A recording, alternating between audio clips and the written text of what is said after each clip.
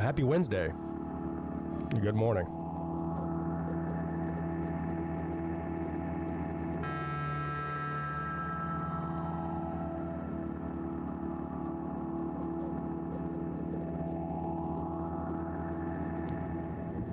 Hump day. Mike.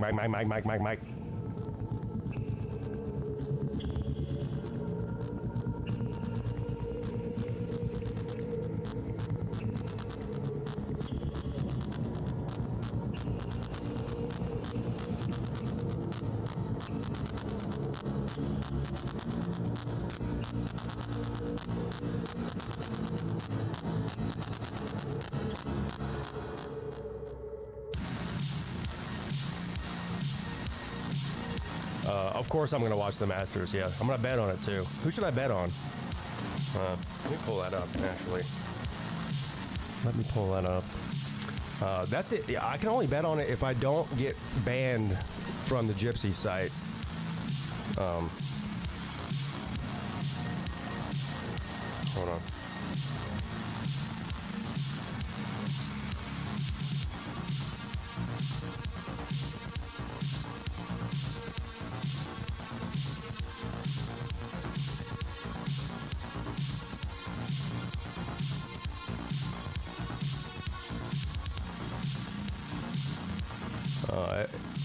I ran up $1,200 yesterday on the Gypsy site.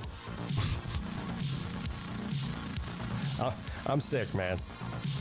I am the definition of a degenerate. Where is... I hate this fucking site.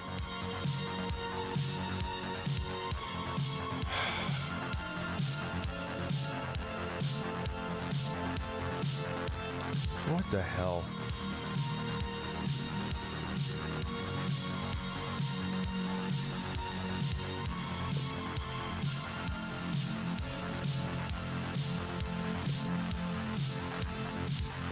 Sportsbook.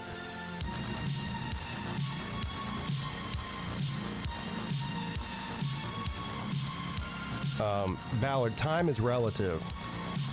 You know, right now, it's somewhere in the world, it's 8:30 at night. In China, right now it's 8:30 at night in China. So don't tell me it's not midday. It's midday somewhere. It's midday in England or something.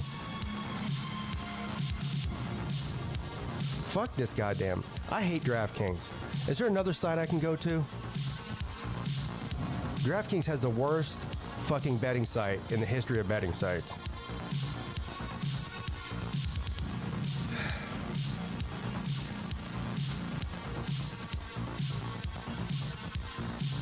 Hey, Octavian. Fuck Florida. But thank you. They did win me some money, though. I made 3 bets on the Florida game, won all 3 of them. But fuck Florida. Fuck Urban Meyer. Fuck Steve Spurrier. Fuck Tim Tebow. Fuck Aaron Hernandez. Fuck Emmitt Smith.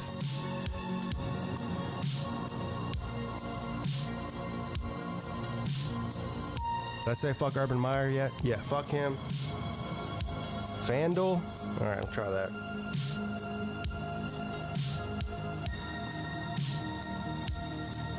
FanDuel Sportsbook. See, the problem with DraftKings is they keep changing their site. Like, they want me to... I don't live in a state where you can bet on FanDuel or DraftKings. So, but they want me to create a profile just to look at lines? No, I'm not doing that.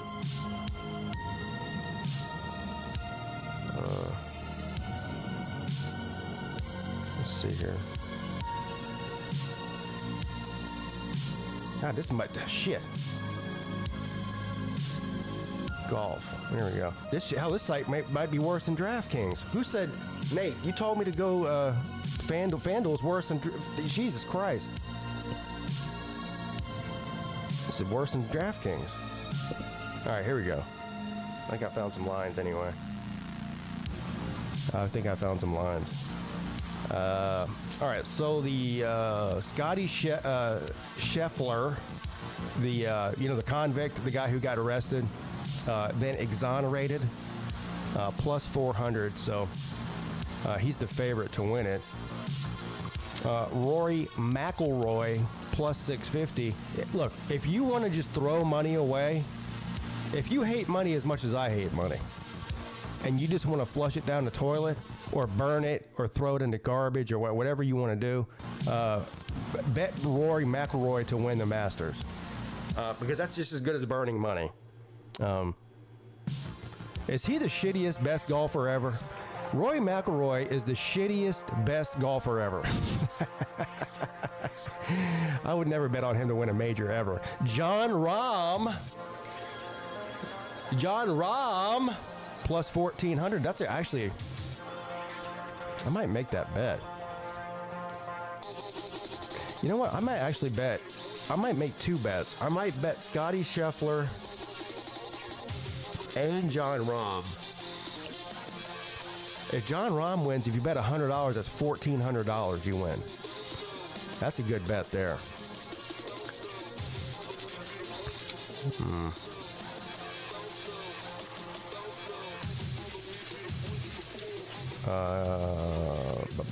Ooh, look at these. Brooks Koepka, plus 3,000. Hideki Matsuyama.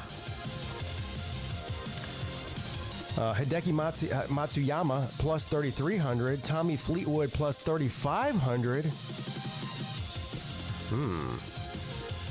Colby says he likes Rory this year. Why? I mean, he's the best, worst golfer ever. Betting on Rory McIlroy to win a major is like betting on South Carolina Gamecocks to win a college football playoff game or something. It just never happens.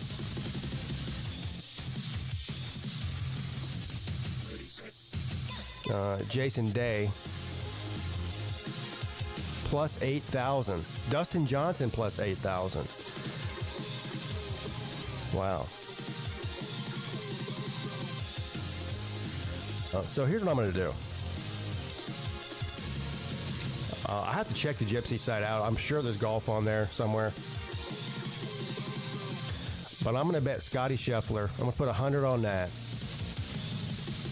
And I'm going to put 100 on John Rahm. That's going to be my two bets. I wouldn't put a single penny, or even less than a penny, on Rory McIlroy to win anything. So, definitely not doing that. It's time for some beep boop.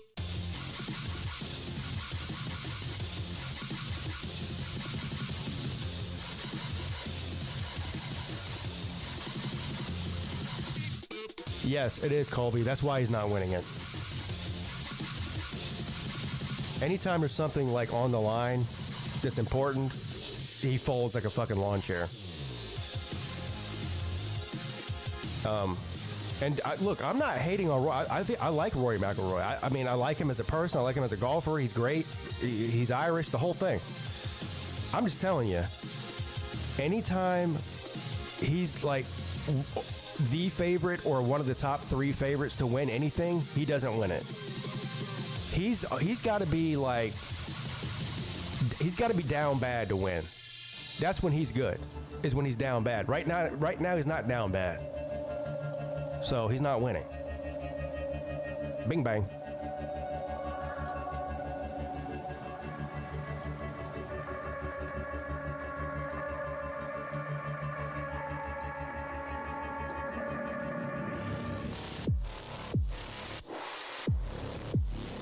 Am I streaming the Masters? No, I doubt that. No. Although that would be funny. I don't know, maybe I will.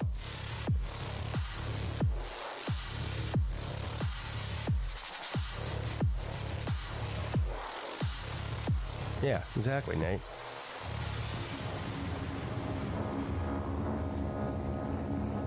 Exactly.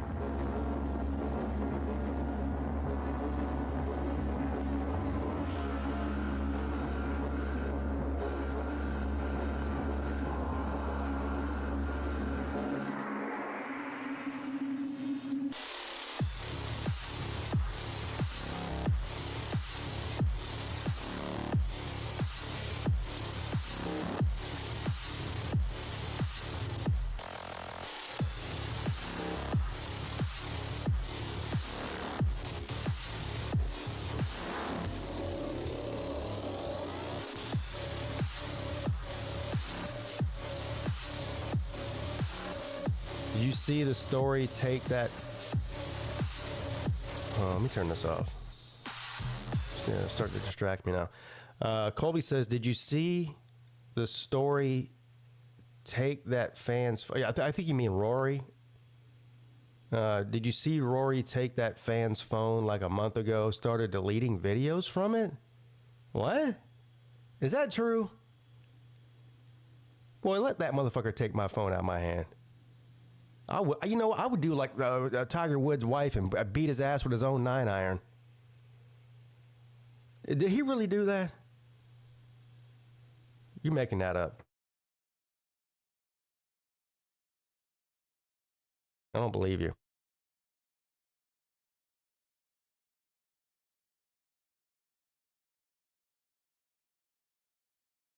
Springfield, they're eating the dogs, the people that came in. They're eating the cats.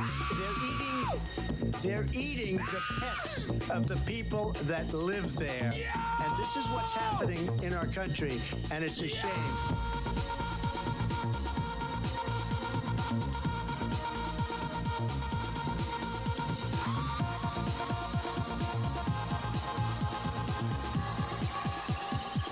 They're eating the dogs.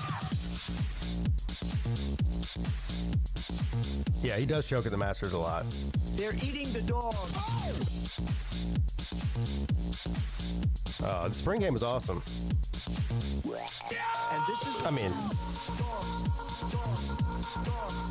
there wasn't really a game. We went and saw practice. people on television. But it was nice weather. The beer was cold. You know. So there is that. There have been no credible reports of specific claims of pets being harmed, injured, or abused by individuals within the immigrant community. All I've this, seen people on television. let me just say here, this is The people on television. Braves won said last the dog night. was taken and used for food. So maybe he said that, and maybe that's a good thing to say for us. I mean, even a blind squirrel finds a nut every once in a while. You know what I mean?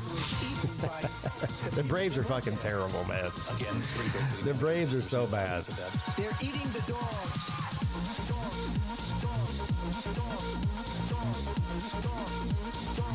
They're eating the dogs.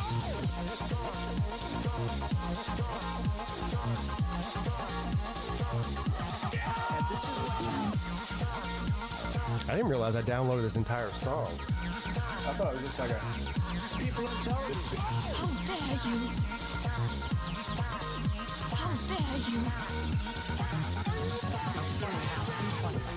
In Springfield, they're eating the dogs, the people that came in. They're eating the cats. They're eating.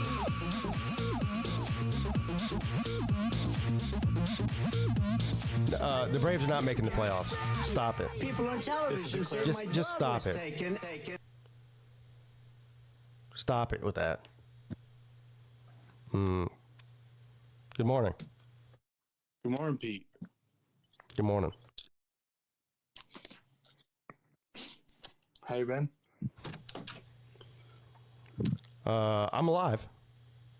That's good. Barely. But I'm alive. That's all that matters, right?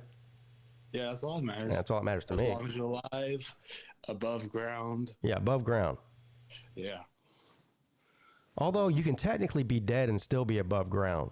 You know what I mean? Yeah. Yeah.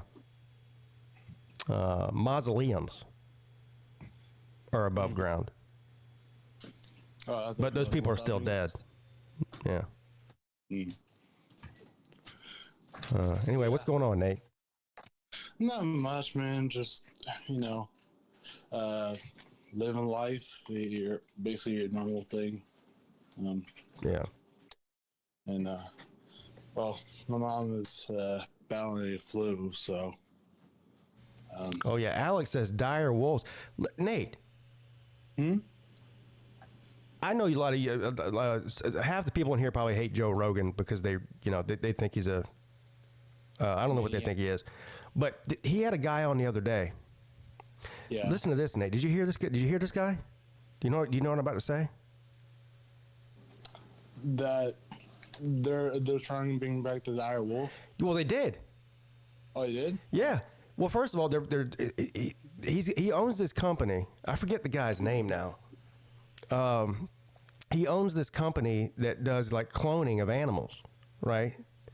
So they found some DNA from a dire wolf. The dire wolves have been extinct for, I think, like 3,000 years, something like that. This motherfucker made dire wolves. He's got like 4 or 5 of them. He's gonna clone a woolly mammoth, Nate. A woolly mammoth. That's what they've been saying. Yeah. For the past. This is the guy that's doing it.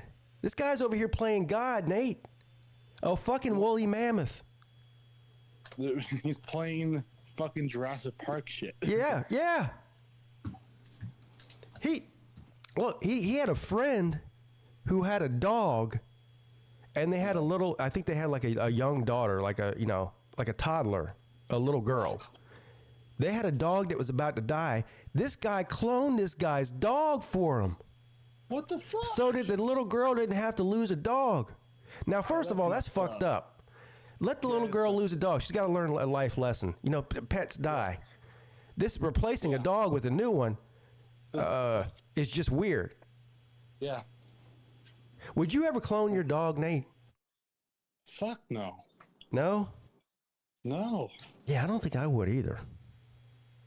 Number one, because even if my dog's last breath and stuff, I won't come up to them and say, "You're done." I'm not that guy. Yeah. I seem that. It seems to me that they're trying to or did that on purpose. Now, let's bring on Ballard because this has religious implications, and who better to talk to about religious implications than Ballard? They're cloning the dogs. They're cloning the dogs and the cats too, and the woolly mammoths. And they're cloning the cats. They're cloning the cats. They're cloning the woolly mammoths. They're gonna be the best woolly mammoths. They're gonna be the greatest woolly mammoths to ever walk the earth. Absolutely amazing. Absolutely amazing woolly mammoths. Ballard. Yeah. Is Jesus against cloning? I really don't know. I don't think there's anything in the Bible that says it's wrong or that it's right. In fact, I don't even know if the Bible says anything about cloning. Yeah, I doubt it does. That's a good point, Ballard. You know what? It doesn't say anything about that. All we know is if you believe there is life after death, and if you don't, well, yeah.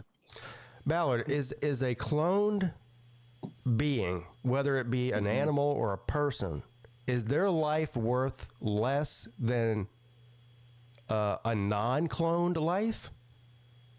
Yeah. In other words, I got to be careful with this one, I think. Yeah, I mean, all lives matter, but I don't know, man.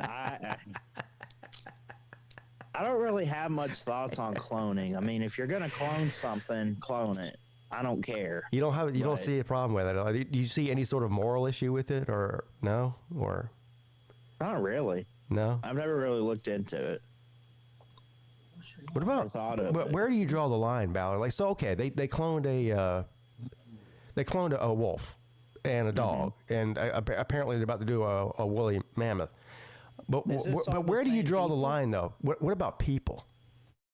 Yeah, what about girlfriends or boyfriends? Yeah, like imagine say you're married, right? And Oh boy. let's say you're married and your wife dies. Okay. No. And you really miss her. Do you clone her? I said no. Is that weird? What if I promise when she died, like, I won't get remarried, even if it was you being a clone? I will never cheat on you. Oh, that's a good thing. So if you sleep with your wife's clone, is that cheating? Oh shit! I don't know. I mean, you want to know the difference, so. I mean, it's still your wife, right? Like, Yeah. You ain't getting away with nothing. Like, it's your wife. Like, I mean, well. But where do you draw the line? So, like, if you can clone her, can you also make some changes to her DNA, like make her, wash dishes better? Yeah. I Or make dinner mean, you better. probably could. Yeah. Probably. That's a good idea. I should have 2 wives. No, I'm just kidding. Nate's going into polygamy. More like fantasy, yeah. But yeah. What's your? Well, as soon as I talked about banging my clone wife, she walked in the room. So. Yeah. I miss Pete. It's not cheating. We didn't say anything. Promise. What were we talking about again? Cloning people or cloning. Oh yeah. animals. Oh, so the spring. Somebody was asking me about the spring game earlier. Yeah. Ballard, when's the Alabama's spring game? When are they doing the running of the Gumps? It's at noon Central this Saturday, but it will not be televised. Oh, that sucks. It will not be televised. Right, Clemson's and I'm game not going because I got some work to take care of up here. So Clemson's game wasn't televised either, and that was a massive mistake. Did you see my video that I posted about the Clemson spring game? I haven't yet. Okay. What a shit show this was. And look, I had a great time. I mean, it was a beautiful day. We tailgated, drank beer. We took the kids around campus. I went and bought a Clemson Hawaiian shirt, which is amazing and fantastic, by the way. Tommy Bahama. He's a tiger island boy. But look, so they did something different this year. Normally the spring game was sort of like a game. I mean, it was still just a practice, but they tried to make it like a game. They would pick 2 assistant coaches, right? And they would make them the honorary head coaches of the 2 teams. And then they would have a draft. So one coach would get the first pick. So he'd be like, okay, I'm taking Cade Klubnik, right? Mm-hmm. So then the next coach would be, okay, well, I'm taking Christopher Vizina, the backup quarterback. And they would go down the line like that, and they would draft teams, both offense and defense, and they would play against each other. This year, they just the offense was one team and the defense was one team. So it was just offense against defense. So the offense was the orange team, the defense was the purple team. Okay. They did that for us last year. Now that's not even the problem. That's fine, whatever. So the first string would go against the first string on the first drive. The second string would go against the second string on the second drive, so on and so forth. Okay. So everyone got to play, blah blah blah. But here's the 2 things that were ridiculous this year. Well, every year the quarterback had a green jersey on, so you couldn't hit the quarterback. But everyone else was fair game, right? Mm-hmm. This year, I don't even know what the Rainbow Coalition out there, Ballard. They had players with fucking green jerseys, they had black jerseys, yellow jerseys. Yellow. Look, and here's the thing: I don't know what these jerseys mean. It was so confusing. I think yellow one jersey mean means you slow can't down? touch him. The other jersey means you can't look at him. The other jersey means that I don't know what the fuck is going on out can there. help you here. I can help you here. So yellow, when you see a yellow light, it means slow down. So you might want to slow your pace as a defensive end. If you're trying to rush the quarterback. There was at least 4 touchdowns that weren't touchdowns because as soon as they caught the ball, they called it dead because you weren't allowed to touch the guy. Yeah, But there was nothing but green grass in front of him. Right. So now that's one thing. So the whole jersey thing pissed me off because I'm sitting here trying to figure out what color means what because it's different rules for different jerseys and I don't know what the fuck's going on. But the second thing that pissed me off, or didn't piss me off, but it was hilarious. So every other spring game for the past like 10 years has been televised. And there's ESPN people there on the field. So anybody who's ever been to one of these spring games, well, at least at Clemson, Dabo Swinney's on the field with the 2 coordinators on the field, right in the action, in the game, right? And in years past, it's been him down there with the 2 assistant coaches and whoever, like Kirk Herbstreit or whoever from ESPN is down there narrating the game. And then they cut into Dabo Swinney after every play and like, what do you think about that play? And he'll like give like a 2-sentence response to it, right? This year, it wasn't on TV, so there was no ESPN there. So what did they do? They gave Dabo Swinney a microphone on the field. What the? Now, let me tell you what. We could hear him coaching. Oh, my God. You think They did that to, they never really interviewed Saban, but every year they would always mic him up on TV. And we could hear him I have coach. never heard somebody that likes the sound of their own voice more than Dabo Swinney. I mean, he didn't shut up for 3 hours. That's funny. Just on and on and on and on and on, yelling at the players. It was like, I guess what the best way to describe it is, if you went to a Clemson practice where there wasn't anybody watching, that's what he would be doing, is just yelling at people the whole time. That's what he did for 3 hours. And plus, that's coaching too. Coaching. But does that necessarily, like, from your perspective, does that take away the enjoyment of a spring game, or does it? Well, it didn't take away the enjoyment. I mean, look, I love Dabo Swinney. I really do. I wouldn't trade him for anybody. I think he's a perfect fit for Clemson in the whole 9 yards. But listening to him talk for 3 hours is annoying. Now you know how It isn't. He gets in, like, I can only take like 5 or 10 minutes of him at one time. Yeah. Yeah. You know, He yelled at the players the whole time. Did he get to yell at Tyler from Spartanburg? I don't think so. I don't think so, no. Just checking. No. Yeah, when they, so I went to A-Day last year, and obviously that was Kalen DeBoer's show, but when they would televise Saban's games, they would mic him up, and he would say some funny stuff and answer questions throughout the broadcast. And, like, I remember there was one play, they had our wide receiver, which was really stupid, but they did, like, this Wildcat a couple years ago, and it was Slade Bolden. You remember that name? He's now in the NFL or doing like washing cars or some. Washing cars? I don't know what he's doing. Anyway, he throws this really awful pass, and you can hear Saban over the announcers, and he goes, "Hey, Slade, I can throw it behind my back better than that, son. I can whip it behind my back." Damn.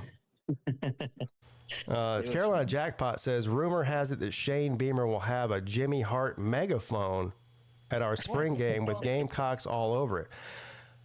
I saw something, was it yesterday? I don't know, it was sometime in the past couple of days. Shane Beamer was bitching about reporters. Did y'all see that? No. Boy, he really is. I don't want to hear anything about Dabo Swinney being a crybaby anymore. Shane Beamer, all he does is complain. Yeah. I mean, it seems like every interview I see with him, he's complaining about something. This guy has the best job for not winning anything ever.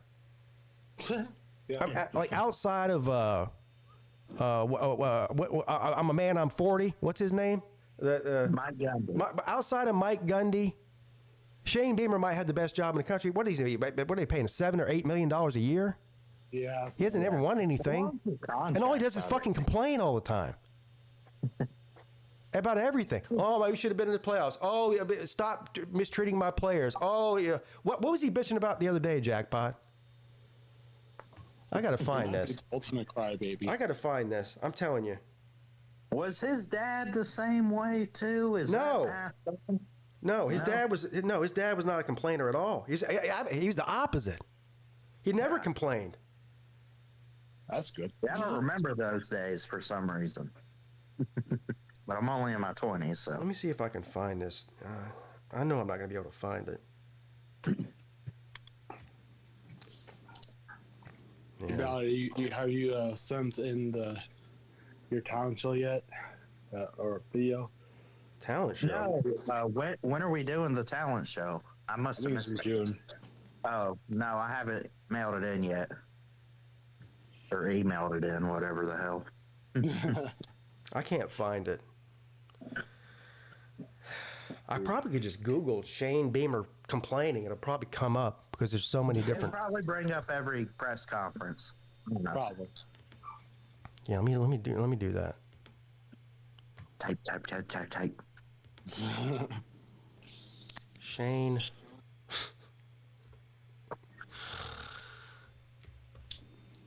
Beamer. I beat the ultimate crybaby. Maybe surpassing the double sweep. Look, all I did was type in Shane Beamer on YouTube. Look what comes up. Look at this. Look, all I did was type in Shane Beamer. Oh shit, where'd it go?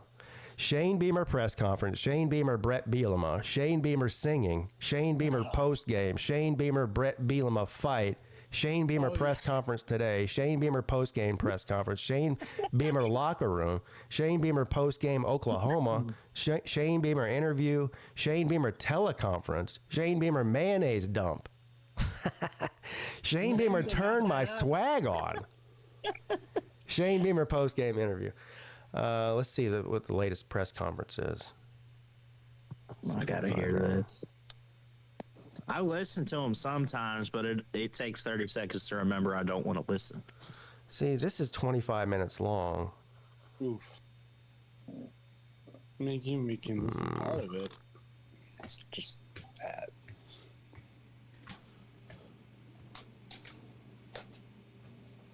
Oh, I remember what he's complaining about now. Yeah. Now get this.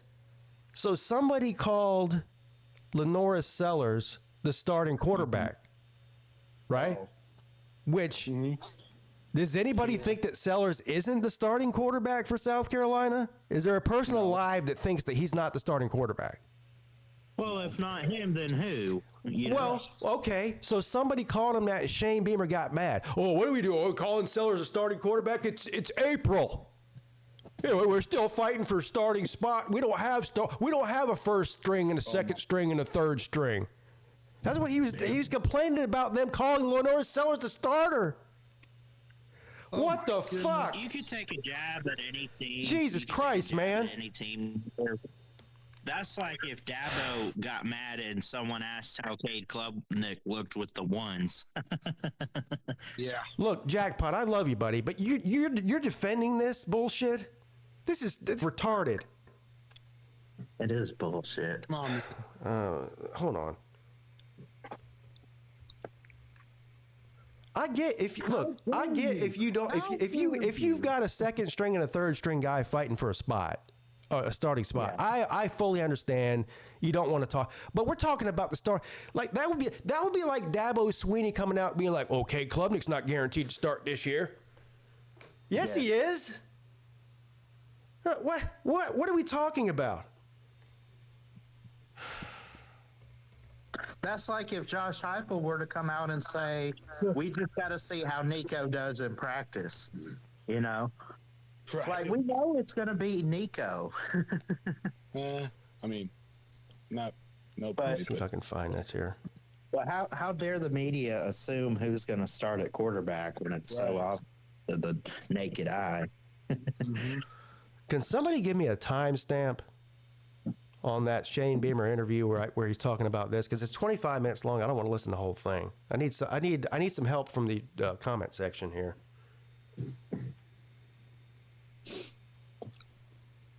You guys got to hear this.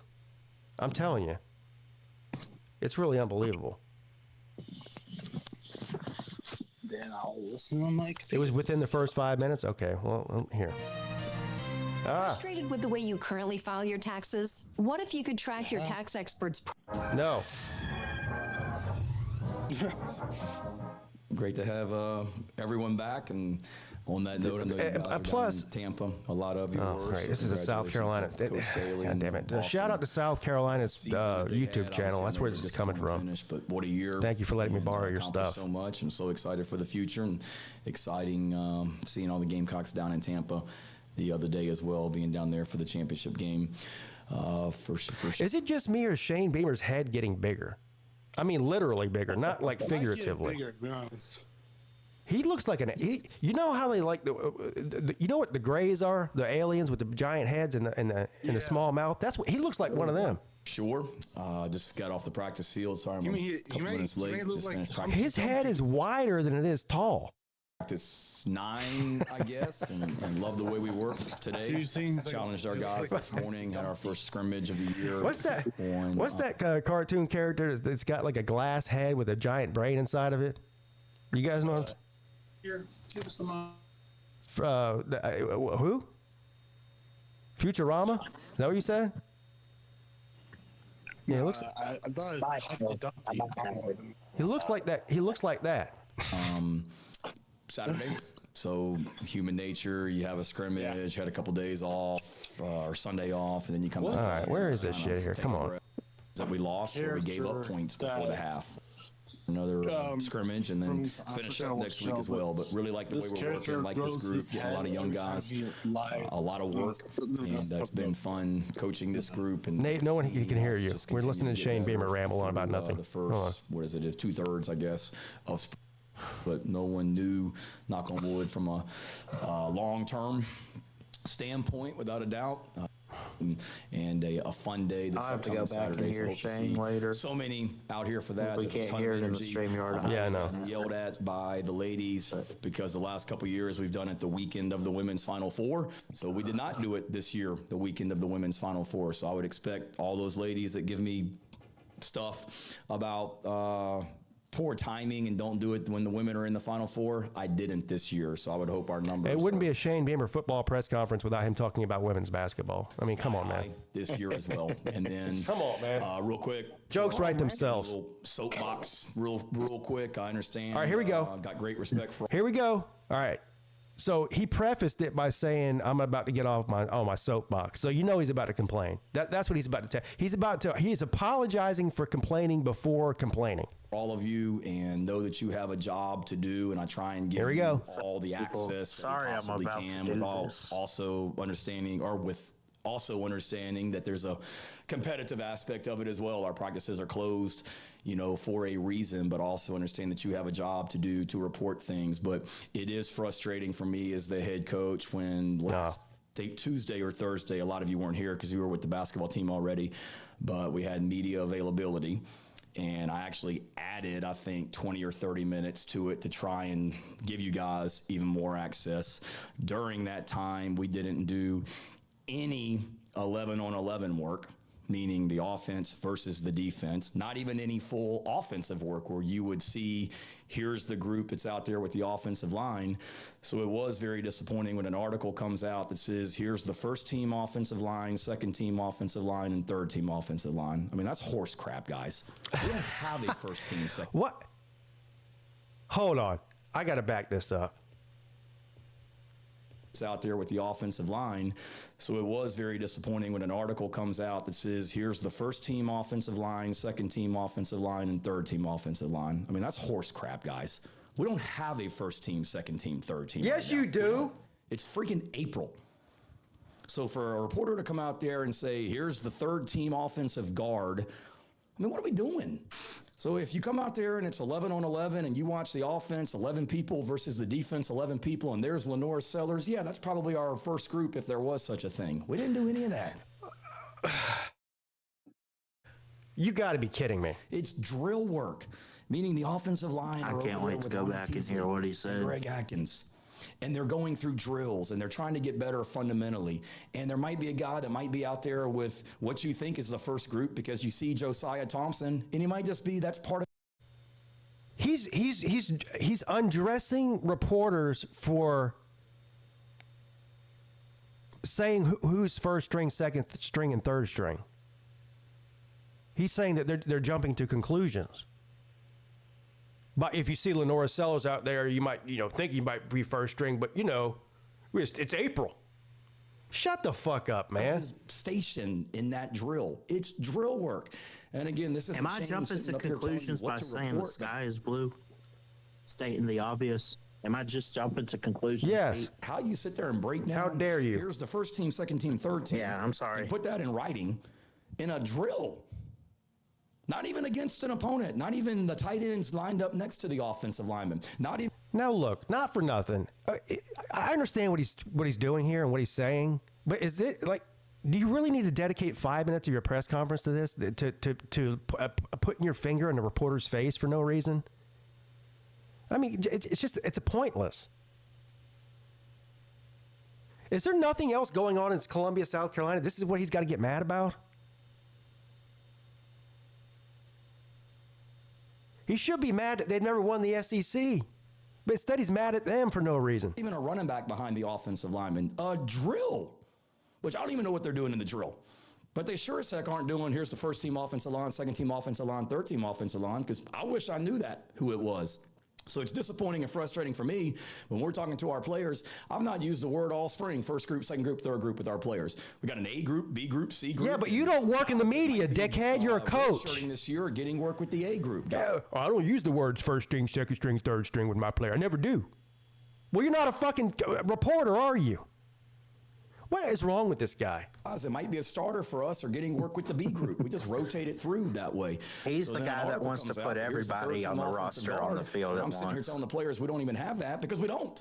So if you got a question, everybody gets to throw the football today before we report. Oh, this is the best part. And I didn't even hear this the first time. This is the best part. Here we go. Hard when I'm sitting here telling the players we don't even have that because we don't.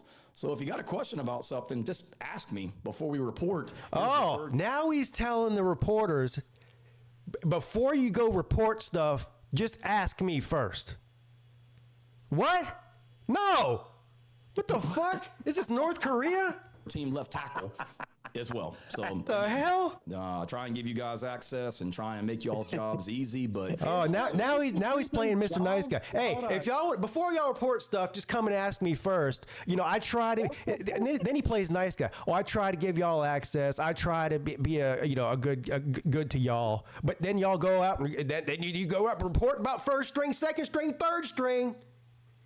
You got to be fucking kidding me with this. This is like a South Park episode. Reporting as well. This is why we have press conferences. Jesus Christ. Weekend about Jaden Sellers. So we could ask you first, and so we can report and not give false somebody's information. Somebody's going to ask me about Jaden Sellers today and how great a scrimmage he had. He was sick.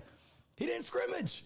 So I know there's a lot of information out there, and everybody could say, well, Shane, just open up every practice, and we don't have to get bad information and things like that. Well, I don't. Until every other school in America opens up spring practice. I don't even know what he's bitching about. He's on one. Great, I'll do it then. But now he's talking about opening practice. I'm not opening practice until other team opens practice. Who's asking you to do that? He's just making up shit to complain about. Nobody's even asking him to do that.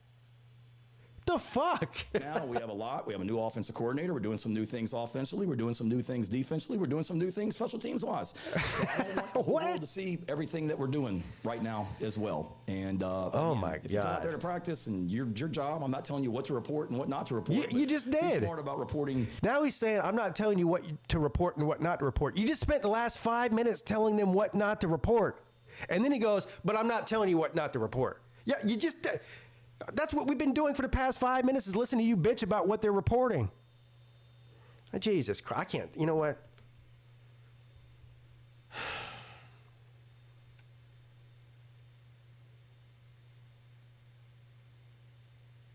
How is it that the two most annoying coaches in all of college football both reside in the state of South Carolina? That's not bad. Yeah. Boy, Dabo has been annoying for 15 years. Shane Beamer comes along and says, "Hey, Dabo, hold my beer." Jesus Christ. Damn. Lord have mercy. That's bad. There's nothing to even complain about. It's April. And he just goes on a 5-minute rant complaining. And before, the funny thing is, beforehand, he goes, "Oh, I'm about to get on my soapbox here. So y'all buckle up. I'm about to spend the next 5 minutes crying about nothing that matters and yelling at all of you for no reason because you use the word second string and first string." I've never heard anything like that before in my life.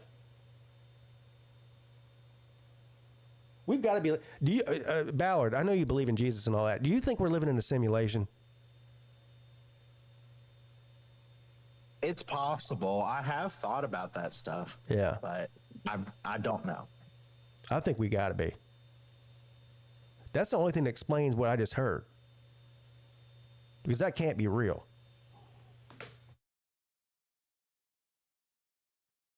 Like, you ever heard of like the whole predestination thing that, like, you know, God gives us free will, but he also knows everything beforehand? Like, like, did God give Shane Beamer that free will to say all that stuff? I think it's funny that when people refer, like you refer to God, you say he. Is God have a gender? Is he male?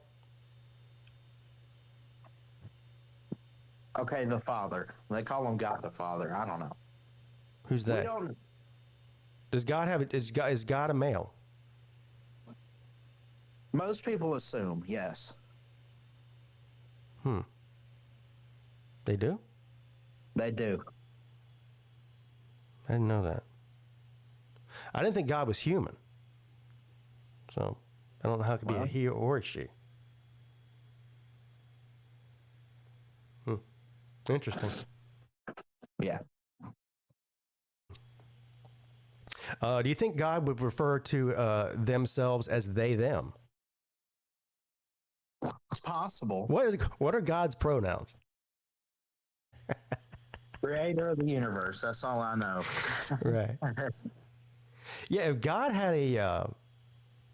a Twitter page, what would it say in the profile? It would say God, right? But what would the description be? I don't know. All I know is I believe in Jesus, and I believe Jesus is God, and he was a male. So Well, Jesus is not God. You know that, right? We can argue some other time, but I'm not arguing. It's not an argument. Okay. Jesus is not God. You know that, right? Jesus is God in flesh, but he's the Son of God. Yeah. Yeah. What Nate just said is what I was referring to. I think they're all one. So. Yeah, 3 in 1. Yeah. Holy Spirit, God, and Jesus, Son of God. Yeah. What are God's pronouns? I think God is a they, them, and maybe a we.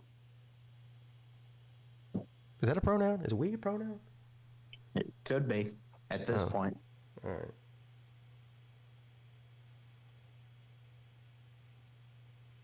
If Jesus was alive today, he'd be a tattoo artist.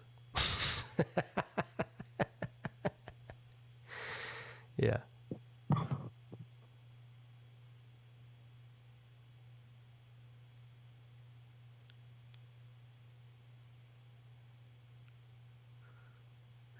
The Beamer stuff was better than this. Better than what? Shane Beamer? No.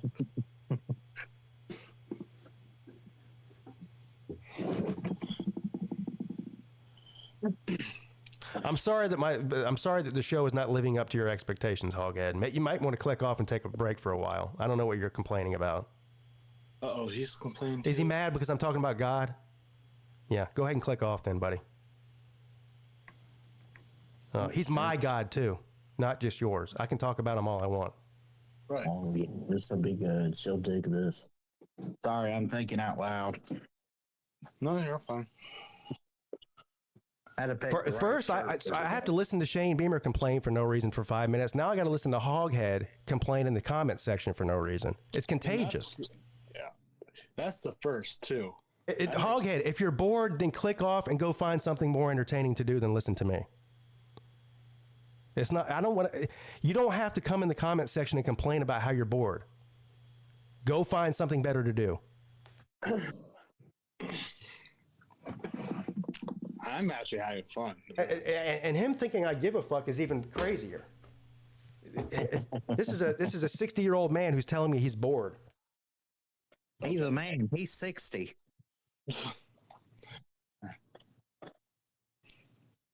I'm a man. Speaking of being bored, look, I pulled up TikTok this morning. Yeah. And look at this. Grandma's macaroni pie. But when you're feeding this many people, I guess it might be a little bit difficult. The first thing that came up was Carolina Jackpot. That's like the first thing that always comes up for me too, man. America's largest buffet, Shady Maple Smorgasbord. Now, you know what I'm impressed about? I'm impressed that he knows how to spell smorgasbord, because if you gave me 15 opportunities to spell smorgasbord, I don't think I would ever get it right. Does anybody have a thesaurus or even a dictionary? Is the way that he spelled it here correct? SMORGASBORD.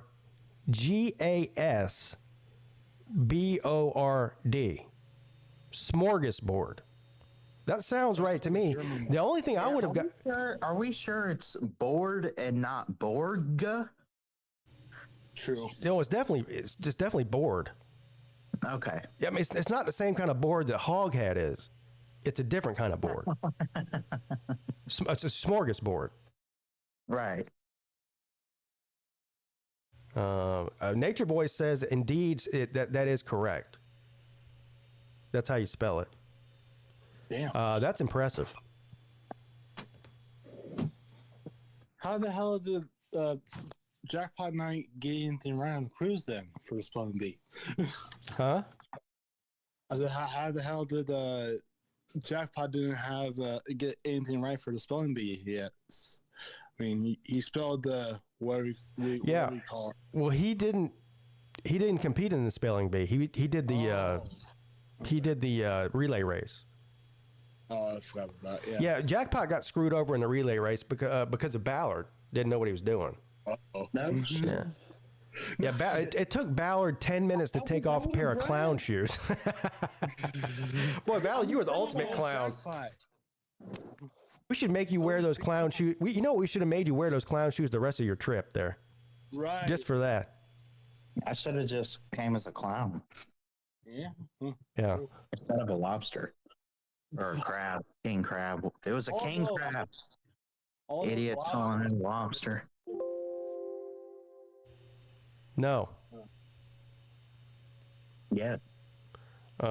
My computer wants me to upgrade to Windows. I still haven't upgraded to Windows 11 yet. Yeah, I feel like if I do it, my computer is going to crash. Windows 10 works just fine. Why do I need 11? Yeah, that's a good point. Yeah, fuck it.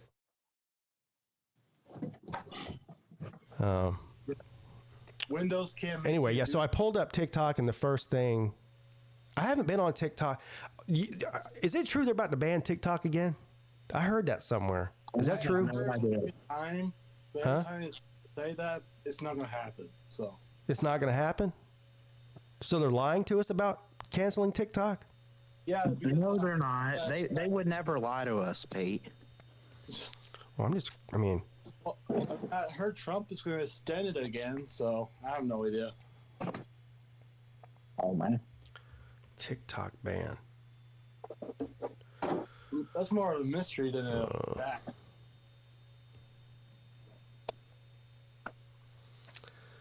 All right, here we go. This is according to the USA Today. I guess this is technically news. Is this news? Is this news? Not the app, no. Breaking news from the Pigskin Pete YouTube channel.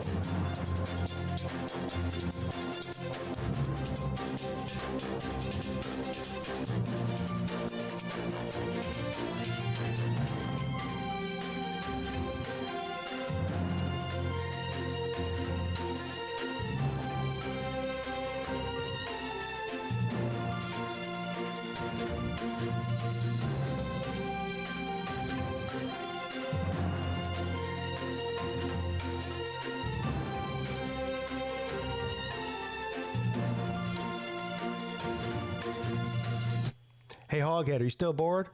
If you're still bored, you're about to be more bored. Ready? Here we go.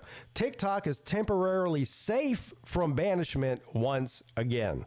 Trump announced on social media Friday afternoon that he was signing a second executive order to extend the deadline another 75 days following reports of a deal with China falling through due to Trump's tariffs. This is a quote from Donald Trump himself. My administration has been working very, very hard to save TikTok, and we have made tremendous progress. The deal requires more work to ensure all necessary approvals are signed. So it looks like Trump saved TikTok yet again. Look, let me tell you, I'll go ahead and give you the long and short of it. TikTok's never going away. No, this whole thing with banning TikTok and signing executive orders to extend the ban for another 75. TikTok is not. They banned it for 4 hours last time. That's nothing. Yeah. Oh, bye everyone. Bye TikTok. But by the time he got back from lunch, TikTok was back online. That shit ain't going anywhere. What are we doing? No. It's a myth.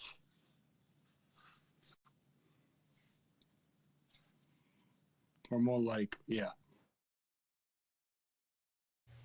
It's never going away. Nope. I thought Trump was actually trying to buy TokTok from China. TokTok. 1,000, like All right. nothing. Speaking of Like TokTok, nothing. here we are.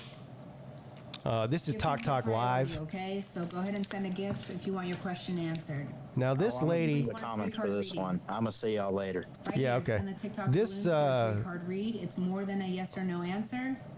You get a little bit This- more detail. Semi-human person is is asking for donations so that she can read tarot cards Does to anybody want a you. mini read? Let me know. She only requires $7.77 Say me. for a mini reading. What the fuck is that? Where are those daily No, thank harmonies, you. guys? How come I don't see them? Where are they? Where's those daily harmonies? It costs nothing but a penny, you guys. This is an energy Use your voice exchange. so Okay? she's You hot. guys want me to answer all your questions? This is an energy exchange. This is an energy exchange. So she exchanges energy for You money. give, you Well, I'm in the receive. wrong I business. give, I receive. That's how energy goes and energy flows. You give me money, I'll give you energy back.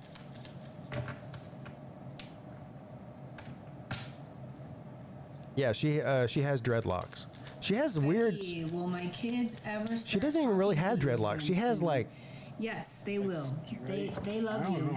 I don't even know what you call that Find hairstyle. connection again, I've never seen anything like that. and Me either. you will find some stability within. Web within hair. those She did, but connections. I've never seen a human bleach their eyebrows before. But for some reason, she Trevor did, Come home quickly after his hearing. which is a very weird look. I'm not gonna lie. It looks like a no. Thank you for that daily heartbeat. Thank What the you. fuck is- Finally, out of 160 people, 181 people.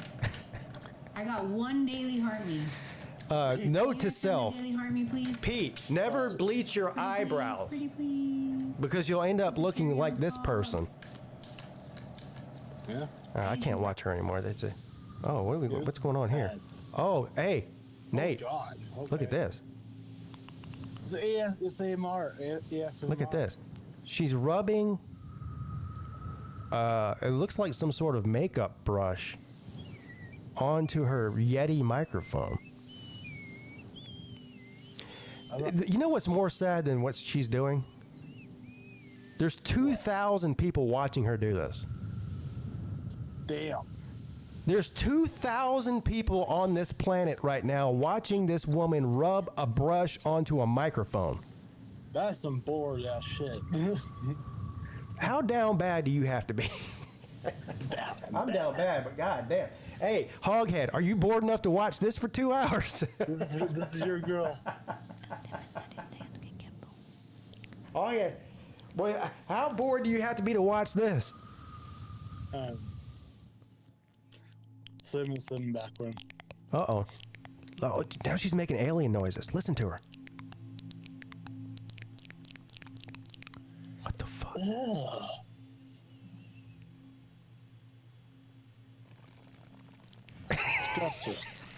Even she can't believe how dumb this is. You see her shake her head just now? She shook her head like, I can't believe there's 2,000 people watching me do this. You fucking idiots. God damn. Even Hoghead says yes. What the fuck is this? Damn, I don't even know what she just said, but it sounded mean. I am tired. Ooh. That bottle stank. I think that was the missing one. There's 240. Look, there's 28 people watching the Midday Show, which is mildly entertaining at best. There's 249 people watching this bitch wash dishes in her kitchen. She's my house. 200, and she's not even. I mean, I could see if she's wearing like a bikini or something, but. And I am a mom of two. In the past, I would normally get on here and do my artwork or my tarot readings if people wanted me to, but I have not had the time like I used to. Hey, I work on dishes. One of my babies takes a lot more requirements. You know what? They should ban TikTok. You know what? I'm for the banning of TikTok now. Yeah. I think I've had enough. Yeah. Oh my God. I don't speak whatever language that is. What the fuck? What the hell? Uh-oh. This is some big, beautiful curls. What the hell is this? On here. Is that a dildo? I could. No, I think it's a curling iron of some sort. Oh. I'll read Get your head out of the gutter, Nate. Sorry. Just to show you guys what it does. I'll redo that section. You just put it in. There's more people watching this woman curl her hair away from my face than are watching the Midday Show. Everybody's different. Most people turn away. That's fucking sad. Shout out to Kenny, Misty, how you doing, sweets? Man, I am my own story. What you said, man, that name alone is to testify. I mean, it's a testimony. Oh. You know what I'm saying? That way. I think he's just. Nah, what it do? Yes. Nah, man, what it do, man? Man, good morning to you, Misty, man. Yes, Lord, what you said, hey, man, Kenny. That way, man. I hope all y'all woke up knowing that y'all blessed today.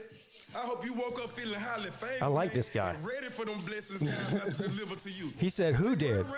God did. That's what he said. That's what it says. Don't give up. Don't cheat yourself. Treat yourself. Yeah, don't cheat yourself. Treat yourself. Talking into existence. Coco. I like this guy. Shout out to Coco. Ty, what it do, Ty? Man, that way. Yeah, hey. That is true, Scott. Anytime someone says, you know what I'm saying, most of the time, nobody does know what they're saying. When somebody's going, you know what I'm saying, man? No, we don't. We have no idea, actually. What's up, Slim? I don't appreciate the hate on bleaching your eyebrows, okay? I mean, she did look like some sort of weird animal. Don't knock it till you try it. All right? Yeah. I was dared and I needed $20. So you have experience on bleaching your eyebrows. Well, it was one of those stories that seemed like a good idea at the time. Did burn. No. I can't believe that there was 2,200 people watching that bleached eyebrow tarot card reader, and people were sending her $7.77 for her to give them a quote unquote soft reading. Whatever the fuck that is. I'll send you good vibes for $39.95. Yeah. Boy, Miss Cleo missed her day, didn't she? You remember Miss Cleo? You remember the infomercials of Miss Cleo at 2:00 in the morning? Dude, she'd be making a killing on Boy, Miss Cleo would be like Oprah rich right now. She was on TikTok. Ah, damn. Yeah, I've noticed too, like scrolling through TikTok, and granted, I've only been on it for like a month, but is it just me or is half of it like the home shopping network? Yeah, people sell stuff on there. A lot. It's funny when you go to if you go to Vegas on any afternoon, just walk down the strip in Vegas and you'll see people on the sidewalk live on TikTok selling like purses and shoes and like knockoff stuff. And they're always Chinese people too. Like, I've never seen a white person doing it or a black person or, an Indian. No, it's always Chinese people. Sir, pointing out stereotypes like that will get you canceled. Well, it's just true, though. Yeah. I mean, they must be making money, otherwise we wouldn't be doing it. Yep. Speaking of money, did anyone make any change off the Final Four? Hell no. I did. No, I did not have Duke losing to Houston. Oh, I lost money on Duke. Same here, Slim. I made 3 bets on Florida and won all 3 of them. That's cool. Yeah. That's good. Yeah. I had Duke win the whole. I won like $250 on that game. Yeah, well, you and me both, Nate. Now, I had Duke and Florida in the final on mine. Yeah. And had Duke winning it all. And, yeah, so much for that one. Yeah. Thanks a lot, Duke. Yeah, what's today? Wednesday? I ran up $1,200 on the Gypsy site yesterday. Oh, damn. Yeah. Damn, man. Yeah. Now you're starting to make me feel bad for the Gypsy. Fuck that Gypsy.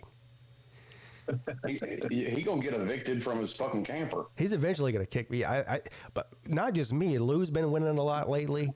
He's probably gonna end up having to cut us off. I don't know. I mean, there's nothing you can do about it. It's not like it's a real casino. I mean, he could just stop doing business with us at any time he wants to.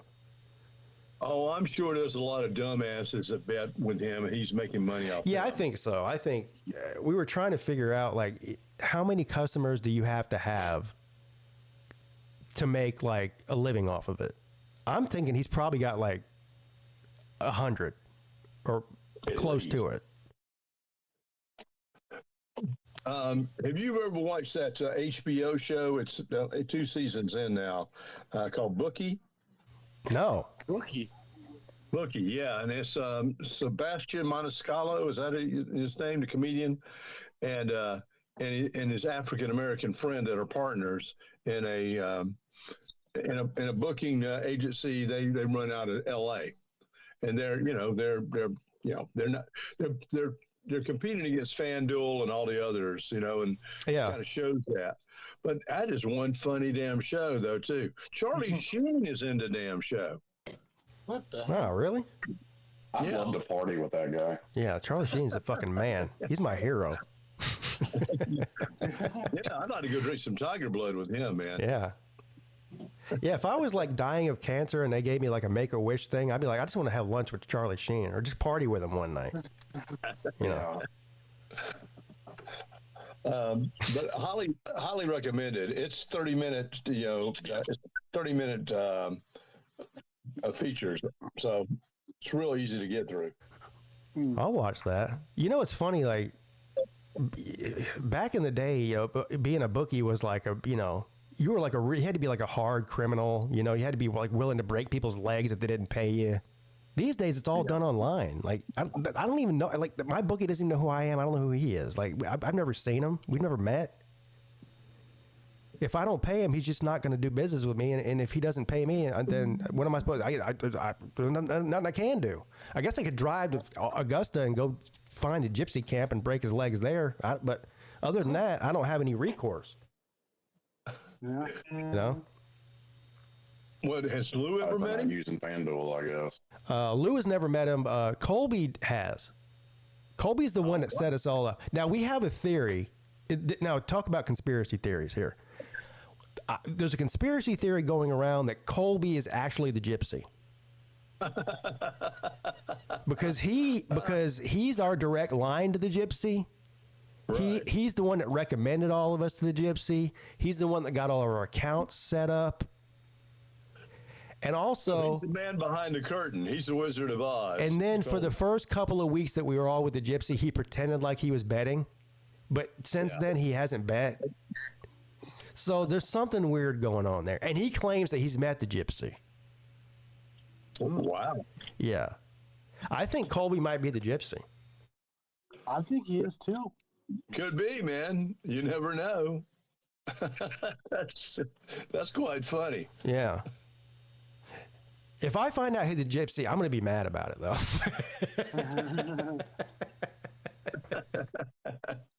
I don't blame you. You've been taking my money for the past year and a half. Damn right. Yeah, you and Lou paid for his honeymoon. Yeah, no shit.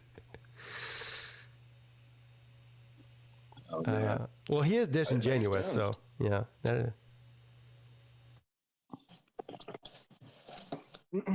Oh. I mean, it would fit with the previous theory on how disingenuous he was. Who did the gypsy? No, Colby. No, Colby. Oh, Colby, yeah. Yeah, I don't know how you could pull how disingenuous the gypsy is if you've never met him. Yeah. I was hoping you got something funny, if you don't mind. Maybe you can get it, or maybe you won't. Okay. Okay. You know, the way I cold call, as I look after websites on the internet for radio stations. I go to every radio station's website, and whatever particular show I'm trying to sell, I'll go to a particular format for that. So yesterday, I'm going through this list, and there's a bunch of old people, pictures of old people showing up. And I'm thinking, oh, this is their staff, because that's what they do sometimes. General manager, Rod Starling, and, here's the office manager who's been there 60 years, all that. No, they were scrolling dead people. It was the obituary column. Wow. What the hell? I was like, what the hell, too? I'm like, good Lord. But, I mean, it fooled me. It really fooled me. I thought, well, they really have some old people working there. And then it finally popped up obituaries. God damn, that's fucked up. It's a little depressing, isn't it? I mean, it's just like, wow. Guess what? So yesterday was Mrs. Pete's birthday. Oh, well, happy birthday, Mrs. Peete. Yeah, happy birthday to Mrs. Peete. So Mrs. Peete, she wanted to go downtown Charleston. She took the day off work. She's like, we'll get the kids off to school, then we'll go downtown and just be tourists for a day. We'll walk around. We'll go shopping. Window shopping. We'll go to a restaurant, get something to eat. We'll be like a tourist for a day. Yeah, that's what she wanted to do. So I said, okay, that's fine. That's great. So we go downtown. We walk around, go through the market. We walk around the Battery, all that. It comes lunchtime. It's like the restaurants open at 11 a.m. like most restaurants do. Yeah. So we go to Henry's. We're on the market already. We're like, hey, we like Henry's. Let's go to Henry's. You know where Henry's is, right? Yeah. I know what a line they have, too, every damn day. So listen to this. So we go into Henry's right when they open at 11 o'clock. We're the only people in there. We go sit at the bar. We order a drink, and we order like $50 worth of food. So 2 martinis, they're $20 a piece, and $50 worth of food. Now we're up to $90, right? We have nothing, and we've only been there for 2 minutes. So they give us our drinks. We put our food order in. Immediately after they give us our drinks, the fucking lights go out. Oh, man. So the power goes out in the place. So now they're trying to figure out what to do. They're calling people. Turns out a transformer blew. The entire block was out of power. Oh, wow. So now they can't do business. So they lock the door, but we're still sitting in there. Yeah. They lock the door, And we're like, okay, we'll give you cash for these drinks. We only had like $25 in cash. I was going to pay on my credit card for the lunch. And they're like, no. The manager came out and said, no. Everything's free. Y'all can keep drinking, keep eating, whatever you want to do. You're the only ones here. It's on us. Wow. Yeah. So the cooks went back there in the dark in the kitchen with candlelight and cooked our food for us. And they kept feeding us drinks for free. Like we sat in there for 2 hours just eating and drinking for free. Wow, man. Yeah. Jackpot. Yeah, jackpot. Yeah. Our bill would have been well over $100 for what we ate and drank in there. Well, that's very cool. That tells something good about the management there. Yeah. They even sang happy birthday to Mrs. Peete for no reason. Yeah. That's cool. Yeah, it was very cool. Well, they could have made it a hell of a lot worse and said, "Sorry, you got to go." And yeah, they could have easily done that. And there was people trying to get in, and they were like turning them away. And and I even saw one guy who was like, "I see people in there eating," and they're like, "Yeah, but they were in here before the power went out, so like we got grandfathered in, Right.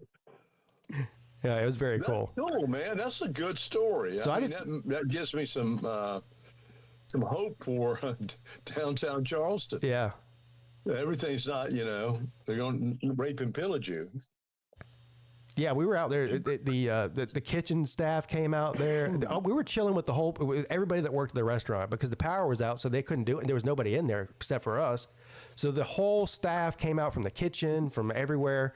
The waitresses and waiters, the bartenders, everybody was just sitting around the bar drinking and like having a good time. It was pretty cool. Yeah. Yeah.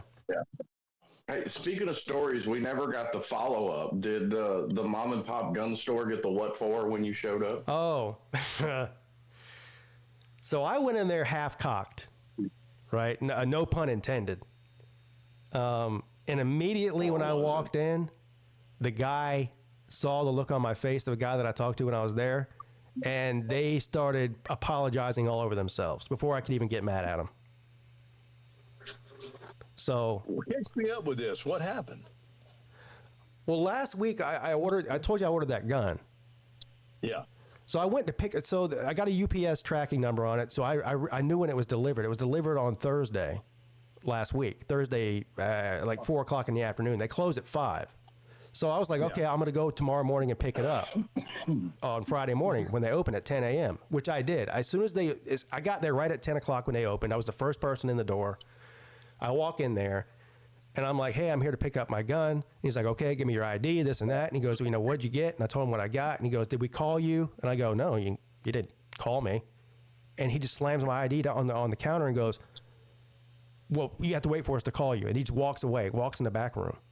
And I'm looking around. Yeah. And so I'm sitting there. I'm thinking Ashton Kutcher's about to jump out. I'm on punked or something.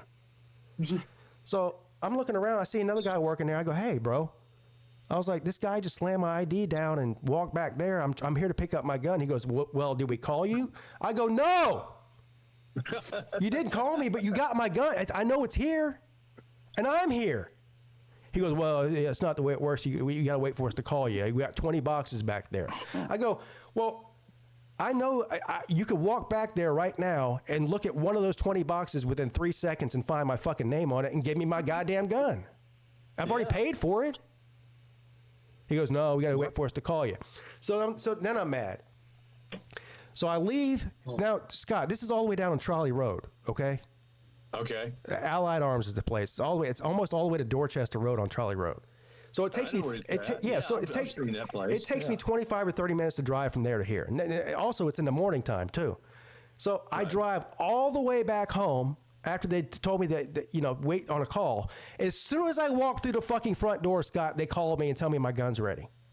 Good son of a bitches. Yeah. They didn't even call. They texted me. Oh, man.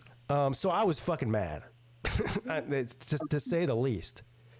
Right. Now, when I went back, I did the show on Friday. Then I went back I actually ended the show early to go pick up the gun.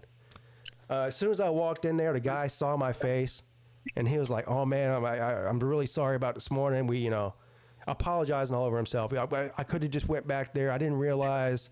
I'm just like, whatever, dude. I have now spent an hour and a half driving when I was here 2 hours ago for the same fucking reason. Right. It's money on gas too, because that is a long haul. And I told him that. I told him, I said, when I was there the first time, I told I didn't tell him, I told the other guy, because he walked in the back room and just forgot about me. So I was yelling, I was mad at the other guy for what the other guy did. And I told him, I said, look, I passed at least 6 places that could have fulfilled this order on the way to get here. And that won't happen again. Because I won't get anything from here anymore. Yeah. And guess what? I won't. I don't blame you. I will tell you a place not to shop at, too, here in Somerville, and that is that bicycle shop that's right downtown on Main Street. Yeah. I took 2 bicycles, my grandkids' bicycles, and one I just wanted them to clean it up, oil it, and all that. And the other one had a flat tire and wanted them to put a new tire on it and check everything, make sure it was okay too. So they said, okay, well, I brought it in like Monday, and they said, probably it's going to be Thursday or Friday. I said, we'll call you. Okay. Yeah. Yeah. Well, yeah. All right. You'll call me. All right. So I waited till Friday, hadn't heard a word from them. So I called them. They said, yeah, that's ready. Okay. I thought you guys were going to call me. Didn't have a word. So I get there and they give me the 2 bicycles and they just act like I was a nuisance to them. That, hold on, Scott.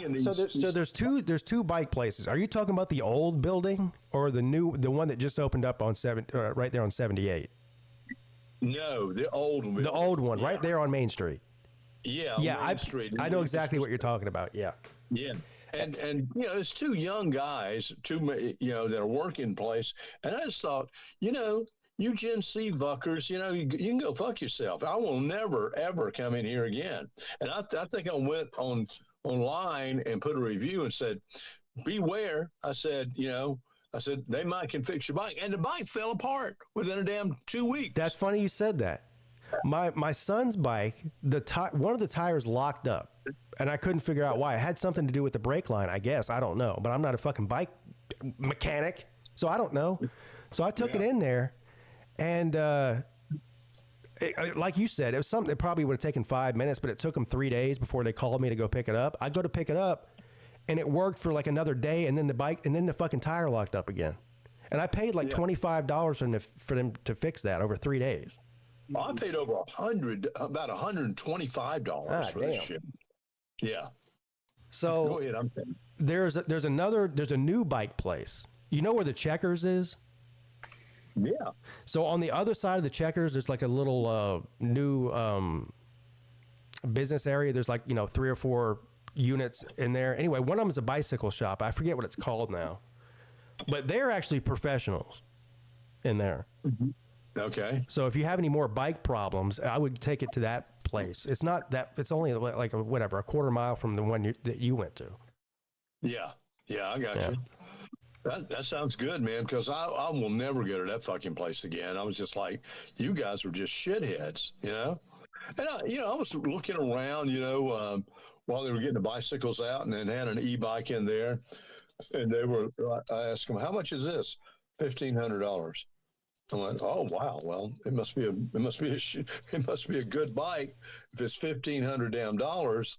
I went, But that's your problem, Scott. You went to the snooty, highfalutin bike store. I did go to the snooty, highfalutin bike store. Yeah, I went to a bunch of Gen Zers that could give a shit if they keep a customer or not. Jackpot says, hold up, there's a Checkers in Somerville. There's been a Checkers in Somerville longer than I've been alive. That Checkers has been there for 40 years. Yeah, it has. And Scott, do you remember when it closed down? It closed down after COVID because of COVID. And there was an uproar in the community about the Checkers closing down, and they reopened. That's good, man. Yeah. That's good. That's awesome. I mean, look, there's one thing about Somerville, especially with places that have been here for a while. I mean, if they're a good business, give you good service, then people want them to stay open. Yeah, Checkers is awesome. I don't even eat there hardly ever. I can't even remember the last time I did eat there.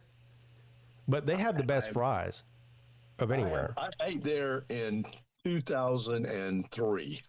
That's been as long as I've. It's just that, you know why? It's just a little difficult to get there, to get in there. Yeah, it's in a bad spot. Yeah. Yeah. On that corner, it's pretty tough. I do like the fact that they have 2 drive-throughs, though. Yeah. Not like McDonald's. McDonald's has 2 2 places you can order, but still 1 drive-through line, which is which is bullshit, by the way. But Checkers actually has 2 different lines, 2 different pickup windows, the whole thing on each side of the restaurant.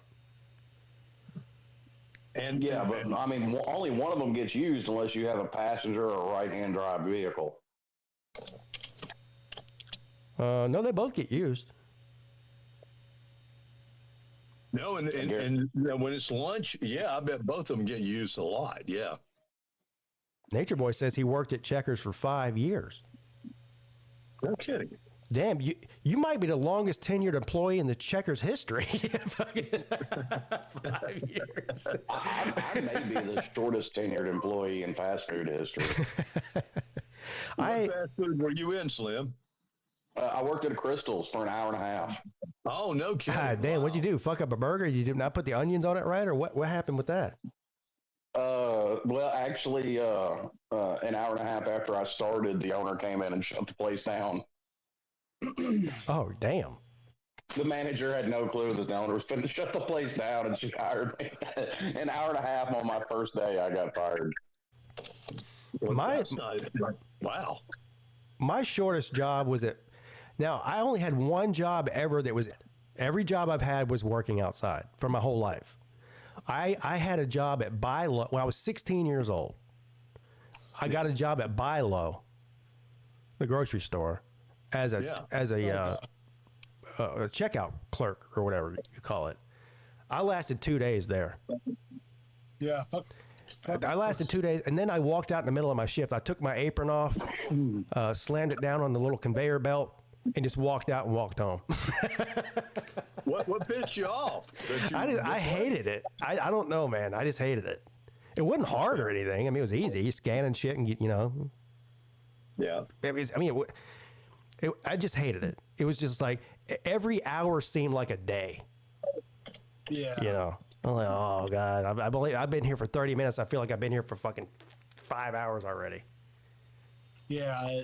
I just didn't want to be inside under fluorescent lights. I had to get out of there. I felt like a caged animal, I worked after graduating high school.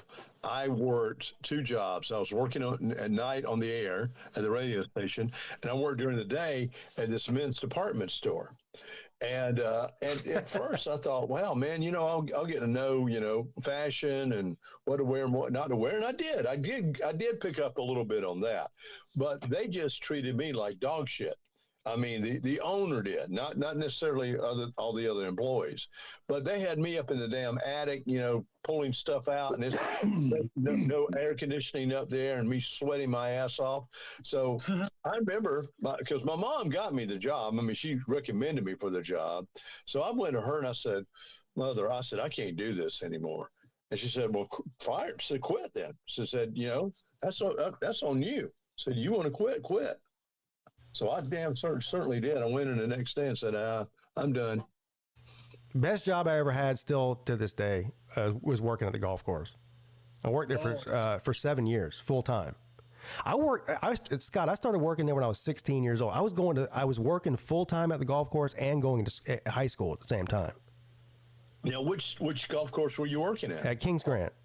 Oh, that's right. We talked about this. Yeah. Kings Grant. Yeah. But I mean, I didn't make a lot of money. I made like $9 an hour, but whatever. I was in high school. Well, that was pretty good money for. Yeah, and I was working 40 hours a week or more sometimes. Yeah. I loved it. Like I would go in there. They would give me the list of what I had to do for the day, and I didn't have to talk to anybody unless a piece of equipment like a mower or something broke down, and I had to go talk to the mechanic. I didn't have to talk to anybody at all for 8 hours. I just went and did what I had to do. People left me alone. I just did what I had to do. It was great. Like, it's the best job ever. If that job paid more money, I would do it right now. That's how much fun it was. But you can't make any money doing that. Like, it's $10 an hour, 12, whatever. I don't know what it is now, but it's not enough to live on. I mean, I know somebody who makes a living doing it, but he's also, at this point, he's the head groundskeeper at the... So the head groundskeeper probably makes a decent living, maybe 6 figures, but everybody else makes pennies. Yeah. Speaking of men's department stores, I'm a little bit perturbed. What? I start that new job Friday. I have to wear a suit. I haven't worn a suit in 15 years.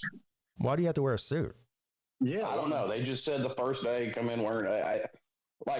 First day is going to be paperwork, HR, all that kind of. Okay, hold on nonsense. now. Let's back up here. I got some questions about this. So you don't mind me saying what your job is, do you?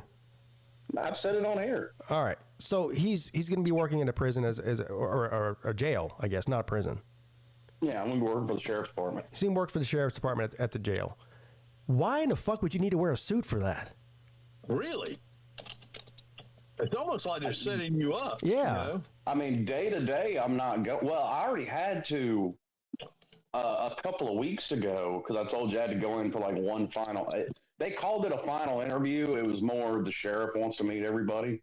And I didn't quite wear a suit for that. I just wore, a dress shirt and tie and slacks and a vest.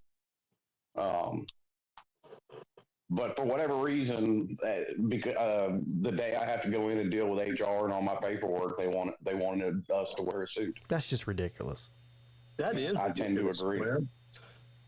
I mean, who are they? It's almost like they're setting your ass up. Yeah, that seems like they're trolling you. A little bit, yeah. But I mean, you also have to figure.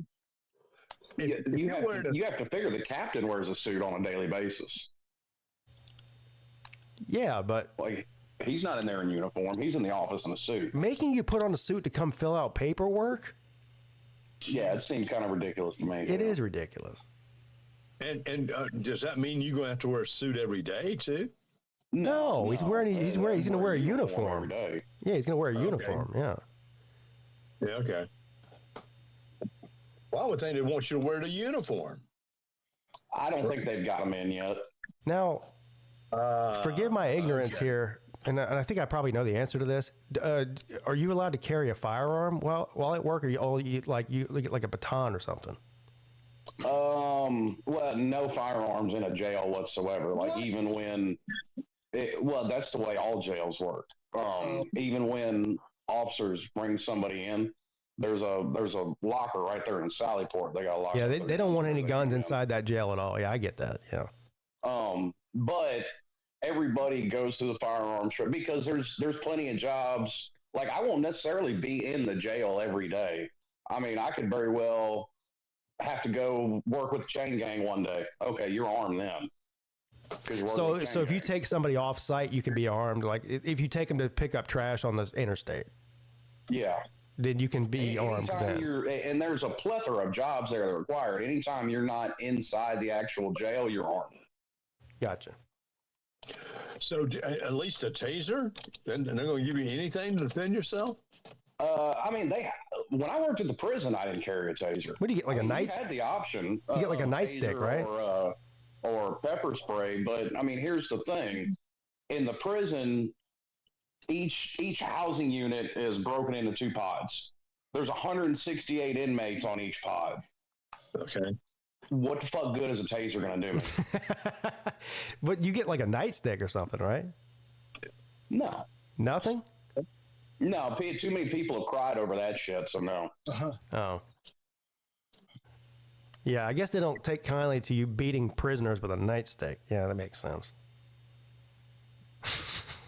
I mean, some motherfuckers need beating with a nightstick. It is what it is. I think they do need beating with a nightstick. I think you ought to make it like a damn El Salvador prison, you know? Ah, damn. Shave their damn heads and keep their head down. All of that. Yeah. That should be a prison look like I hear. Like in El Salvador, like punish all the. Do y'all know who? Well, I was hoping that Volusia would come on, but I guess he's allergic to the Midday show now. So, I'm do telling y'all? you, man, he's in a gulag. No, I thought he might have been too, but he commented on one of my videos the other day. So he's well, unless he has his phone in the gulag. I mean, it is China. They're super progressive, supposedly. All right. So you guys know who Kevin O'Leary is? Yeah. Oh, yeah. All right. Yeah. You'll be able. All right. I'm going to play a short clip. This is an appearance of Kevin O'Leary on CNN, nonetheless. I guess yesterday. You'll be able to hear this. Here you go. This is an appearance of Kevin Well, hold on now. O'Leary What the hell? on CNN. They don't play by the. Why did that happen? All right, here we go. 104% tariffs in China are not enough. I'm advocating 400%. I do business in China. They don't play by the rules. They've been in the WTO for decades. They have never abided by any of the rules they agreed to when they came in for decades. They cheat, they steal IP. I can't litigate in their courts. They take product, technology, they steal it, they manufacture it, sell it back here. Never has an administration 400% tariffs. What would that I look want like? Xi on an airplane to Washington to level the playing field. This is not about tariffs anymore. Nobody has taken on China yet, not the Europeans, no administration for decades. As someone who actually does business there, I've had enough. I speak for millions of Americans who have IP that have been stolen by the Chinese. I have nothing against the Chinese people. They brought great literacy, art, and tech to the world. The government cheats and steals, and finally, an administration, you may not like Trump, you may not like his style or his rhetoric, finally, an administration that puts up and says enough. 400% tariffs tomorrow morning. He'll tell you why. Xi can only stay the supreme leader if people are employed. If we wipe out any business there, because we are still 39% of all consumables on Earth and 25% of the world's GDP, America is the #1 economy on Earth with all the cards. We will not have that forever. It's time to squeeze Chinese heads into the wall now. Well, I hear you, but hold on. If we're talking about people, the average consumer, not necessarily the head honchos of businesses all across the globe, can they withstand the pressure of that sort of tax on the goods? It's short-lived. There will be but what's your timeline compared to, you don't know the average American's timeline, what they can actually survive. There's people right now who can't survive. 400% tomorrow morning, cheese on an airplane to Washington to cut a deal. Bang. Damn, son. That's awesome. He's not wrong. He's not wrong. I know. He's right on is what he is. And that's the thing is that, people can say what they want to about Trump and not like him for all different reasons. And believe me, I get it. But this guy has no skin in the game. He's a businessman. He's a billionaire businessman who's been doing business with China for his entire career. He knows what the fuck he's talking about.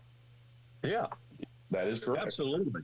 Well, I heard the same thing yesterday in a news broadcast where they're saying what Trump is doing is he is going to squeeze the economy of China. They've been getting away with every damn thing. That's why their economy is closed. We could bring their ass down to a depression if they don't work with us. Because I think, our economy was sustained without the shit coming from China. But them, trying to sustain without the United States. Well, I mean, that's that's the thing. Like, Trump's been saying this, though. He's been saying this since 2016 when he first got elected. He's like, China's been fucking us. They've been fucking everybody, and nobody will stand up to him. Right. And he's right. Well, and even when he said it in 2016, it was a well-known fact that they had been fucking us and stealing IP as long as we had been doing business over there. Yeah. It wasn't a secret. In 2016, he did put some tariffs on China during that time. Well, I made a post a few weeks ago. You know what, with the whole Trump tariff thing. Look, I'm not an economist. I don't pretend to know what the ramifications of these tariffs are. I'm dumb when it comes to that. But here's what I do know: all these countries that we impose tariffs on already had tariffs on us already. Oh yeah. So why? That's something I've found hilarious because they for years. The left has acted like Milton Friedman didn't exist or he was an idiot. and now they're quoting him left and right because Milton Friedman was not against retaliatory tariffs. Well, my thing is, it's like people are going, tariffs don't work. It's a tax on the citizens. They don't work. They don't work. They don't work. And I go, okay, maybe they might be right. I don't know. Shit can shine over from a tariff. But if they don't work, then why do all these countries have them on us for the past 50 years? Why are the countries like Japan and Korea, all of their, presidents and ambassadors coming to Washington to work out a deal? And then when you go, well, they already have tariffs on us. Then they just like look at you with a glazed look over their face, like, well, probably a good reason they got tariffs. Oh, okay, so their tariffs are okay. Our tariffs are, crazy. Hey, if they don't work, why in the first month after he got in office did Mexico, Canada, and Colombia all bow when he put threatened to put tariffs on them? Yep. Obviously, it does work. I mean, 70 countries have reached out to him since yesterday. And what was it, yesterday that the Dow almost came roaring back, not all the way, but it was coming back. Then it dipped a little. But again, when you got 70 countries that have already reached out and said, oh, yeah, we'll compromise with you. We'll work something out.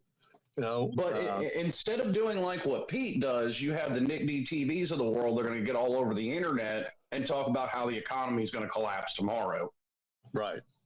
It's not going to happen. Won't happen. Sorry, Nick, but I see your posts quite frequently. What Trump is trying to, bring back manufactured jobs and all that. I mean, he's trying to bring back the companies that left the country back to America.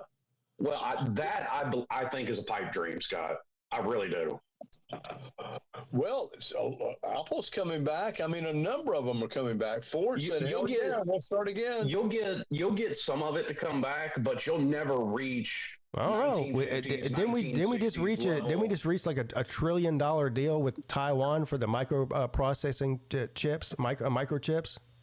Oh, I get it, but what I'm saying, and I've had some debates about this with on here and with family members. Like, you'll never reach unless World War III happens, you'll never reach 50s, 60s level production in the United States again. So because that was all post World War II when the world's manufacturing capability was all flattened. So I heard talk about another conspiracy theory that Trump is tanking the stock market on purpose, and the housing market on purpose to reset it. Now, I don't know if I believe this conspiracy theory or not, because it's just, again, this is, just some random shit that people on Twitter are saying. But if what they say is true, the interest rates will drop from what... Has anybody tried to apply for a home loan recently? The interest rate's like 9%. Yep. Right now. At least around here, they're down to the high sixes. My home loan rate is like less than 3.9%, I think. That was from 4.1. That was mine's 2.65. That was 2017 when we bought this house. Yeah, it's doubled since then. Oh yeah. Well, look, I looked at with my equity and getting a loan out of that, And I made the huge, largest mistake. Don't ever call Rocket Mortgage, because then they become telemarketers that are going to reach out to you, mail you, call you over and over and over again. Yep. Because the guy came back and he said, well, I can get you 8.6%. I said, man, did you look at my credit score? Because I have a pretty damn high credit score. And I said, there's no way in hell I want to pay 8.6% or whatever it may be. See, this is the most liberal bullshit that I've ever heard in my life. Vandy Dandy, which doesn't surprise me, in the chat. Interest rates dropping will cause housing prices to rise. Would you rather, let me ask you a question, Vandy Dandy. Would you rather pay $200,000 at a 9% interest rate or pay $250,000 at a 2% interest rate? Let me know. Exactly. Jesus Christ, man. And actually, he's just dead wrong, because in the very state of Tennessee, housing prices are already coming down. Yep. Well, mine's going up, and the thing is, I don't know. I got very lucky. I decided to, because I was on a 30-year fixed, and I decided, you know what? Let me see if I can handle a 15-year fixed, and what the rate would be. I went from 3.5 to 2.65 in my finance. And I'm on a 15-year fixed. Did my mortgage go up a little? $200. I can handle $200. And now he says more people will buy if the interest rates are below 6%. Yeah, no shit. That's the point. Isn't more people buying homes a good thing? Absolutely. It depends on what cause they're championing at the time. Let me tell you something. Sometimes it isn't. If I were in the market to buy the house I live in right now, I couldn't buy it today. But I could buy it back in 2017. Okay, I've got family members, my in-laws, my sister, my brother-in-law, both work full time. They got 4 kids.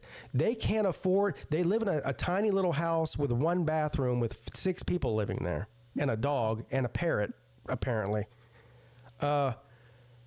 They can't afford to move out of that house because it's 9% interest rate, and they got to put down whatever 10% down on the loan. We didn't have to put any money down to buy this house. Yeah, I didn't on mine either. Like, it's ridiculous. I put some down on mine. If you've got 2 people that work full time and they're making well over 6 figures and they can't afford to buy a fucking house for 4 people, there's something seriously wrong with that. But see, you go back 40 years, and people said Ronald Reagan was intentionally crashing the economy to pull us out of the recession that Carter had us in, when they jacked interest rates up to 20 and 25% for a year. Like, that's what I can't figure out. Like, the blueprint is there to fix the problem, but everybody thinks that they can do it better. Like, Reagan had the problem, and I had problems with some of the things Reagan did, but Reagan fixed it in a year. Jacked up interest rates, the economy stabilized, inflation completely went away, and then the 80s were one of the most prosperous decades. Economically, Reagan was a genius. But he also responsible for the war on drugs, which has been a massive failure that's still going on today. That's his biggest folly. There's a bunch of, because of the assassination attempt on him, led to a bunch of gun laws that I'm not in favor of either. Yeah, some of the other shit that went on, Reagan was not good. Economically, he was probably the best president of our lifetime, or of my lifetime. But some other shit though. Clinton, one of the two. Yeah. Hey guys, I'm sorry, I gotta go. All right. I gotta pick up somebody. All right. See you later, Scott. Have a great rest of the week, guys. Yeah. Talk later. Bye.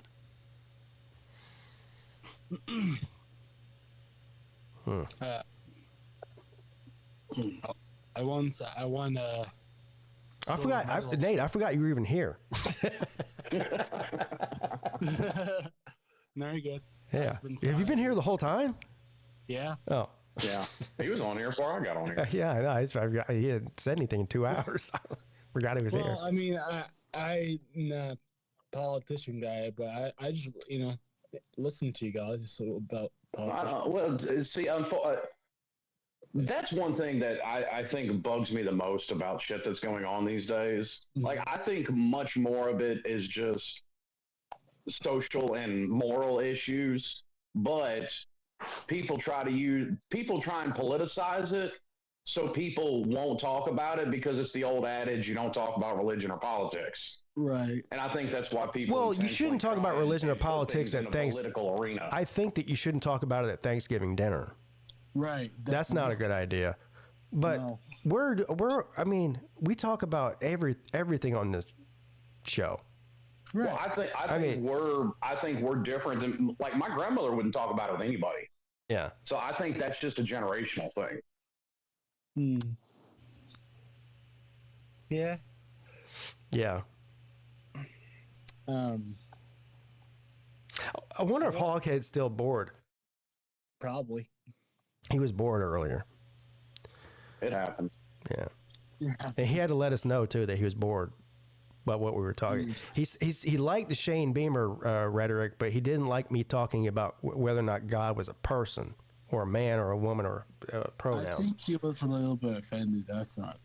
But why would he be offended by that? I mean, I don't know. I didn't even say that.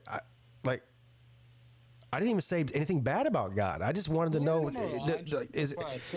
Ballard kept referring to God as a man, saying him, he, him, these pronouns. I go, are you sure it's a him or a he? Or maybe it's a they or a them. I don't know. I've never met God. I mean, but apparently that pissed Hoghead off. Yeah, I mean, I was being honest, and you were, I'm just saying what I thought, but I'm with Pete. I have no fucking clue. I ain't never met him. You said, see, I'm going, probably not going to. You just said him. That's what started this whole thing. Are we sure it's a him? Well, I know he's a god, so. Yeah. But I also won silver medal in Special Olympics bowling. Hold on now, you won the silver medal in the Special Olympics? Yeah. Why is this not front page news? Why are you just bringing this up now? That's the most interesting thing you said the whole time you've been on here for the past 2 hours. That may be the most interesting thing that's been talked about on here for the last. You won the silver medal in the Special Olympics for in what event? Bowling. Bowling. Yeah. When was this? This last Sunday. You won a silver medal in the Olympics last week, and we're just now hearing about it? Well, I did save it for best for last, so yeah. Well, this is the first time you've been on this week. Nate. Well, that's true.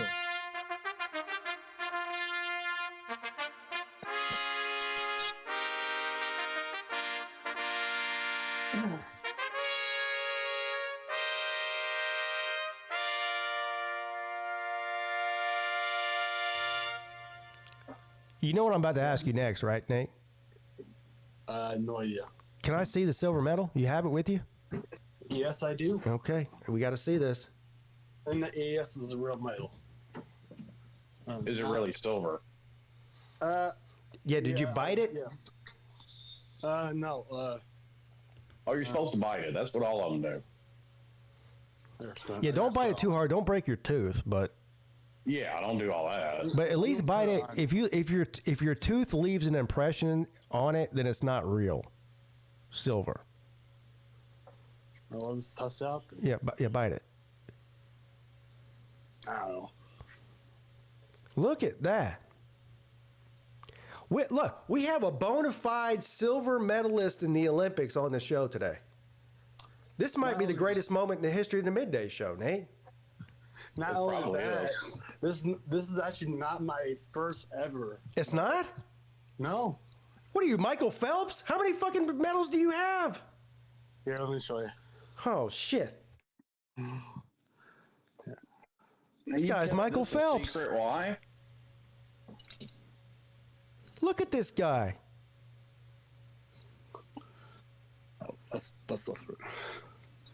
Got gold, bronze. Nate, I'm going to ask you something. I hope you don't get offended, okay? Yeah. Is it kind of cheating that you're in the Special Olympics winning all these medals? It's kind of like men competing in women's sports. You're not really that special. Well. Are you like taking advantage of these people? No. Are you? Wait a minute, Pete. Are you insinuating that you are more qualified to be in the Special Olympics? I probably am more qualified to be in the Special Olympics. Oh, shit. Yeah, I'm more. Damn. Are you cheating the system somehow, Nate? No. I feel like you might be. He watched that movie, The Ringer, and is like, I got it. Sure. Are you like that guy with the dick that was beating all those women in swimming? Do you swim, Nate? Don't worry. I have more. Oh, I'm not worried. I believe you. How many do you have?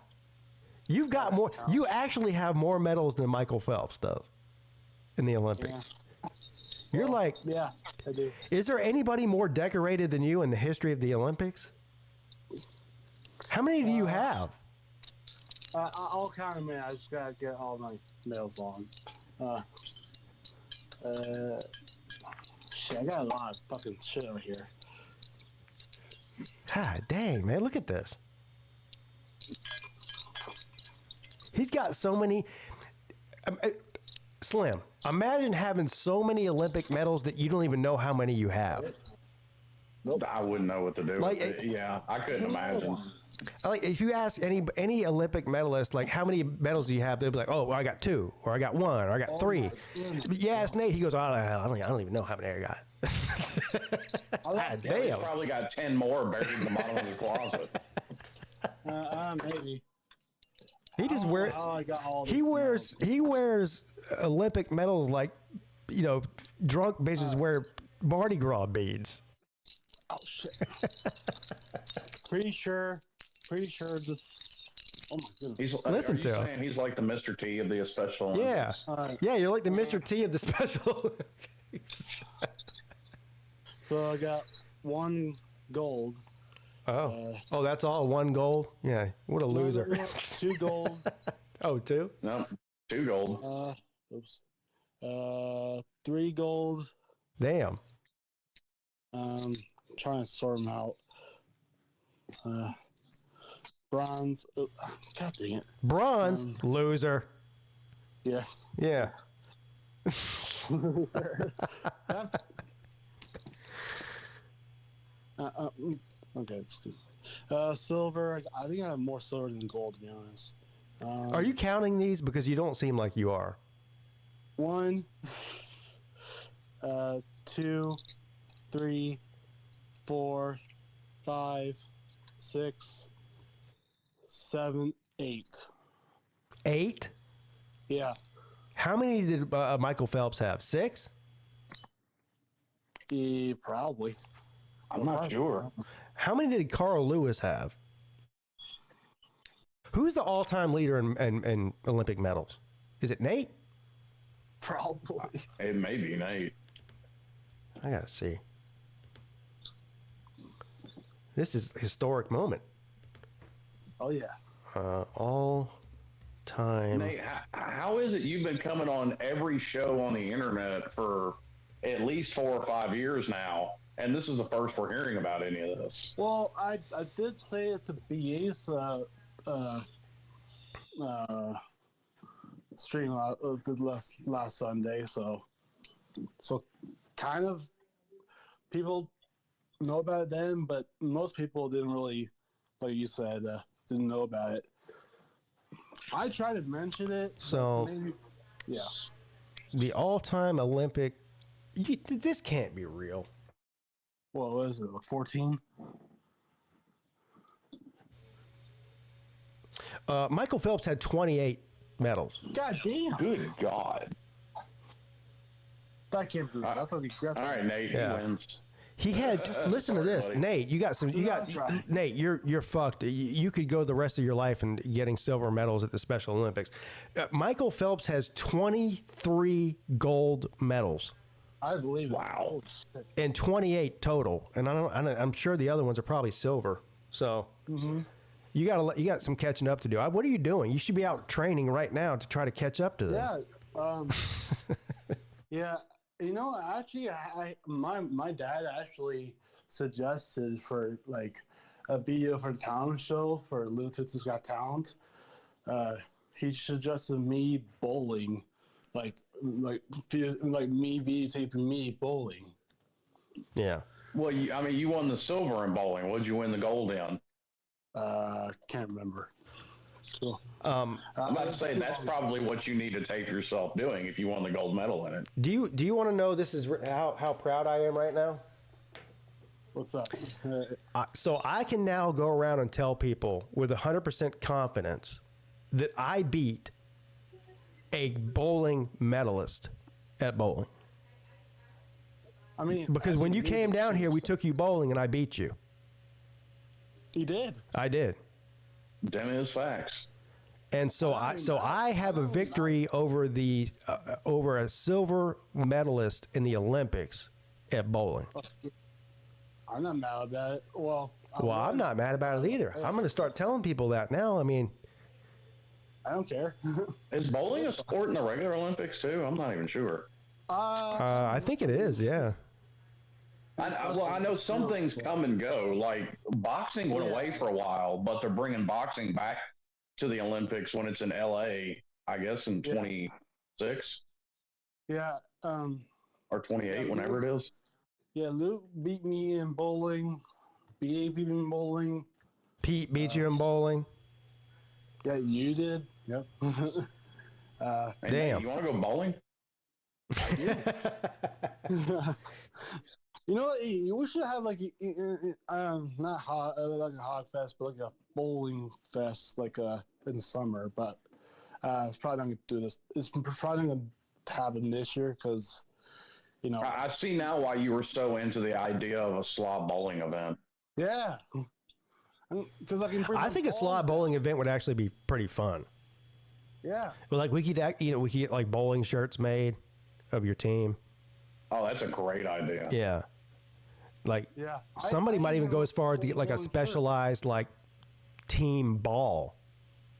You know. Oh, you want some balls? No, not actual balls. Like how much does it cost to get your own ball, Nate? You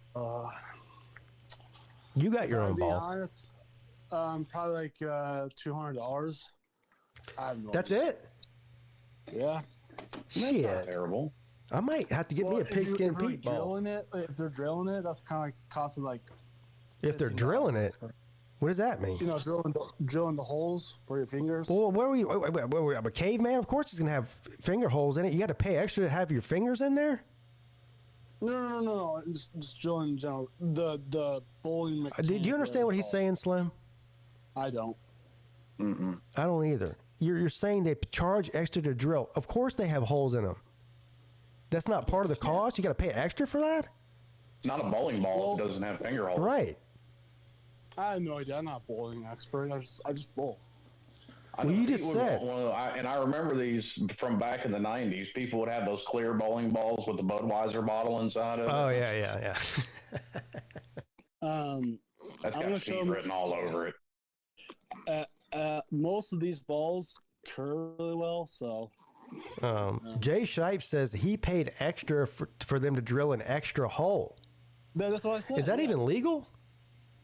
Yeah, it's legal, yeah. You're allowed to use 4 holes? Well, I've seen balls. Yeah, he said, well. All right, I know about 3. I know about 3 holes. What's the purpose of the 4th? Yeah. I've seen bowling balls with 5 holes. 5 holes? Yeah. What? Yeah. I like my bowling balls like I like my wounds. Look, only 3 holes. if it's got 5 holes in it, it's not a bowling ball anymore. It's a glove. It's a glove ball. Yeah. What are we doing here? By the way, these is my bowling balls. Oh, here we go. Hold on. Let's show the people. This one I have 3 holes. Do you have your bowling balls in a suitcase? No, bowling case. Yeah. Oh, bowling case. Okay, so you He's a professional, sir. So he walks into the bowling alley with this Dolly. I don't even know what else. What do you call that thing? Bowling ball. Luggage. Luggage, I guess. Yeah. Okay. All right. So you got that. What's that one there? This one? No, the first one. The one you put on the ground. The red one. The red and black one. Wait a minute. It's only got one hole. How does that work? This one. Yeah. One hole. Yeah. It's for my middle finger. What? Yeah. I'm so confused. I am too. What are you doing? Anyways, back to this one. This is called the. What are you trying to ask for this ball? What does that say on there? Does it say your name? No. Oh. Nuclear cell. That's what the ball's name is. But that's a cool looking ball there, black and orange. I like that. Yeah. Yeah. That might be the coolest ball you have. No, I got this ball. So I got 3. Actually, I need Well, how about disappointed that you don't have a maize and navy blue bowling ball? Yeah, you don't have a single Michigan ball in there in the whole lot. That should be my spare ball, to be honest. But because I have no spare balls. That middle one with the one hole in it looks like something like a girl would have. It's a female it's ball. 16-pounder, bro. Really? Yeah. I bowl like this, Why? What's the point of only having one hole in it, though? How does that? Idea. You don't have any idea. You're the one that ordered the ball. It's obviously a custom ball. Well, I know, but I'm saying I had no idea at the time because I have. Somebody just told you to get a one hole ball, and you said, "Okay, I'll do that." I chose to. But why? Was a dummy. I don't know. Because I was dummy back then. This is my second. But there had to be a reason, Nate. What was the reason at the time? Let me think. Is there some advantage to only having one hole in there? I guess so. What? Well, you gotta put it in, right? That's good. Well, I don't know. I don't think I have a reason, to be honest, but. Well, speaking of bowling. Morning there, everybody. Morning, Slim. Morning, Nate. Morning, Gabe. Oh, so the host of the show doesn't get a good morning? I mean, what the fuck, dude? Oh, wow. Damn. Yeah, that's just bad manners. I bring him on the show, and he tells everybody good morning except for me. Damn. I was going to tell you good morning too, Pete. When? Later? After you didn't say it until I said something to you about it. Yeah, it's pretty nice to you. No, let's forget that. If you were going to talk about holes, I've been digging holes. All right. What? I've been digging holes for my job. I'm doing some demonstration for some excavators. You've been digging holes? What? Wow. It's actually this week at my job. It's demo day for customers of Caterpillar construction equipment. Oh, so you're out there playing with excavators and whatnot? Mini excavators, the large excavators, bulldozers, skid steers, everything. Yeah, that sounds like fun. Speaking of mini excavators, like I like to rag on Temu as much as the next person, but I almost want to try out the Temu mini excavator because it's only a few $100. Yeah, it's like $1. It's like $189. Yeah. Yeah, I think it's a inflatable escalator. Well, if you're willing to spend $89 on Temu on listen, I've blown way more than $180 to entertain myself. Okay. Yeah. I learned my really, from Slim, Temu, really. so I'm not gonna talk about it. Yes, really.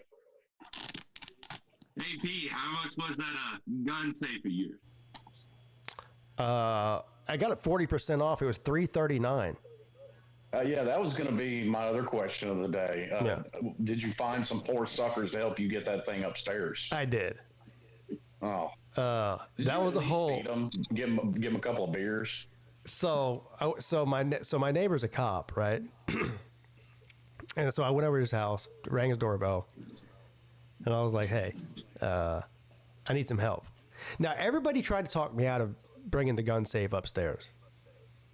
My wife, my neighbor, my brother-in-law, everybody was like, just put it in the garage, put it somewhere downstairs. Don't take that thing upstairs. It's going to be a nightmare. And I'm like, no, fuck y'all.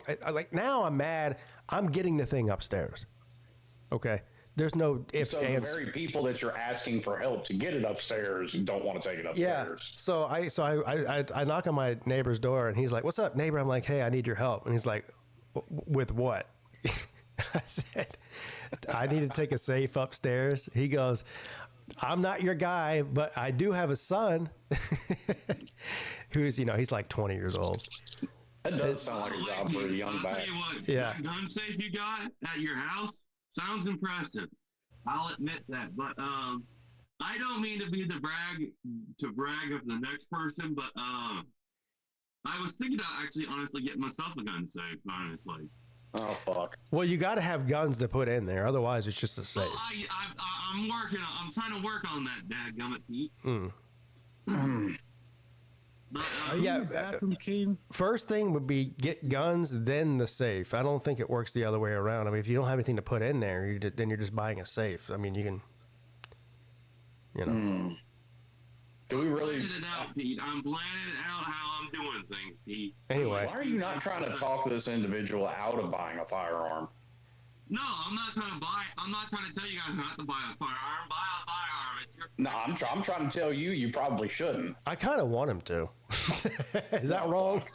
Caden, where are you at right now? It sounds like you're. I mean, hey, come on, man. No, I'm in my room right now. I'm just trying to go through some manuals.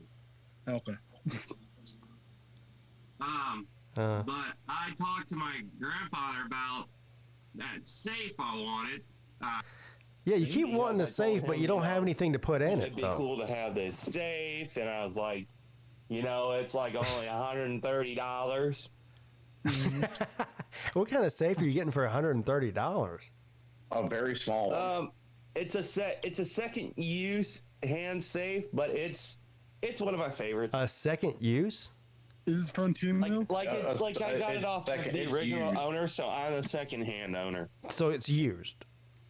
Not that matters. I mean, there's not like any wear and tear on a safe, so that's fine. But but the thing is, the safe in particular is a John Deere safe. A John Deere safe. Well, and actually, that's not true, Pete. Like, especially if it's a combination lock, every so often you have to get those tumblers reset. Yeah, mine's electronic. Yeah. I'm just saying, if it's one with a combination, because they had to do that. My wife worked at the bank because it was a very small bank. It was the one inside Walmart. And so get the tumblers reset every so often. Let me ask you guys, since it's just us 38 people in here talking, that nobody's going to hear. Let me ask you guys a personal question. Go ahead. So I got the safe. I made there's a 6-number combination to open the safe, right? That I got to pick in program in there. Mrs. Peete asked me for the combination to the safe. I told her I'm not giving her the combination to the safe. She said, "Well, what if I need to get one of the guns out of the safe?" And I said, "The only reason you would get a gun out of the safe is to shoot me." Damn. So I didn't give it to her. Am I wrong for that? No, Mrs. P got not at all. destroyed by you, Pete. Huh? I said Mrs. P got destroyed by you, Pete. Yeah, I didn't give it to her. Pete, I'll take it a step further. Pete Jr. may be more trustworthy with the combination of that safe. She goes, "No, but for real, what's the combination?" And I go, "No, but for real, I'm not giving it to you." And she got a little bit mad about it. But I feel like I made the right decision. I really feel like the only reason she would open that safe is to kill me. So I don't think you're wrong. Yeah. But Pete, I'll just say this: I'm glad I got a safe finally for a good price, and I didn't have to pay over. I didn't have to pay, over. So you bought the safe? You bought the safe? Caden. Yeah. You bought the safe? I can hear you. Did you buy the safe? Yeah, my grandfather went and got it yesterday. So you got a safe that's empty. Congratulations. But it's at my grandparents because my mom and dad won't let me keep it here. What? Oh, wow. Yeah, I keep it at my grandparents just for safety. So you have an empty safe at your grandparents' house. Yep. Congratulations, I guess. I don't know what to tell you. I think that makes perfect sense. I have a spare. Here's the thing, Pete. Yeah. So my grandparents have a good sized house. And the room I live in, that I stay in used to be my uncle's room, and he had a gun safe. Yeah. But he moved his out, so now I've got my gun safe in his old room. But instead of having an empty gun safe in your house, you have an empty gun safe in your grandparents' house. Well, and specifically in my uncle's old room. Yeah. Which I decked up a little bit. That's interesting. What I gave it a new paint job. I gave it a new paint job. The paint job. Yeah. Listen, Pete, I think that's the best possible outcome for all parties involved. What? I repainted the walls myself. Imagine you break into somebody's house. Oof. And you're like, look at this. We got a safe. Let's get this thing in the truck. You get the truck, you get it back to your warehouse or wherever, whatever fucking hideout you're doing, because you're, clearly criminals. You hire somebody to come in there, you pay them $500 to break open this safe. There's got to be something nice in there. And nothing. Nothing. It's Caden's safe. There's nothing in there. Just like in Ohio. Sorry. Score. Don't worry, guys. I'm gonna get the guns figured out. Oh. I'm still trying to find a good size weapon I'm gonna put in there. Is it paintball guns? Do what? Is it paintball guns? He's actually probably smarter. Like, it probably is a good idea to get the safe before the guns instead of doing what I did. I had so many guns. I just, had guns under the bed. I did the same thing, Pete. I had guns just like stashed all over the house, like before I had, enough storage for all of them. So it's probably good that you have a safe for them before you get them. And the lock on my safe, I actually got to recustomize to my own numbers, which I ain't gonna tell nobody. That's good. But it's got that big safe knob. Oh my gosh! I'm like, now that's a true safe right there. If you got that big safe knob on it that you have to crank over, now that's a real safe. But anyways, this is a good point by Austin in the chat. He says, "Will you put those movie tapes you made in the safe because they are very important?" No, I burned those. What? You burned them? Oh no. Yep. Well, he said he was going to. You spent half of your life making those videos and you burned them for no reason. Damn. What was on those tapes, Caden? Oh no. Come on. You don't want to ask? I have a feeling there was something on there that you were embarrassed about. So just go ahead and this is a safe space. I hate to say it, but that may be the smartest question Caden's ever asked is why do you really want to know? I do want. I'm curious. I mean, like I said before, to Austin's point, those horror movies I made, were homemade movies. Yeah, I know. And I've literally shown them to 6 parents and 6 kids, and I'm like, oh my God. And 6 parents and 6 kids. Do you know how gruesome you made Caden, I'm going to ask you a question. I want you to be truthful with me. Okay? Pete, can you let me finish? No. Was there anything illegal on those tapes? No. Are you sure? No, everything was scripted. I didn't say it. Because it's scripted doesn't mean it's legal. Yeah. Was there anything illegal on those tapes? Were you a big fan of 8mm with Nicolas Cage? No, there was nothing illegal. Are you sure? Because if you tried emulating that movie, I think we all know where this is going. The only time people burn videotapes is when there's illegal shit on them. There's really no other reason to burn them. Right. No, the only reason I just burned them is because I had no use for them. And well, you could have just thrown them away or something, but you took the time to actually burn them. Yeah. That tells me there's something on those fucking tapes. I don't know what it is. I wouldn't even begin to venture to tell you exactly what it is because now we're getting real dark. But something's on those tapes. I just decided to burn them. That's all I did. Nobody just decides to burn tapes. That's what I'm telling you. Nobody wakes up and goes, you know what? I'm going to burn tapes. I burned all my old school homeworks. Damn.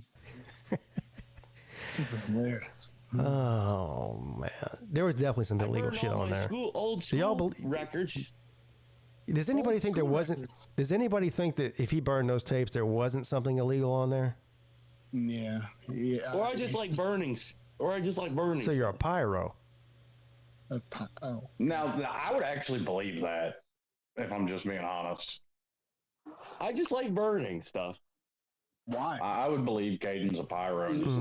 Is that a Ohio State thing? Nate, to your point, no, it's not an Ohio State thing. Okay. That was good. Okay, I got to give you credit, Nate. That was good. No, I just like burning stuff because, on the fire I work on, we burn a lot of piles of trees and, we're used to, so that's how I burning wood is one thing. Burning vinyl VHS tapes is a totally different thing. So well, I'm just saying, I'm used to burning stuff. Yeah, just like Western. Look, any rational person, if you walk into a room or outside or wherever, and you see somebody throwing VHS tapes into a fire, what is your first thought? Destroying evidence. Yeah. Destroying evidence or just... Nobody's going, oh, this guy just likes to burn things. That's Western. Everybody's going, there's something on that fucking tape. The only reason I find it plausible is because, well, I've interacted with Caden more than once.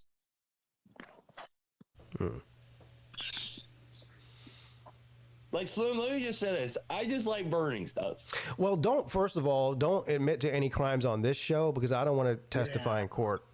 So. Oh, there's I've committed no crime. Okay. And I'm just saying that. Yeah, we'll go with that. Because I thought you were related to Salida, so I don't know. No, I'm not related to Salida, Nate. Okay. Just make sure. But I do have some exciting news, however. What? I seriously doubt it, but go ahead. Not only is my job very good at paying me for what I'm doing for CAT, but also I was talking to a good friend of mine over south of Athens, Georgia. And he was just telling me that he went on a cruise the other week, and he said it was pretty good out there. Nice. And he told me that's great one news. of his buddies that he knows, like I don't know who he knows, was on that cruise, and it's like he said he might have saw somebody from YouTube that he knew, but I'm like I wouldn't have no. Oh, who did you find? Did you see the No Pants Profits guy, the Captain Hat? That's a pretty good guess, honestly. Yeah, I mean, there's only like 3 people that do that, and he's probably the main one. Was it that Captain Dip shit? I need to check his channel actually to see if he's uploaded that video yet. He is like 6 weeks behind. I did find that out. Maybe it was Meatloaf that he saw on the cruise. Yeah. You had the Meatloaf guy too. Yeah. Which one was that? But then my buddy said also, he heard online about what they called the Slav Olympics, which I missed out on.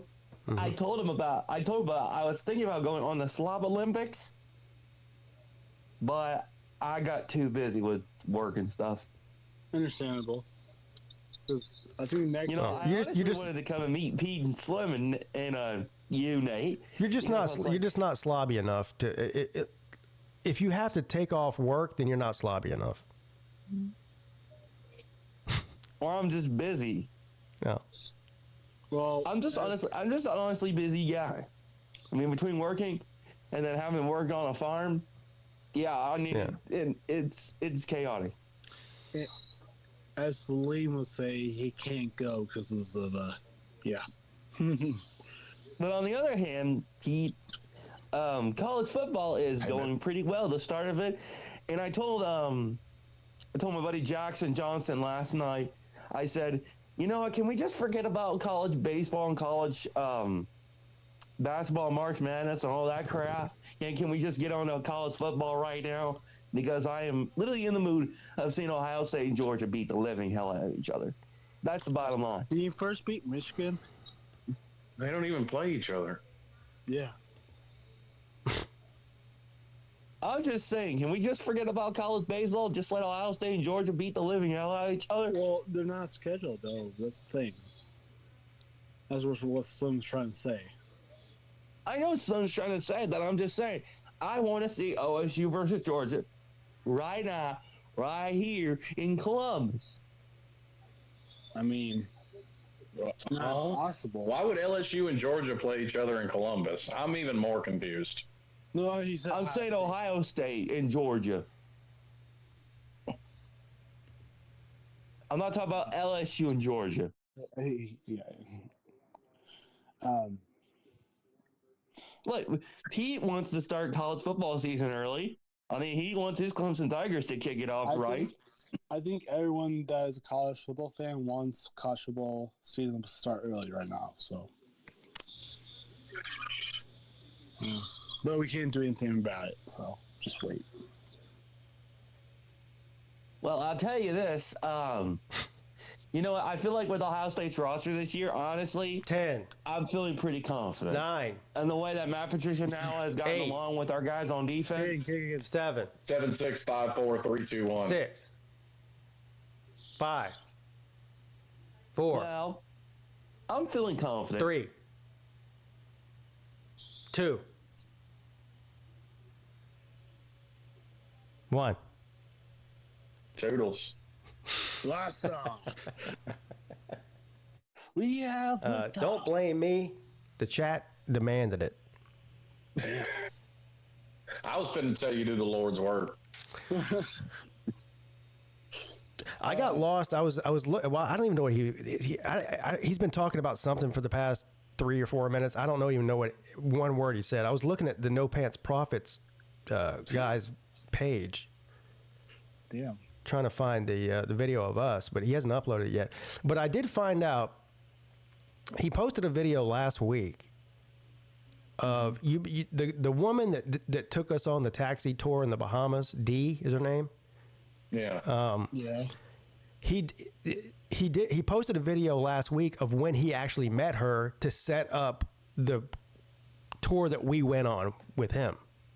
So, so he's behind. I think he's like 5 or 6 weeks behind on his posting from when he shoots. So we should be seeing the Slob Olympics cruise video from him, I think, sometime within the next couple of weeks. Something tells me a lot of it's going to get edited out. Yeah. Because of how it ended. Probably. Are you talking about the captain? Yeah, Captain Hat. Shit? Yeah. Mm-hmm. Yeah. Cats in the hat. Yeah. Yeah.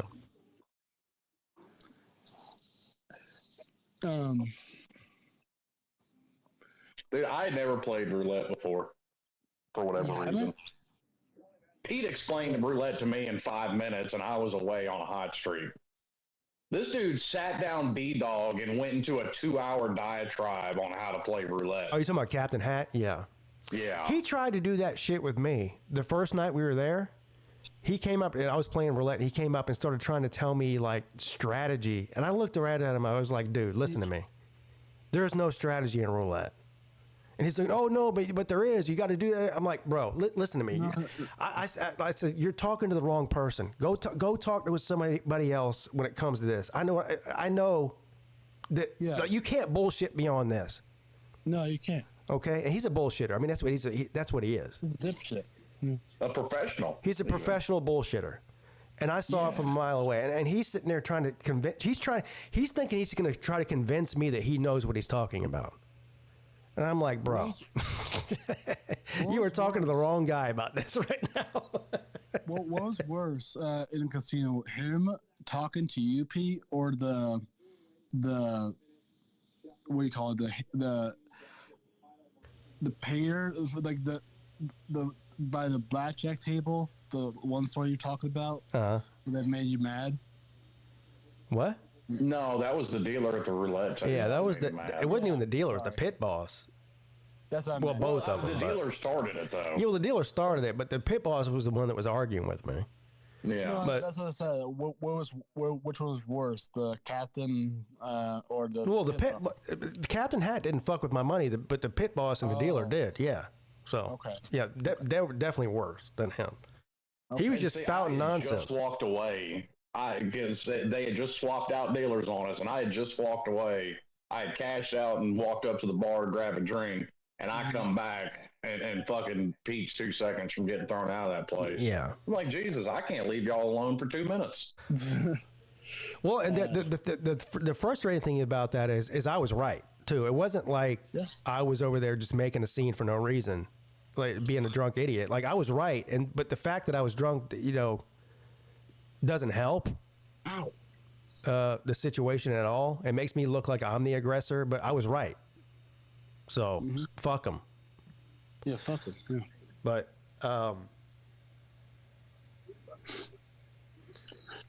Pete, you have a link to his channel. I had no idea he had one.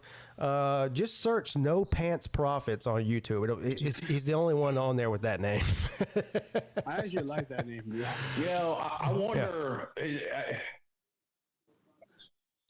Now that you say that, like I never even put it together before. Right now, I never saw him with a pair of pants on. It was always shorts. Is this guy any relation to Sea Dog? Yeah, he might be like Sea Dog, no pants at all.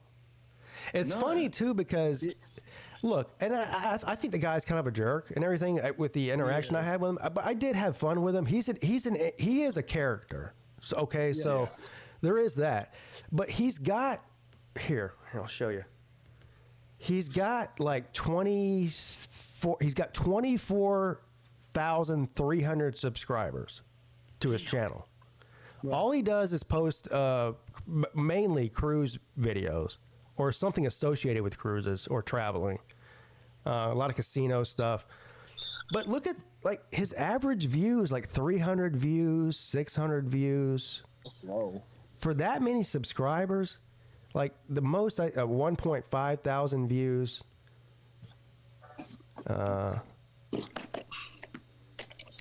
He's got a ton of members only shit on here. But I mean, he averages like what 600 views per video he makes, and he puts a lot of effort into these videos. These aren't just him like what I do with a cell phone, ranting and raving for 10 minutes and then uploading it to YouTube. Like he's editing these, like he's putting time into this. And nobody's watching him. I mean, relative to his subscriber counts, you know what I mean? Yeah.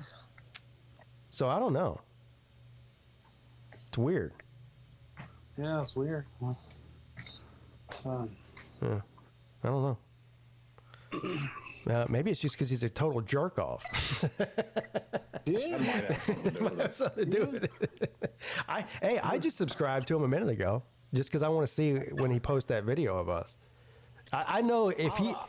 I was kind of interested in that little remote control camera on a stick, though. That was kind of cool. Yeah. He's got a nice camera. I mean, that's $1,000 camera he's got. Is it? And plus, Yeah. Meatloaf had the same thing. Yeah. Yeah. I bet those cameras like worth like $500. I don't know about 1,000, but it's over. I think it's over $500. It's like $600 or $700. But yeah, it's an expensive camera. Yeah.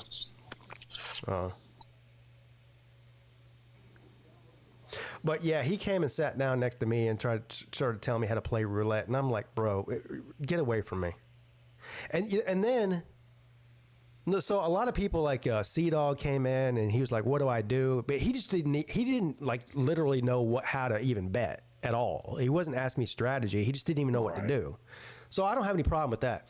Traveling Fools comes over and he's like, all right, I'm going to get it. He doesn't like Traveling Fools hates gambling, and because he's smart. He comes over. He's like, all right, I'm gonna get in on this. I got $100. No, it wasn't even $100. It was like $50. He's like, what do I do? I'm like, put your $50 on the table. Tell him you want, $5 chips. He's like, okay. So he does that. Then he's like, okay, now what do I bet? I go, I can't tell you that.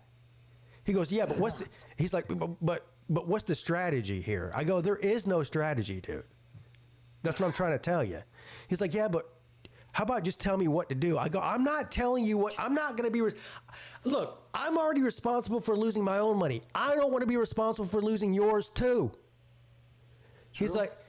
He's like, but there's got to be a strategy. I go, there's not a strategy. Put your chips down on the goddamn table somewhere, and hopefully the marble lands on that. I mean, that's really all there is to it. Yeah, there's not a strategy. Anybody that tells you there's a strategy for roulette is fucking completely full of shit. There's no such thing. Yeah. It's a scam. Yeah. I mean, if you just want the best odds, I guess bet red or black. They get a 48% of percent chance of winning that. I mean, does it tell you on the try roulette? Does it tell you that red and black has like percentages on there? Yeah, 48%. Yeah. Yeah, there's 36 numbers, Nate. Yeah. Half of them are red, half of them are black, and one of them is, or one or two of them, depending on the table, is green. Mm-hmm. That's the percent. That's the house edge. Is the green. Okay, because you can bet if you. Let's put it this way: if you bet on black or red, either one, over and over for 100 spins straight, you're only going to win 48% of the time. The casino is going to win 2% of the time because of the green, because of the zeros. Right. So there you go. That's it. All right. Yeah. It's really not that hard to figure out. I mean. No, it's thank you for trying to teach me. But I did. I did try. I did want to try roulette when I was at a casino. 2 weeks after the cruise, and I did go there. And I played blackjack for the first time. Well, actually, no, not blackjack. Never mind. Poker, I guess. And I did not end well. I had no idea what I was doing. So, if you want to ask somebody how to win money, VicTube walked out of that casino up like $500. Yeah, I believe it. What's up, Vic?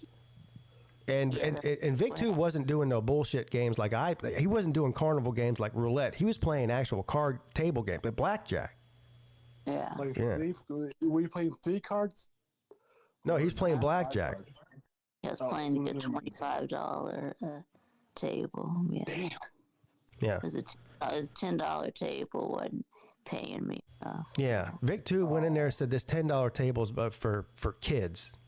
So point me towards the $25 table so I can take them for everything they're worth. And he did too. Wow. Yeah. Let's go, Vic. I broke a fucking what do you call it? Slot machine. Not literally, but a technical way. Yeah, because you forgot to put your card in before you play. If you want to just have entertainment without gambling in the casino, watch Uncle Lou play slot machines. That was entertaining. Because he will not. He refuses to lose. So he'll put any amount of money in one of those slot machines until it pays him. Like he'll put $1,000 in there just to make it pay him. He refuses to walk away without winning something. Yeah. Usually, yeah. And the funny thing is, I can relate to his mental illness because I know how it feels. But I even have a line. Like if I put $200 in there, it doesn't pay out. I'll just swallow my pride and move on. Not Lou though. Thank you. No. Nope. It's like boat. You know what BOAT stands for, Vic? BOAT. Bust out another 1,000. Bust out another 1,000. Lou is like a boat in the casino.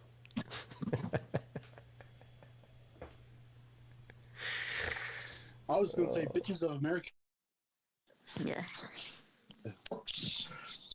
Oh yeah, when he was trying to win on the little Chinese fireworks slot machine, that was I was tickled pink watching that. Oh yeah. And then I don't even know how much money he put. He was borrowing money from me, so he didn't have to go to the ATM, and I was giving him money. And then he finally had enough. He got beat down bad by that slot machine. So then, so he stands up. He's like, "I give up." He finally gave up, and I sat right down and fucking put $100 in that son of a bitch.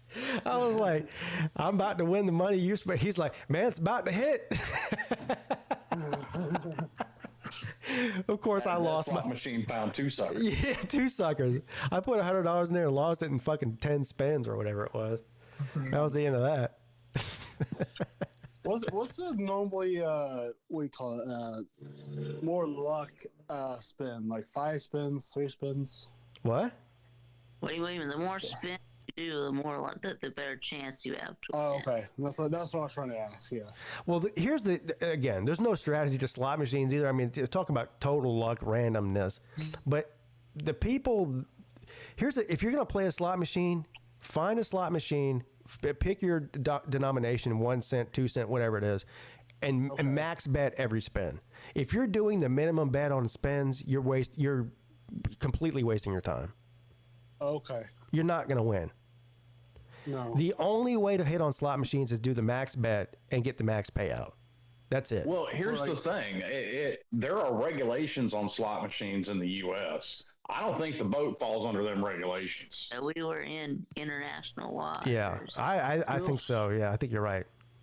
They can do whatever they want to on that. Yeah, they can rig their shit to never hit. Yeah. I'm still proud about me talking to those 3 girls on a trip. Yeah, I'm proud of you too. You got more action than Nick D TV did, and this girl even tried to throw herself at him. That was the saddest shit I've ever seen. Yeah. I'm still disappointed in him. He tried to tell me she's not my type.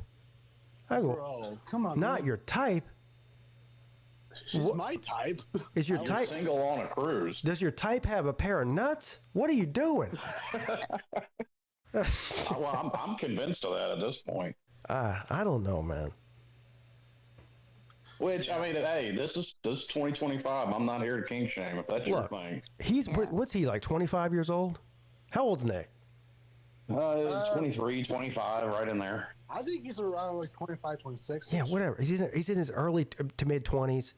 Yeah. If I'm on that cruise ship and I'm in my early to mid 20s, a 25-year-old pigskin Pete, okay, single, with no Mrs. Peete, involved, and a woman walks up to me and basically throws herself at me, I'm in the cabin 10 minutes later fucking the shit out of her. That's all there is to it. There's no other option. Use a condom, though. Yeah, whatever. I probably wouldn't have done that either. But you get my point. Yeah. Yeah, I'm with you. You're not the only one. Yeah. Damn, they messed up. I don't know what's wrong with these kids these days. Look, I don't know if I'm the only, I'm not probably the only person that had the balls to, talk to girls with like straight up. Yeah. Yeah, Nick has no. Can you imagine if that same? Let's switch the 2 people out. Let's switch out Nick and Nate in the same situation. We wouldn't have seen Nate for the rest of the trip. Nate might. He might have got left somewhere. We'd have had to go to the cruise director and be like, our friend Nate's missing. Where is he? He might have fallen overboard. We don't know. Yeah. Nate, if this girl walked up to you in a pair of booty shorts, and she was good looking too. Let's not pretend like this was some methed out toothless bitch from Kentucky, okay? No, she was good looking. If she and as Fool says, it wouldn't have been going hogging either. She wasn't a big girl. No. If she walked up to you, Nate, and was like, I think you're sexy, are you single? What would you do, Nate? Absolutely, yes. I think I think Nate would sit there and stutter repeatedly. Yeah. He wouldn't know what to do. And is that what she told Nick? Yes, that's exactly what she said to him. He wasn't even paying attention. Vic, we're standing at the bar waiting on a drink. Me and him are talking. She comes up and taps him on the shoulder, and we both. I see her tap him on the shoulder. We both turn around, and she goes, "Hey, are you married?" He goes, "Oh God." He goes, "No." She goes, "Are you here by yourself?" He goes, "Yeah." Well, he goes, "Well, I'm here with my friends, but yeah, I'm by myself." She goes, "Well, I think you're sexy." He goes, "Thank you." He goes, "Thank you," and turns around and starts talking to me again. I said, "What the fuck are you doing, man?" Man. Hey, Pete, I love you, buddy, but I'd have thrown up the deuces. I got to go. Yeah. And then she looked at me and she goes, "Are you?" She thought we were brothers. She goes, "You're good looking too." She had moved on. He done turned her down. Now she's trying to fuck me. She goes, "You're good looking too. Are y'all?" She goes, "Are y'all brothers?" I go, "No, I'm old enough to be his dad, and I'm married." Man, and then she just got fed up and walked away. I said, "Nick, what are you doing, man?" What are you doing? He goes, "Oh, well, she's not really my type." I go, "Your type?" What the fuck? Look, I would like people say. I'm so disappointed. I would even be in paradise if I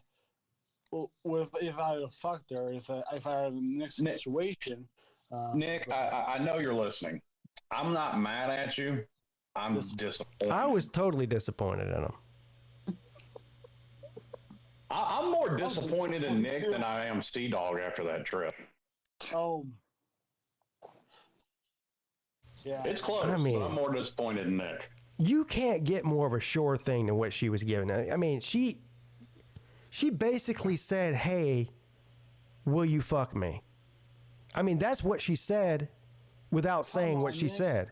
And he just goes, "Thank you," and turns around and starts talking to me again. Damn, that's not I'm even like, a gentleman. Huh. Man, Nick, come on. Hey, man, y'all got me beat. The only one that tried picking me up was a 48-year-old divorcee. Hey, look, you can take what you get, man. I mean, she wasn't bad, but sorry, lady, I'm married. Oh, man. Yeah. Man, I wish I was in the next spot, to be honest. Damn it. I was thinking about going to find Mrs. Peete and be like, "Hey, there's a chick over here that wants to fuck me. Are you down? Let's go." Come on. What, like a threesome? Or? Yeah. Well, come on, man. That's just good business. Yeah. One is good, two is better. Yeah, well, like you said, Vic. Yeah. One is good. It's good two are better. And okay. then if you get three, well, that's just good business. Yeah. Yeah. Yeah, I made the mistake of pointing out the divorcee to my wife, and she was ready to fight. Yeah. Like I just thought it was funny. She didn't find it as funny as I did. No. Yeah, I didn't capitalize on that moment. I was so thrown off by what happened with Nick that I went right over to Mrs. Peete and told her what happened. I said, "You're not going to believe what just happened." She goes, "What?" I said, "This girl just threw herself at him. He just blew her off." And she goes, what girl was it? Was she ugly? And I pointed her out. She goes, "He turned down that?" I go, "Yeah." She's like, "What the fuck?" Even Mrs. Peete thought he was crazy. He might be not a ladies person though. Yeah. Damn. Yeah. We really need to get Nick on here to explain himself. No, I the next day I told him. Well, the next day I was drunk. Shocker. Well, you were drunk when it happened. Yeah, but I was even drunker the next day. The next day was the Bahamas day, and I had like a dad moment where I was like, I felt like I was talking to my son. I'm like, son, I'm disappointed in you. And he's like, for what? And I told him why. And he was like, man, why are you worried about it? And I said, because I'm living vicariously through you. Okay, I've been married for 18 years. Like, I wanted to see you give that girl a business, not see you personally do it, but I wanted to hear about it. And he goes, well, she just wasn't my type. I go, what is your type? Yeah, that's what I want to know. That's the question of the hour, Nate. What is his type? I think it's MILFs. I don't know. As liberal as he is, I can't believe he turned down a hot black chick. Yeah. Oh, it was black? Yeah, she was a hot black girl, yeah. I thought it was white. Does it matter? No, it doesn't matter. It's just no. Hot is hot. I to be honest, I don't think I had seen a picture of her, I don't think. She was good looking. I mean, I'm telling you. I believe it. Yeah. Yeah, because you pointed her out to me because we saw her in the casino. Yeah. Damn. I don't know, man. I don't know what's wrong with that boy. I don't know. Maybe he's just like older women. I mean, maybe he does. Maybe he's into, grannies. I don't know, man. I don't know what he's into.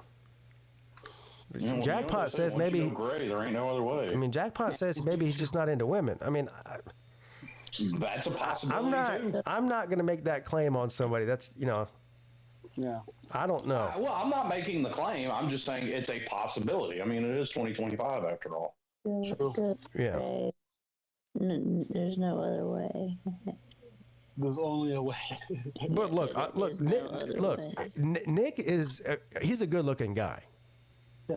Like, you ask any of our wives, like, if they're being serious, do you think Nick's good-looking? Mrs. Peete will tell you he's good-looking. She don't got no shame. My wife would too. Yeah. He's young. He's in shape. He's good-looking. Like, he could have probably fucked 4 or 5 different women on that 3-day cruise if he was trying to. Is he just too nice of a guy? Is that what it is? Maybe. I don't know if he's probably shy. I don't know.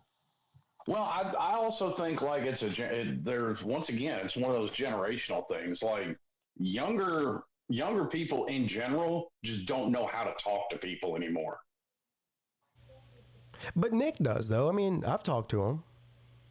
Well, yes, but he also he knows you. You know what the problem is with him? I think he was too high. Probably. Or drunk. That's not even possible. It is possible. High on what? I have never been too high to turn down. He was so high on the during the tour of the Bahamas. I don't know if he ate a bunch of gummies or something. He was so high he literally didn't even know what was going on. Like, he was fucking gone. You know what? And I kept making fun of him because he wasn't making any sense. It wasn't making any sense when he was talking. And we're like, dude, what's wrong with you? He's like, man, I ate like fucking 4 gummies. I'm like, what? Well, I do remember that because me and you were sitting out there on those rocks drinking, and he about fell half a dozen times trying to get out there. Yeah, and he wasn't even drinking. Yeah. And then, so we get in this cab. We have like 3 or 4 stops, right? The first place we go is the Cheesecake Factory. No, it's Rum Cake Factory. Yeah, I'm sorry. What did I say? Cheesecake? Yeah, Rum Cake Factory. Yeah.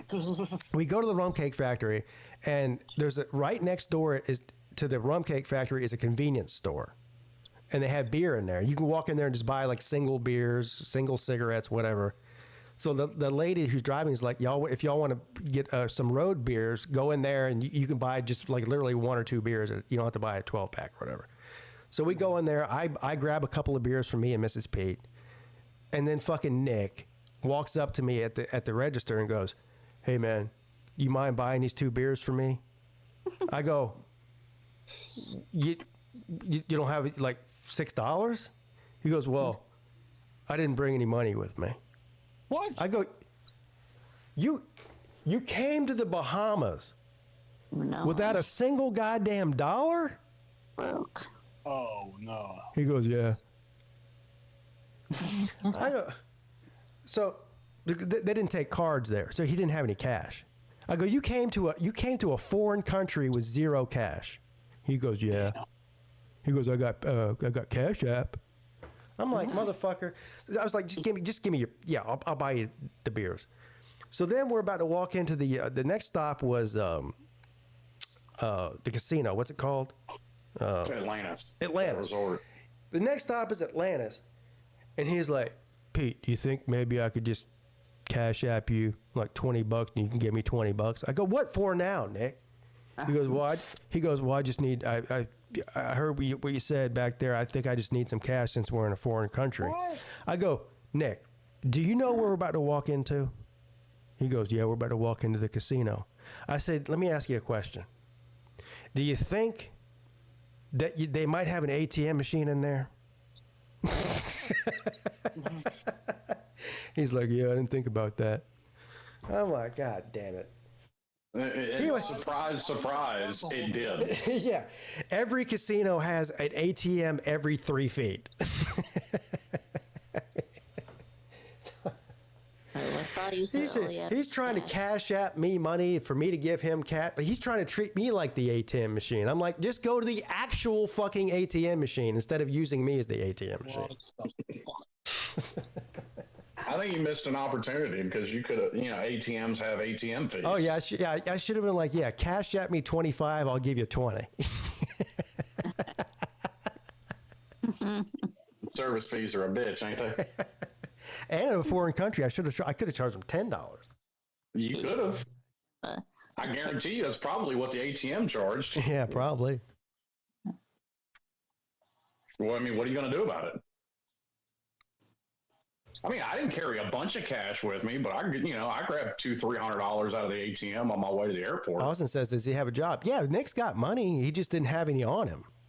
Yeah, he just didn't. He didn't bring cash. He got off the card and Cash App and all that kind of shit. Yeah, he's a true Gen Zer or whatever they call him now. Yeah, Gen Z. He has zero. Everything's cashless with these people. But here's what you got to know: if you go into a foreign country, I don't care where it is, you better have at least a couple $100 in cash on you. Period. Because if shit goes sideways, they're not taking Cash App. Okay. No. Well, and even then, you listen to guys like Sean Ryan and them talk about it. He's like, that's why they all wear a Rolex. Yeah. Everybody in the world knows what a Rolex is. Yeah. If you're in a pinch, you can get transportation. Yeah. Not only transportation, like if somebody wants you dead, let's say, okay, well, how about my life? I'll trade you for this $10,000 watch. And they'll be like, okay. Then they might save your life. Yeah. That Rolex is a good investment. Oh my! Is your life worth that $10,000 you're going to spend on a Rolex? No. Big said no. Shit! Don't do that to me, Vic. Jesus. I wonder, is Hoghead still in here? Are you still bored? This is comedy. He might have left. I guess he finally got bored enough and actually left. I don't know why he left. This is comedy right here. Well, he didn't. He was bored. Yeah, I'm thoroughly entertained. He liked me. Not gonna get to be here Friday, he liked me making fun of Shane Beamer. He didn't like me making fun of God, so he said he was bored by that. Which I wasn't even making fun of God. No. I think it's a legitimate question. Yeah, I mean, if nobody can answer the question, it's a legitimate question. I mean, it's called Mother Nature for a reason. Right? Yeah, exactly. Mother Earth, too? Yeah. Yeah. There you go. What do you think, Vic? About what? Is God a man or a woman? Yeah, Ballard kept referring to God as he. No, so I thought it was a rational question to bring up, saying, is God actually a he, or like why do we say he? Yeah, God is a he. Yeah. Really? I mean, How do you know? How do you know? Bible, he is a he. In the Bible, he is called the Father. So God has human traits now? Huh? So God has a gender. Yeah. But I thought God was supposed to be like the almighty creator of the universe. Like That's a fair point. Yeah. how is that even? How do you relate anything human like to that? In the Bible, he is called. Well, man is created in God's image, so I mean, it would make sense. Yeah, but man is also a woman. And then he created. Well, no, woman is created from the rib of a man. He created Adam first, so. True.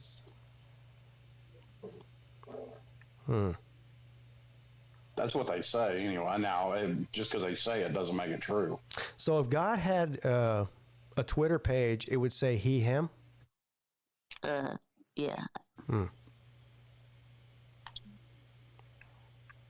Yeah, I don't agree with that. I don't know what to tell you. I have no clue. I don't know.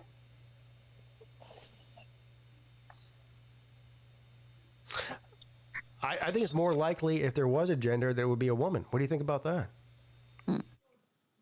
Yeah.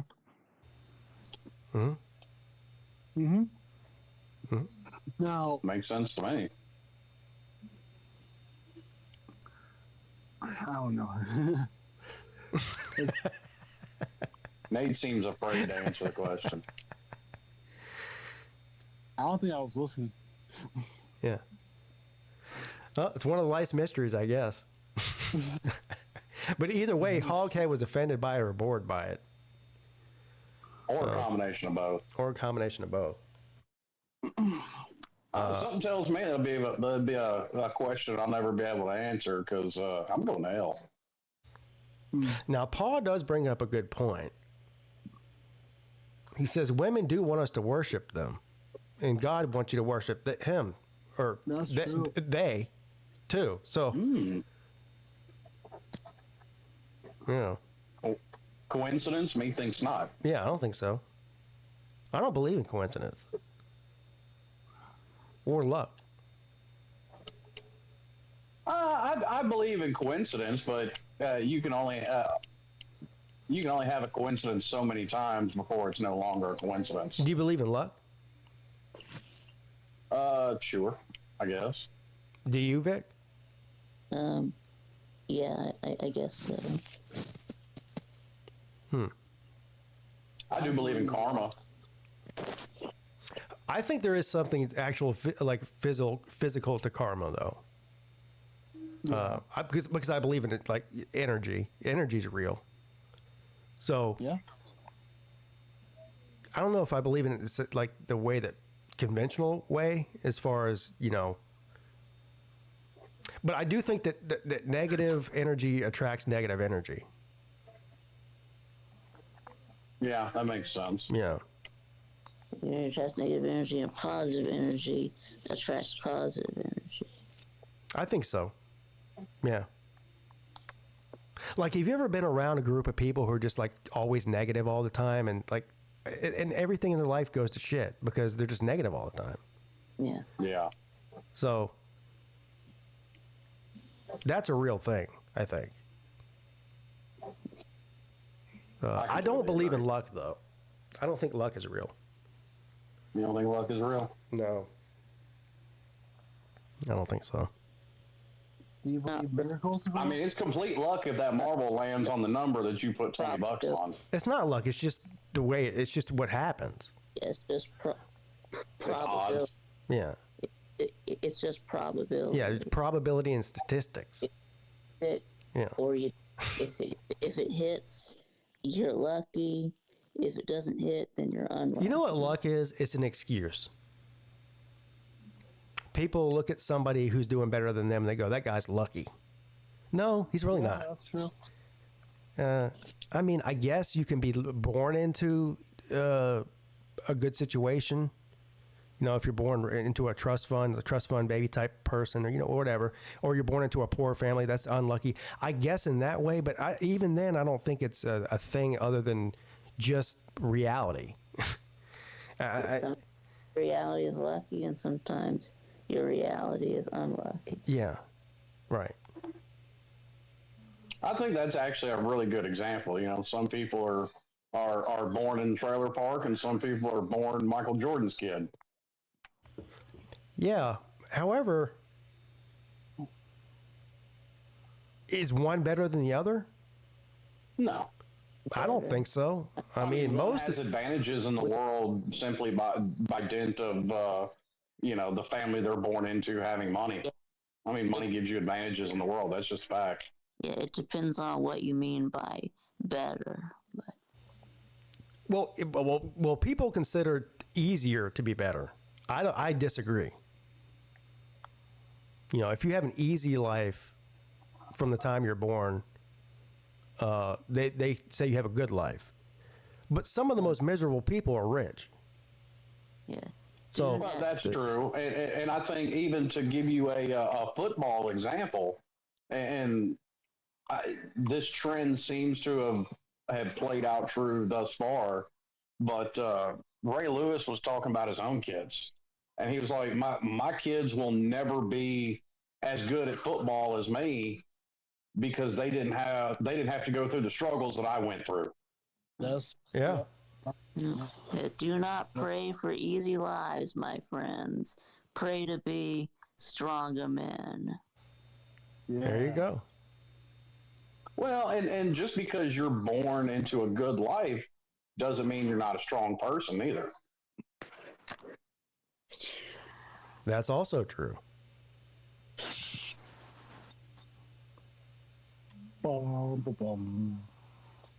It's all in how you decide to.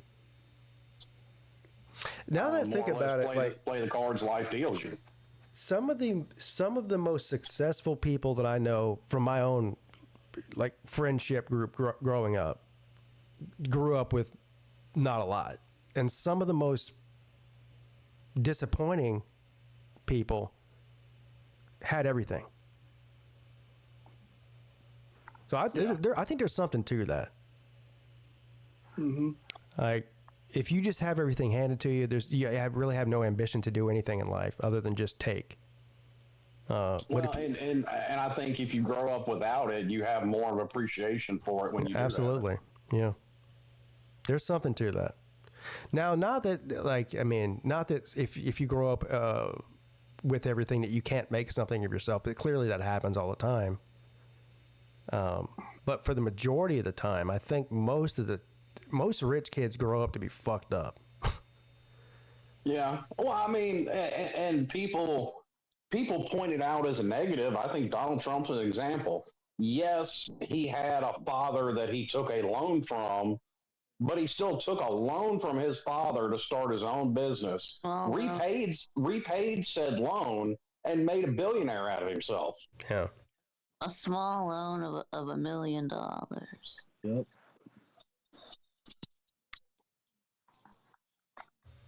Yeah.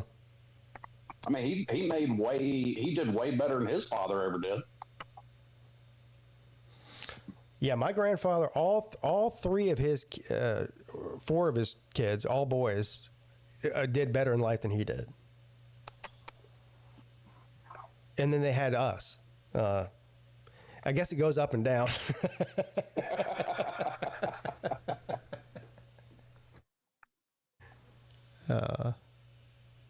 Well, and I think too, I think society has a skewed view of success. I don't think I'm unsuccessful just because I'm not a multi-millionaire. It's funny you said that. We were having this conversation yesterday. So me and Mrs. Peete went downtown Charleston, and we were walking on the Battery, which is for anybody who doesn't know what the Battery is, it's the Charleston's a peninsula. It's the tip of the peninsula. It's the most expensive real estate in the entire state of South Carolina. Okay, so we're walking down there on the water, and we're just marveling at these houses. We see some for sale signs. We start looking them up. We're like, this house is selling for $22 million. And these are, they're big houses, but they're not. Well, some of them are, I guess you could call a mansion. Anyway, that's not the point. So we started talking about, how money is relative. I was like, if I hit the Powerball, I would buy one of these houses. And she's like, you know what? I used to feel that way, but I don't think I would want to spend $22 million on a house just because of its location. And so we started talking about how money is relative, like to somebody that lives in one of those houses. Me and Mrs. Peete are like we're like lower class, we're poor. But if somebody that lives in a trailer park, we're rich. You know. Yeah. So it's all about your mindset. I don't feel rich or poor. I just feel like I don't even know what word I would describe. I feel huh? Well, I'm definitely middle class, but I'm talking about the way I feel. I don't really know the word to describe it. We're not rich. We're like most middle class people. We live month to month, paycheck to paycheck. You know, make sure the bills are paid and all that. And we get to do some nice stuff, go on vacations and things. But we're not like, you know, on a yacht. So my point is, would you rather be locked up in a $22 million mansion and be miserable, or would you rather be living paycheck to paycheck, month to month, and enjoying life? Yeah, enjoying life. Yes. I've actually said that before, because I think we were talking about like some of the stupid. I don't know what. To your point, in the off season, he's locked up in his house. He can't do shit. Who? You talking about Tom Brady?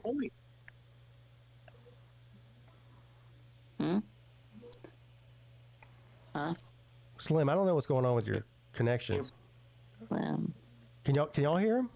Yeah, all I said was that stupid, and then he cut off, and then he stood up again, and I have no idea what he said. So. Gotta love the. Yeah, I don't know what's going on with his connection there. Is it something He was about to make a point. I don't know. He was talking about some NFL player. Was he talking about Tom Brady? Yeah, well, I heard that he said stupid, and then he said something about stuck in a mansion during the off season. Yeah. But I have no idea what he said. Yeah, I don't either.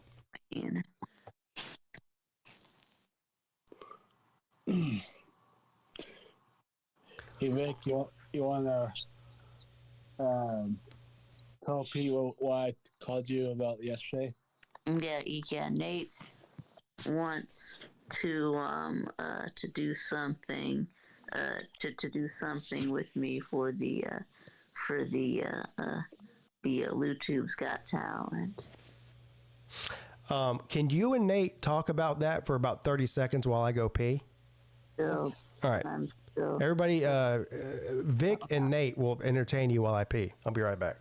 Yes, but I'm still not sure about if we're gonna do that or not. But. It's just an idea, though. Yeah. But yeah, me and Vic were talking about potentially collabing with each other with the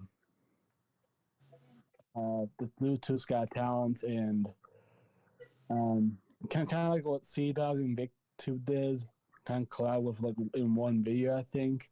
But we had no ideas what we would do, so.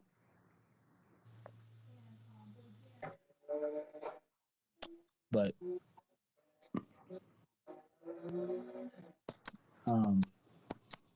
can you play a kazoo, Nate?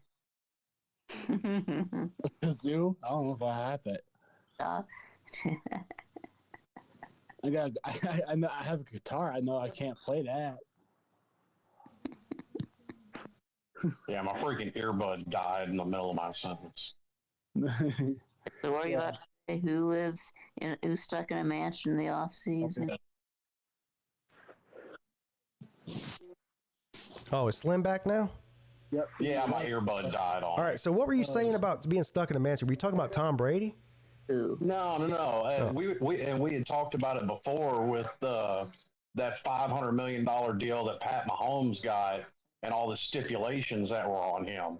Like, he can't do shit in the off season except sit his ass at the house. Really? What? Yeah. What's the point in making $500 million if you can't even, go play a pickup game of basketball with your buddies? Yeah. So, What kind of stipulation? so they have in his contract like he can't go skiing, he can't play basketball, he can't, because if he gets hurt, then that's a liability on the team. I understand. So he's like the boy in the bubble. Yeah. He can't do anything. And you saying you can't go skiing, but he can't even play basketball. No, he might break something, tear something. So what? He can't do a damn thing during the off season except sit his ass in his big ass mansion. To Pete's point, locked in his mansion and play some with that annoying ass old lady of his. Yeah, locked in his mansion, playing Warzone. With his annoying ass wife and his annoying ass little brother making TikTok videos. I mean, I don't know about you, but that sounds like just this side of hell to me. Yeah.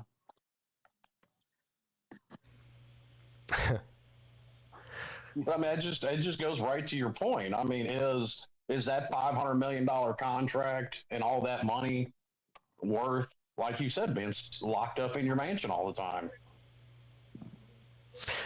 I guess it depends on who you ask. I mean, even if he quit tomorrow, how old is he? 30?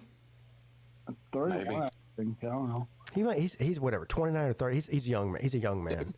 Late 20s, early 30s. He could quit tomorrow and go live his best life and do whatever the fuck he wanted. He's not hurting for money, No. And plus, he has like 3 Super Bowls. But I mean, here's the thing. Forget that. We're talking about money. I don't have any of those stipulations on me. And relatively speaking, there are things I want I can't afford, but I don't really have a problem paying my bills. Yeah. Right. And there ain't none of that on me. I can go, if I feel like going play a basketball game, or if I feel like going fishing, or if I feel like going skiing, I can do whatever the hell I want. Yeah. Yeah. Sweet. Same here. I mean, I don't know. We've come to a real.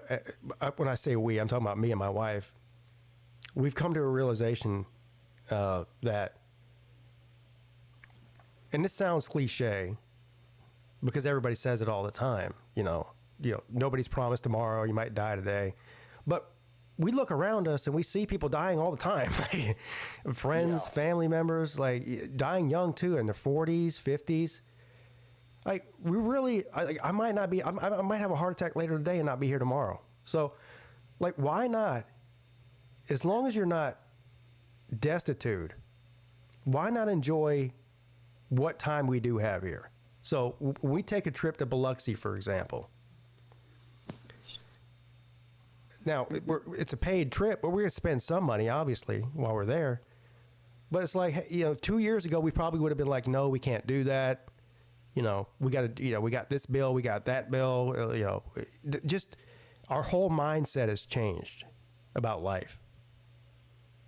I'm gonna be honest with you, mine has too. Since I got in that wreck, and I'm not working there anymore. And it's not just that; it's also I was able with this much time off, I was able to sit back and look at how much time I was spending working. Okay, I made 90 grand. Ooh, but I could have made 100 if I did this, this, and this. So then I chase that. If you let yourself, you'll forever chase the money. Absolutely. I did that for 20 years. Yeah. I chased the almighty dollar for 20 years. And it led me down a path that I'm not proud of. And finally, luckily, I saw it happening in real time and stopped that mentality. Now, I won't say that was not an easy thing to change.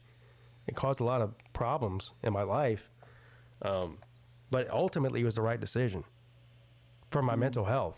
I don't even know if I'd be alive today if I continued with the path I was on.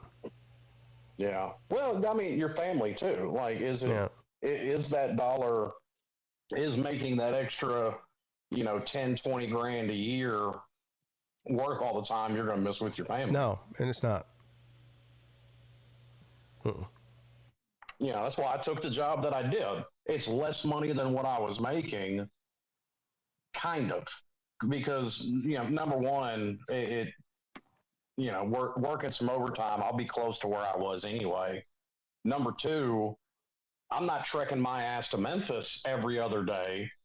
So, I mean, there's 4 to 6 hours a week right there that I'm not having to drive because this is 5 minutes literally from my house. Yeah. And then, like, I haven't had a job with a set schedule in 15 years, pretty much. Like, now I know when I'm going to be working. I know when I'm going to be off. Like, working an on-call job, you can't make plans. No. Yeah. Yeah, now you have a schedule. That makes things a lot easier. Yeah. Yeah. And actually a pretty good one. I mean, 12 hours a day, 4 days a week, every other weekend guaranteed off. Hey. You get state benefits too, don't you? I do, but we were already using the state benefits through my wife's job anyway. So okay. But the retirement though. Now, yes, I will have their retirement, which is better than what I had before. Right. And I've already got that information. Is Memphis a shithole? That's one place I've never been. Jackpot wants to know, is Memphis a shithole? Yeah, it's pretty bad. I mean, I'm sure the tourists. Legitimately, I was going to suggest Memphis. I've thought about it a couple times for the Slav Olympics, but Memphis is bad. So, but you have like the downtown area. What's the Bill Street or whatever? Yeah, you've got Beale Street. Which, I mean, Beale Street's great. It's like Bourbon, but I mean, there's a shooting every other weekend on Beale Street. Really? That's where all the blues bars and stuff are, right?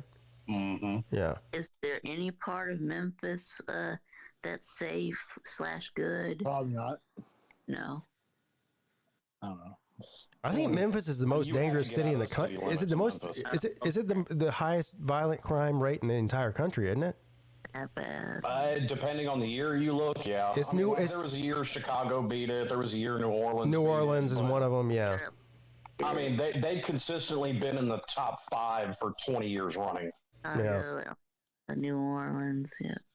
And I mean, there's great places to do it. To do the Slav Olympics, is you've got on Riverside Drive down by the river, you have a big ass park. And what about the Bass Pro Shop Pyramid? That's cool. Bass Pro Shop. Are there ever shootings at Bass Pro? There hasn't been shootings at Bass Pro, but I do remember when they first opened it, they were getting robbed blind for ammunition. Vic, there's never shootings at a place that sells guns. Yeah. I say never, but very rarely. I mean, you got to be a special kind of stupid to rob somewhere that sells guns. Well, I mean, here's the thing, though. Bass Pro Shop ain't like a gun store. The people working there are not carrying. Yeah. Even at the gun counter? Even at the gun counter. Now, most of your customers in that store are carrying, but... Yeah.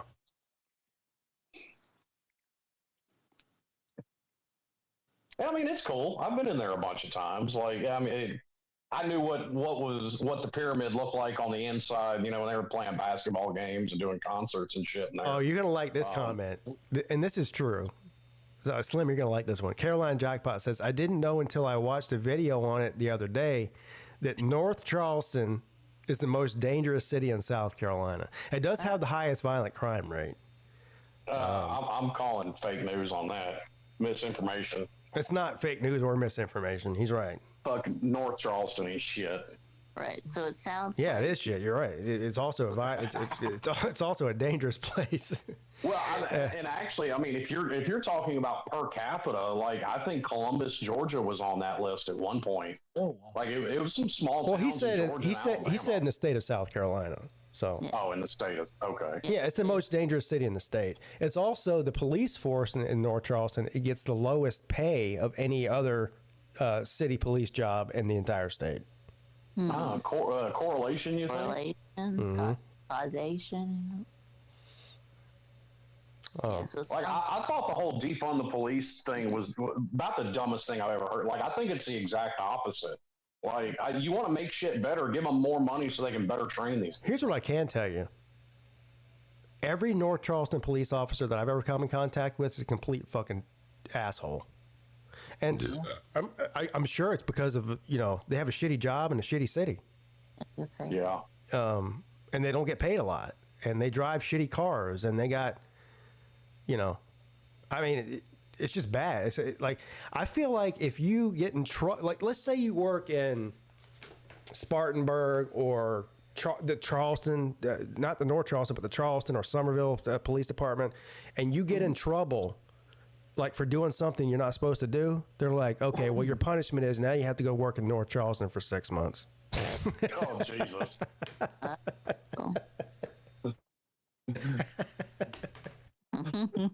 You gotta never do that again, boss, I swear. Yeah, you got to deal with Mrs. Peete.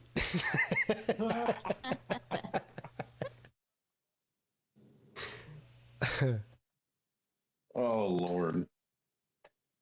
I mean, don't get me wrong. Memphis has its redeeming features. Like, I think it would be a cool city to do it in, but it's so bad. It really is. And honestly, like I've noticed over the past 15 years, driving to Memphis to work every day, like it's looking more and more run down as the years go by. More abandoned buildings than there used to be.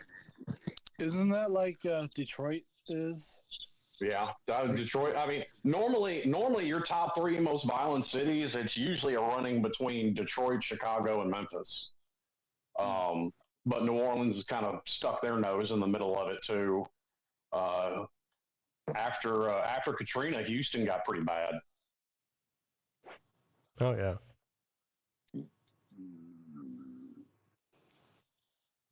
Pete living in the ghetto. Not anymore. I used to. Yeah. Yeah. Yeah, Pete's just like everybody else. He got out the ghetto and never fucking went back. Yeah, I'm not going back. And everybody's that way. I don't care what they say. Oh, I don't care if it's Pigskin Pete or if it's fucking Master P. They got fucked out and they never went back. Yeah. No, I mean, I'll go visit. Then I come home.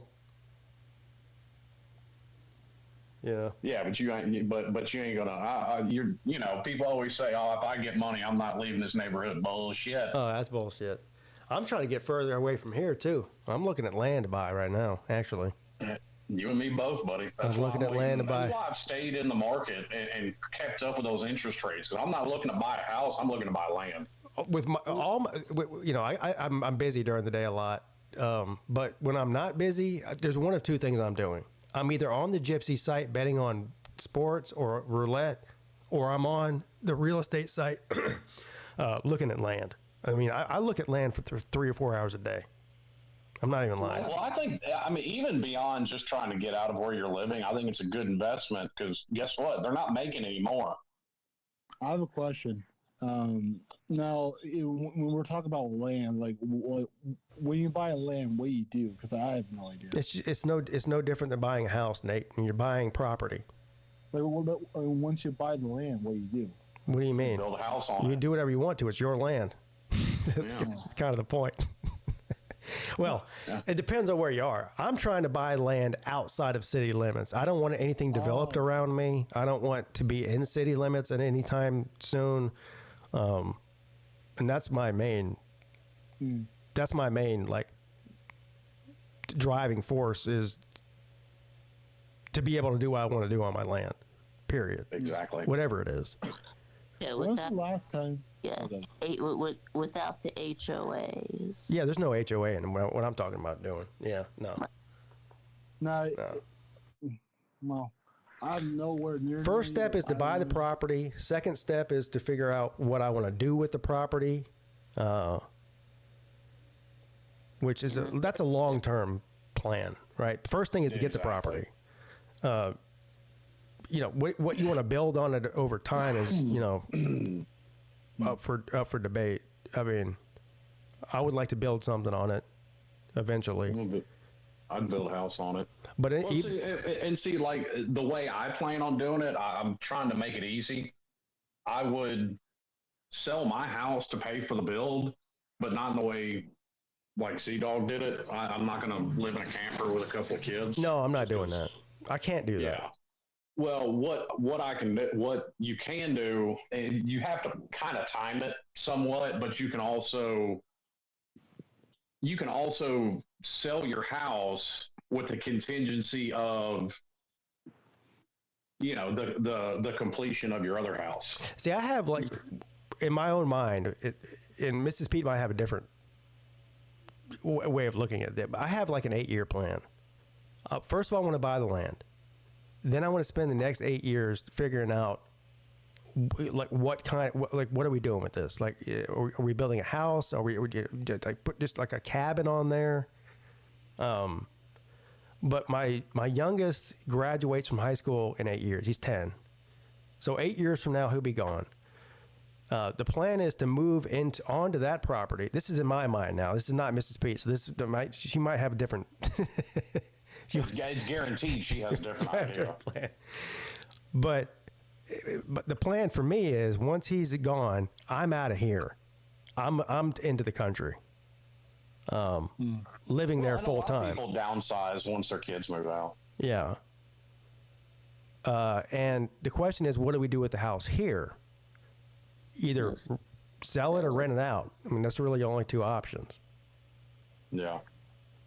But I plan on selling mine. But I'm also in a little different situation than you. Like, I'm still in my first house, and we've kind of hit the point where we've outgrown this house. Yeah. Yeah, I've been there. I've got 3 kids in a 3-bedroom house. Yeah, I've been there. Yeah. I have set to go to a college visit too. Colby says he'll buy my house. Well, I'll give you a good deal on it. Yeah. I'll give you a good deal. But it's going to be at least 8 more years before that happens, though. So if you're looking to buy a house between now and 2035, the time we get out of here is going to be about the time that Clemson and Florida State get out of the ACC. So. If they still plan on getting out of the ACC by then. Yeah.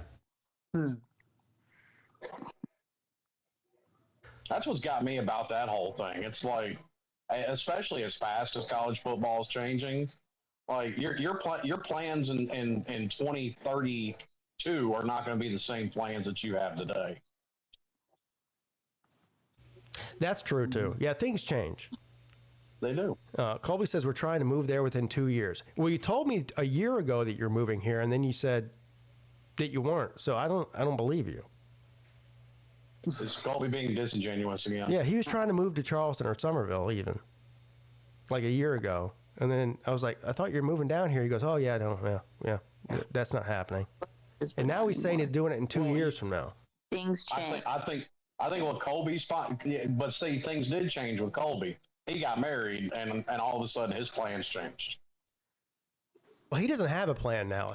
He has her plans. Yeah. And I know this because I've been married before. I've been a newlywed before too. It takes at least 15 years before you get your own plans back. So I've been through that ringer. So you got about 15 years before your opinion even matters anymore. Well, hell, I think I'm doing pretty good then, because my opinion matters at the 15-year mark. I got you beat by a couple of years. I'm ahead of the curve, as they say. Yeah.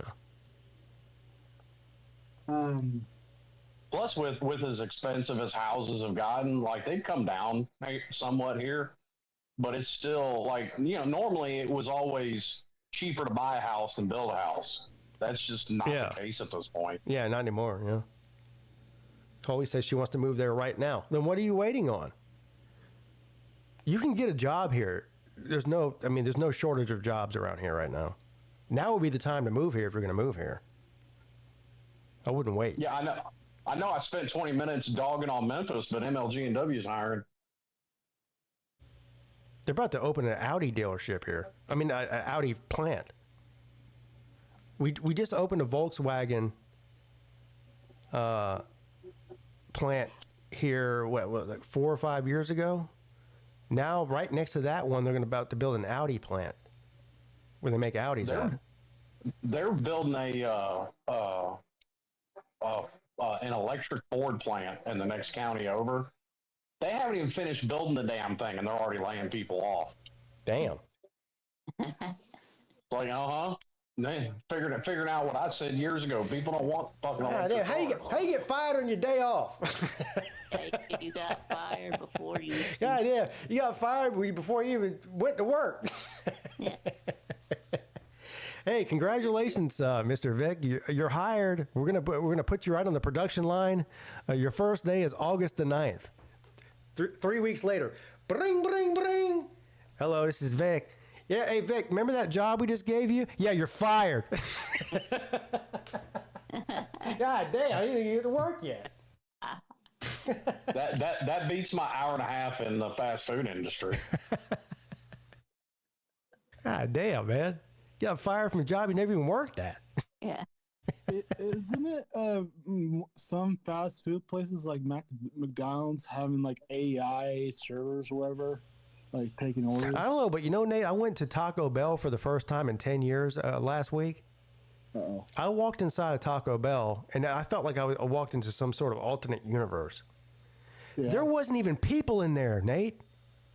Nope. I mean, there was people in there, but they weren't talking to me. They were in the back cooking the food. Yeah, I had to talk to a robot. Order from a screen. Yeah. Yeah, that's what I was saying. I'm an idiot. I walk up to the counter, like what you do when you go to a fast food place. You walk up to the counter, order, and they take your money and they give you the food and on a tray or whatever. I walk in there. I walk up to the counter. I'm standing there looking around for 10 minutes, like, what the fuck is going on here? Finally, some guy from the back sees me, and he goes, "Can I help you?" I go, "Yeah, you can help me. I'm trying to order some tacos. I mean, this is Taco Bell, ain't it?" He goes, "Yeah, you order over there." Yeah. He points at a screen. I go, "What?" Kiosk, yeah. And you just tap on what you order. Yeah. The only thing they do is bring you out your order and settle on the counter. Yep. They don't even do anything. There's zero interaction with you. What kind of customer service do I get out of a fucking screen? Well, I mean, they have to make the order, but. And then, so he makes my order. They make my order. I go on the screen, which by the way is a complete pain in the ass. I'd rather just tell you what I want. I don't want to have to fucking touch a screen for 10 minutes. Like I say, yes. So then I make the order. They bring me out my food, and I go, "Hey, can I have some fire sauce?" Of course, they don't have that. He goes, "What? Over there." He didn't even say anything. He just pointed like a robot. He's a robot. He pointed to some corner, and I look over there, and there's like a big, vat full of fucking fire sauces. He's like, "Help yourself." Yeah. I'm like, "What the fuck? What do y'all do here? Do you just cook the meat? Food. Then you do nothing else?" They make. I think we're all when you said ask about if we're in simulation. From that story, I think we are. Well, no, that's what happens when you think minimum wage has solved all your problems. Yes, like to keep people bitch about the prices and shit. If it would be twice as much if Taco Bell still employed the same number of people. They don't want to hire. Yeah, instead of 5 people working at the Taco Bell, there's 2 people. That's what it is. Yeah, they don't want to pay someone to take your order. Yeah. They have no social skills at all. I guess they do have one person working the drive-through, but even they look like they're miserable doing that. Like they don't even want to interact with people. Yeah. It's weird. Yeah, I mean, at least when you go to Chick-fil-A, like the people are friendly. They're coming out. They're the one that coming out to take your order. Call me old fashioned. I like talking to people, even if it's just the person behind the counter at Taco Bell. Yeah. Like, yeah. Now these this whole thing where like you can't even like ask questions. Like I'm like, where's the fire sauce? And he doesn't even answer me. He just points like a fucking robot. Well, I'm like, can you at least talk to me? Do you even know how to speak? Well, no, we covered this a while ago. This generation has no social skills because they're so used to talking to people on the internet. Yep. Yeah. Can you text me where the fire sauce is? No, that's good. We don't know what to do when someone comes. Yeah, but see, go ahead, Nick. I'm sorry. And says and says you're sexy. We don't know what to do. So. Well, and it's not just that. Like, the only problem with them texting you, Pete, is they'll text you the way they comment in your comment section. Oh yeah. I mean, do you really want that text? No, I don't. No. I mean, I wouldn't know what to do because I would have never expected that. But yeah, because I would have never expected that a girl was going to call me sexy. I would have never expected. So. Now, would you take her to your room though? Oh, Vic would have been all up in that. Yeah. Yeah. Yeah. He ain't got shit. Well, I mean, I'm happy, sure. Cause... Me too. Me and Vic both. Slim would have been. You probably would have been. The only person that wouldn't have been was Nick. Yep. Yeah. 5-star dummy. that is very true. That is 5-star dummy behavior. Yeah. Yeah. And after all that, Nate, the tacos weren't even any good. Like Taco Bell used to be good. I know people say, make fun of Taco Bell, you know, all these different things. You know what? Taco Bell used to be good. They've changed everything there. The tacos aren't good. The service isn't good. No. Nothing's good about it. And I don't even eat the tacos there. I eat the burrito. Same thing. Yeah, sure. Yeah. I mean, Nate, you also destroy a whole box of microwave taquitos. So, also talent. I don't think your standards are exactly the highest there, Nate. I'm not trying to dog on you. Well, no, that's the only thing I know how to cook. Front of a taco truck. Look, Taco Bell peaked in 1997. Yeah. Oh yeah, with the little Chihuahua. Yeah. Yeah, they had 99-cent chili cheese burritos, which were fucking A+++. Yeah. We used to go there. They were open to the one here was open 24 hours a day because we're in North Charleston. We would go there at 3:00 in the morning after partying all night and just order like 20 chili cheese burritos for $20. Oh, dude, I've done that. We went to Taco Bell high as shit, and I was telling my wife this story. I didn't realize she was still working there at the time because she remembered it. Me and two of my buddies, because the one here closed at 3 a.m. We got there at like 2:45 and ordered 20 chicken quesadillas. Yeah. The old school chicken soft tacos were good too. Oh my god! Grilled chicken. What did it have? I had grilled chicken, lettuce, tomato. Cheese? I think it had ranch on it. Ew. Yeah, I think so. Boy, they were good. And those were 99 cents too. Now you get one taco, it costs $4.99 for a goddamn taco. You're like, what? Am I in Mexico? This is problem. This is Taco Bell. Used to be like the cheapest restaurant to go eat at. Yeah. Yeah, even McDonald's too. $4 for a shit taco? Fuck off. Also, yeah.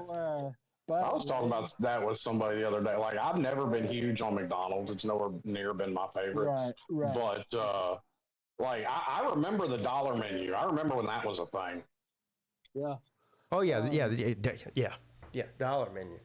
Also, have anyone of you had Culver's before or tried it? Yeah, we have Culver's here. Yeah, It's good. Yeah, I've had a Culver's. It's good. It's expensive. is it just- Fast food is not is like you're better off just going to a real restaurant now. Like Right, yeah. fast food is not any less expensive than regular food now. Right. Yeah. Well, no, it is because when when I got when I got the phone call and my paperwork that I had gotten the job, we went to the Mexican restaurant, and I mean it was $100 bill for the 5 of us to go. Boy, you must have had some fishbowl margaritas with that. No. Yeah, I mean, I had a couple of Jack and Cokes, but those were fucking $13 a piece. That's what I'm saying. You were paying for the alcohol, not the food. Mm-hmm. Yeah. Even the food's more expensive though. Yeah, and also when me and my dad went to oral lunch at Culver's and drive-through, I'm not even joking you. That was one of the most expensive fucking fast foods ever. Yeah. Ever. Well, we were talking about it too. Like they don't even at Sonic. They don't even come out on roller skates anymore. Yeah, fuck that. That's because they would fall and drop your food. Yeah, well, That's not- okay, but you don't have on roller skates anymore. But you want a tip. Here's a tip. Go put on your roller skates. Boy, And also- TK she could be the best server at Yeah, I Sonic. was gonna say that too. Yeah. Go to Five Guys. Shit. Yeah, $30 for 2 people. Yeah, Five Guys. Dude, those 5 guys have lost their damn mind. And also, Hey, I got an idea. If Five Guys, if the Five Guys are listening, I have a business plan for you. All right, give half the amount. No, give 70% less fries, and lower your prices. Yeah. There's not a human alive that can eat that many fries. I don't think Anybody who orders anything other than a small fry is a fucking idiot because they give you a bag full of fries no matter what size fry you order. Mm-hmm. So if you pay $6 for a large fry instead of $2.50 for a small fry, you just threw away $3.75, and that I think my math checks out on that. And back to the Culver story. Yeah. The total was for me and my dad's food was $44. So just you and your dad. Yeah. Now that is not first of all, you're not a good gauge when we're talking about what you ate, the prices of it, because you probably ordered enough for 2-3 people. Well, So that's That's probably expensive. true. yeah. Still expensive for 2 people. What'd you order, Nate? I just ordered like the fish and chips or whatever you call it, fish and fries, and shake. That's about it. Fish. What now? A fish sandwich, Yeah. fries, and a shake. Yeah, what about the cheese curds and Culver's like known for like cheese curds? Yeah. Oh, well, the whole state of Wisconsin is, yes, but Do you know who has the best burger of any like Burger chain King. restaurant at all? Burger King? No. It's not even a burger place. That's the kicker. Burger King. I don't know. The best burger you can get is comes from a place that doesn't even like burgers is not even their main thing. Oh. Do you have any guesses? I don't know, the burgers on that cruise ship are pretty fucking fire. I ain't gonna lie. I'm telling you, the best burger comes from a chicken place. What? What? Yes. It's not even close. God. Which one? I'm watching the chat here. Some Shake and Shack, no. Dairy Queen, no. In-N-Out, no. Better than In-N-Out. Better than Five Guys, even. What is it? I've never even had Five Guys. Y'all about to hit the roof when I tell you this. Who's got the best burger? And I also challenge anybody to go and have one of these burgers and then dispute me on it. So I'm not just making. I may have to test this theory. Okay. Long John Silver's. If we've got it around. No, not Long John Silver's. No, not Popeyes. No, not KFC. Popeyes and KFC don't sell burgers. Zaxby's, no. Zaxby's doesn't sell burgers. Bojangles? I don't think Zaxby's has burgers. Yeah. Churches. Nope. I'll narrow it down for you. It's a chicken wing place, not just a chicken place. Oh, Buffalo Wild Wings. There you go. Ding, ding, ding, ding, ding. The Buffalo Wild Wings burger, All-American burger, is the best burger at any fast food restaurant. It's not even close. Actually, I promise you. That explains why I've never had it. I've never been to a Buffalo Wild Wings and refused to go. You've said that before, but they don't have that law here, Slim. No. Well, and the company may have gone back on that policy for all I know, but like fuck you if you're going to do that. I just want you can go to Buffalo Wild Wings at lunchtime between 11 a.m. and 2 p.m. and get a cheeseburger, fully loaded, however you want it, and fries for $10. You can't get that at McDonald's. Right. And it's 50 times better. Yeah.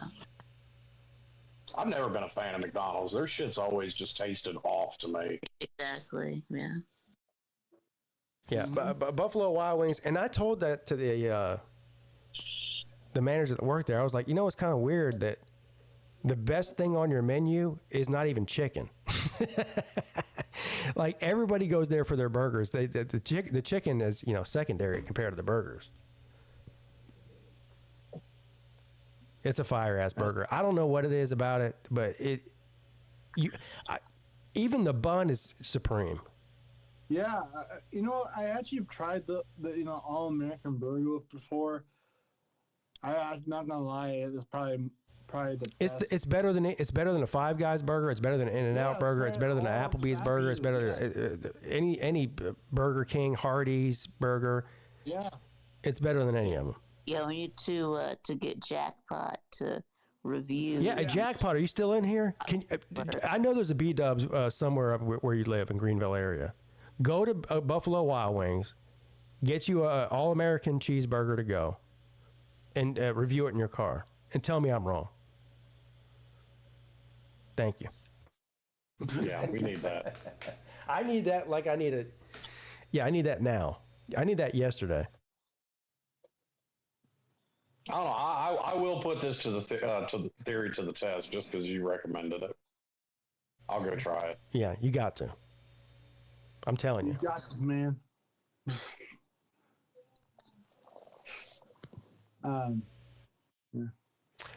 Speaking of Carolina Jackpot, we were in Columbia. We went to the Clemson spring game, and on the way home, we stopped in Columbia to eat because it was lunchtime. It was like noon. It was 12 o'clock in the afternoon. It was on Sunday. There was a restaurant off of Harbison Boulevard, which is like one of the main arteries through Columbia. It's called BJ's. BJ's? Carolina Jackpot. Have you ever heard of BJ's before? BJ's Brew House is what it's called.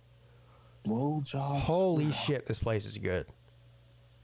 So that's one of the other appeals to Memphis. Now, this is where Memphis does excel. Memphis is a great food city. Yeah. Well, especially like barbecue and stuff, I'm sure, yeah. Well, okay, we were just talking about burgers. The best burger I've ever had, they've moved the restaurant to Beale Street, but it's called Dyer's. Mm-hmm. Dyer's? Yes, and they do deep fried burgers. Ooh. I never tried. Like when I say they do deep fried burgers, they recycle the grease and filter it and all that kind of shit. Their grease got a police escort when they moved the restaurant to Beale. Damn. Like no shit. They got a police escort to move their grease because they've been recycling and filtering this same grease for like 100 years. Oh wow. Wow. Yeah. But yeah, so this place BJ's. Now I don't understand. It's right next to a Buffalo Wild Wings. Mm-hmm. That's how I found it. But originally, a few years ago, we stopped. We were on the way home from Virginia or something. Anyway, we were hungry, and my wife's like, "Oh, there's a Buffalo Wild Wings right off this exit on Harbison Boulevard. It's right there." I'm like, "Okay, we'll go there." So we went and ate at the Buffalo Wild Wings, and right next to it was this place called BJ's, and the parking lot was jam packed. And I was like, this place is obviously popular. So the next time we went through there, I was like, let's go to that BJ's place next to the Wild Wings. because it obviously looked popular. So we went in there. First of all, they have a brewery in there. It's not a brewery, but they do make their own beer, if that makes sense. That's good. So the mini brewery. Yeah, I mean, they make their own beer there. It's did any of y'all ever have a Hops? Do you know what I'm talking about? A restaurant called Hops? No. Okay. It's kind of like that. Like they have their own, I don't think they sell beer like to the public, but they make it there and they sell it there. But anyway, that's not the point. The fucking food is phenomenal. They have everything from wood-fired pizza to burgers to cheesesteaks to jambalaya to anything you like, every facet of American type food. They've got all of it. Anything that you can think of. It's a huge. The menu is like it's like a book. There's like 7 pages on the menu. How I think it's a book. It's a spiral back book. Oh, spiral. Okay. Yeah, the menu is. But so this past Sunday we stopped there with the kids and I got the jambalaya. The jambalaya was had chicken, shrimp, rice, green peppers, onions, and something else. It was phenomenal. It's not expensive either. I mean, it's the same price as going to like Applebee's or whatever. It's not like they're charging a lot of money or anything. But that place probably has 100 tables in it. We went there at 12 o'clock in the afternoon on Sunday. 98 of those tables were taken. That's how popular it is. Damn. Yeah. Big dang. Yeah, big dang.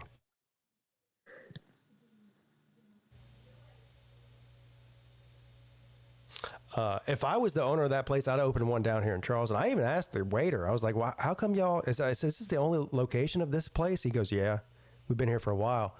I go, "Why none in Charleston? Why none in Greenville? Like, this place is so popular." He's like, "I don't know." Yeah, he's just a waiter. I just work. I'm sitting here thinking, like, I want to open one of these in Charleston. Yeah. This dude's like, bro, I just work here. He's like, bro, I'm just saying, you need another coffee or what? I don't know. I guess you would have to ask the owner, but yeah. It is phenomenal, though. There's a little place like that in Corinth, Mississippi. I cannot remember the name of it for the life of me. But instead of having a building for the restaurant, it's an old train car. Oh, yeah. Cool little place. I mean, they can't fit a bunch of people in there because obviously it's an old train car, but it's really good.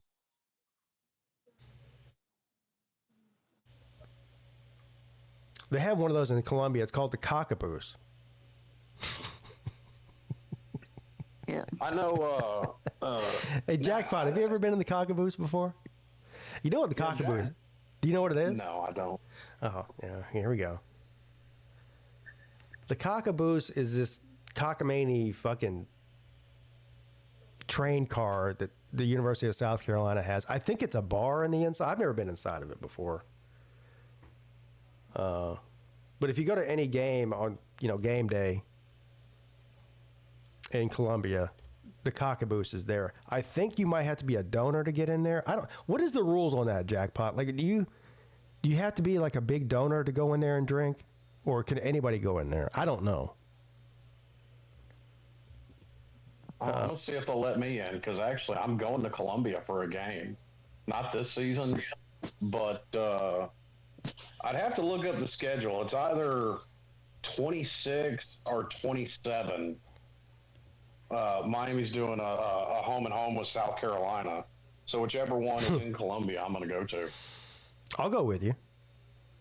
Cool. Yeah, I would love to. Actually, I haven't been there in a while. I haven't been to a game there probably since 1998, maybe, when they played Arkansas.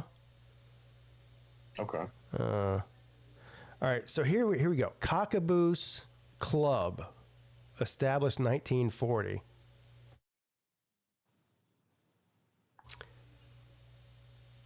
Now this is an actual building. I'm talking about the actual train car.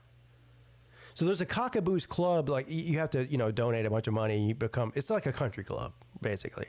For donors. But there's an actual train car that's on the premises of the stadium. I think it's a bar inside of there. But I don't think anybody can just go on there and walk in there and order a drink. I think you have to.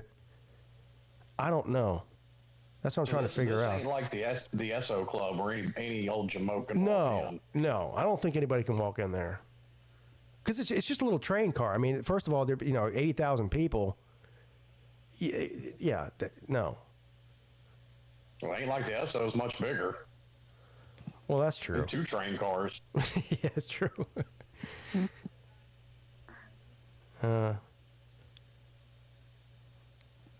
Here's what it looks like for anybody who's watching on YouTube. This is it right here. This is what it looks like. That's what I'm talking about. Come on, get that off here.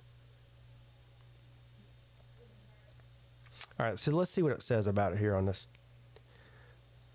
It's homecoming week for South Carolina, so I wanted to talk one of the most unique traditions that anyone could experience in Columbia. If you spent it Saturday at Williams-Brice Stadium, there's a good chance you've seen the Cockaboose or maybe even tailgated at one of them. If you're lucky, let's talk history. Okay, yeah, that's what I want to know. All right. Gamecock fanatics can let off some steam in the 30 by 9 foot car. So there you go. It's 30 feet by 9 feet. Complete with a kitchenette, bathroom, a deck located steps outside of the stadium. So who came up with the idea? Originally, the developer wanted to hook a caboose to a train and pull them from a local country club to the stadium. Now, I don't want to hear shit from now to the end of time about Clemson being the fucking bougie fan base. You guys wanted to developed a goddamn train car to take you from a clubhouse to a football stadium. You can't get more bougie than that. That is pretty bougie. God damn. This fell through, though, which led to the development of the 22-car Cockaboose Railroad in 1990. All but 2 of the cars sold for $45,000 each within 48 hours. Boy. Oh. The last record-selling price of a Cockaboose was in 2019 for $250,000. Jesus. What the fuck? With a total of 540 square feet. Actually, that's not a bad deal. 540 square feet of train car for $250,000. That actually sounds like a pretty decent deal. No, it really doesn't. Now that's bougie. Yeah. A pair of them sold for $400,000. If you're looking for some perspective, the average home value index in Columbia is $180,000.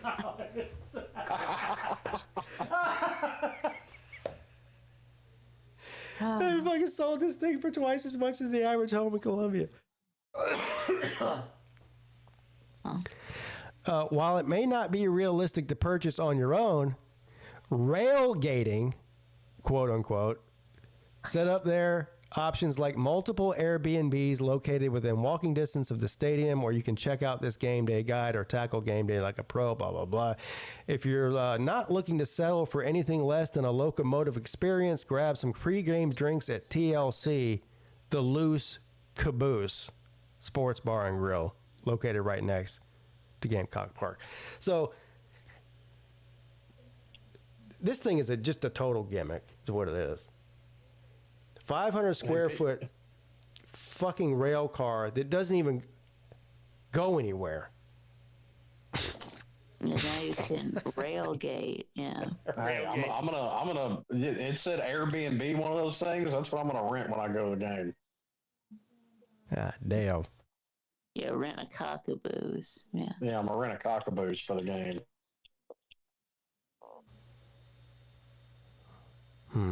Now, see, Now, I get your point about this being very bougie, but how bougie can you be when there's literally a Waffle House right next to the stadium? I feel like that Jackpot has put enough pain and suffering and probably even money into being a South Carolina fan. He should get a free day on that cockaboose. Yeah, he should. Yeah. He should get a free day on there with a full open bar tab. No money required. Yes. I think he deserves that. I should write. You know what? Who do I write? No cap.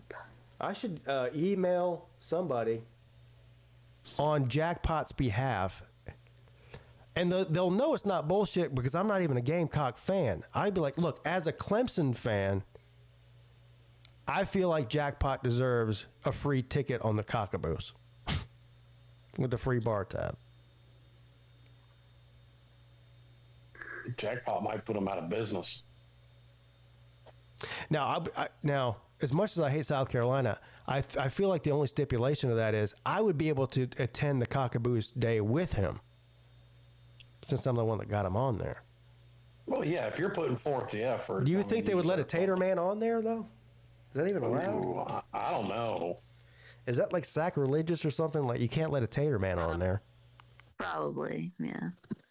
I mean, especially if I'm wearing like Clemson hat or something, they wouldn't let me on there. It's probably like armed guards that would just like kick me in the chest as soon as I try to walk up on the steps.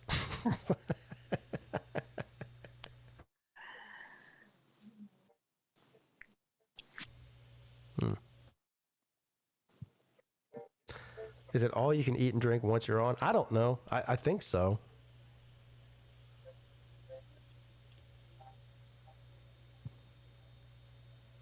I mean, if there was actually a train ride involved, it might be worth it. But I mean, you're in a parked fucking train car. Like, And I don't even really think that once you're on site, it might be cool to get in there and be like, I was on the cockaboose. But I bet the people that are in there don't represent the South Carolina fan base at all. Like, it's a bunch of rich assholes. Yeah. Drinking fucking Manhattans. That's what it is. I mean, the average South Carolina fan makes $20,000 a year. That doesn't represent them at all. Well, I get that, but at the same time, those are the people that are paying Shane Beamer's contract. So. Well, that's true. Yeah.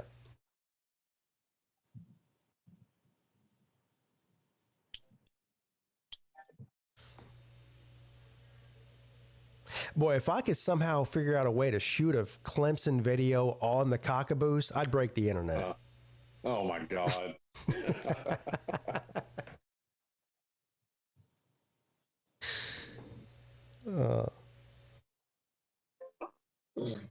You get a cease and desist letter from South Carolina lawyers. Yeah. Be like, surprise, motherfucker, I got one of them on my own. That'd be almost as good as Carolina Jackpot wearing the hat's hat. You know what that is? Mm-mm. There's a guy, there's a super Clemson fan. He's called the Hat. And he wears, let me see if I can find him. Jackpot's got a video on him. Actually, one of the better videos that Jackpot's ever done was talking about the hat. Let me see if I can find him. I know, I've got a picture with you and the Miami Superfan. Oh, yeah. What's that guy's name? Oh, shit. I can't even think of it now. I got that picture, too. You see him on TV for every Miami game. He wears a mask with the helmet, and he's got the pads. But he's got, like, a mini helmet for every team in the conference, like, super glued to the outfit. All right, so here's the guy. His name is Dean Cox. I don't know how old he is. Maybe late 60s, whatever. He's called the Hat. He's got like the most ridiculous Clemson memorabilia collection that anybody can imagine. But anyway, he wears this fucking hat. It's like it's a cowboy hat, basically. It's an orange cowboy hat, and it's decorated with all kinds of different memorabilia. You have pins and stickers and whatever. This is him here. So he's like the Clemson super fan. that everyone knows of, right? So he goes to every game, wears his fucking hat. So Jackpot did a video where he talked about stealing the hat from the hat guy. Let me see if I can find that video. Jackpot, what is it? What's it called? Do you know that video that you did about the hat? I hope he wasn't serious about it. Like, No, I'm all for trolling a fan base, but no. So well, the only way to explain it is to watch the video. Oh shit.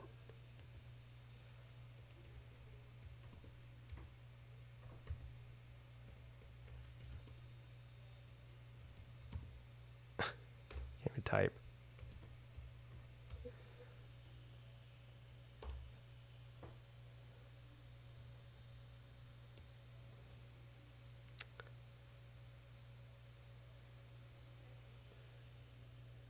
I don't know the name of the video.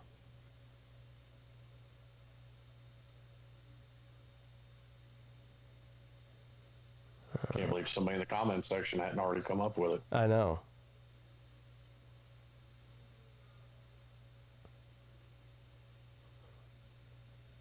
Oh, if somebody let me know like what the name of the video is. If somebody can find it, I'll maybe next show I'll play it. But yeah, it's an amazing video. It's a roller coaster of emotions is what it is. He tells this whole story about how he met the hat, the guy Dean Cox. I won't spoil the ending for you, but it is funny. It's very funny. We'll have to find that video then. He says he doesn't even remember making that video. That's funny because it's one of the most memorable videos that you've ever made to me. Well, of course, it's about a tater man. Yeah. And it was hilarious too. I want to tell you what he said at the end, but I want to spoil it. So I'll figure it out. A lesser man would have spoiled it. Yeah.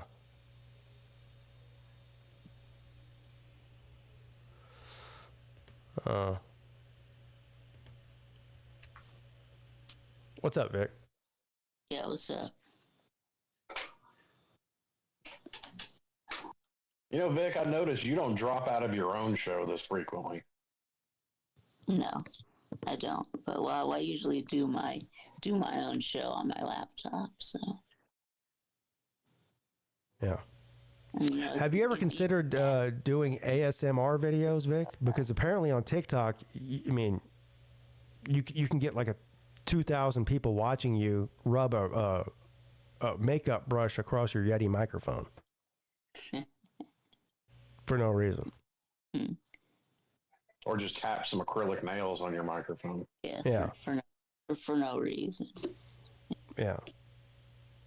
There's some weird motherfuckers in this world. I mean, I can sit on here and do something semi-entertaining and semi-intellectual. I mean, at least it takes like more than, just doing this.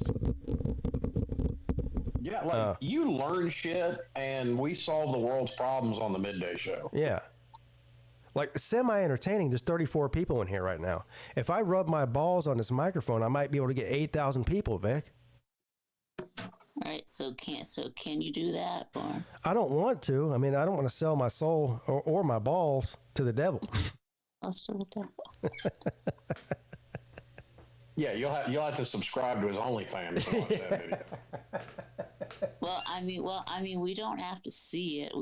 Just hear the sound, but I don't really know if I want to rub my balls on the microphone. I'm just gonna be honest with you. I don't care if there's 1 million people watching or listening. I want to throw the microphone away. I do actually have like morals. You know what I mean? Like I live by a code. I don't want to rip people off. I don't want to misrepresent the person that I am. I don't want to embarrass my family, which I have done multiple times. And I don't want to rub my balls on a microphone. Is that too much to ask? No. All right. I mean, in 2025, it's a bit much, but I think society has lost its morals. Yeah. But I still have to sleep at night, or at least try. Yeah.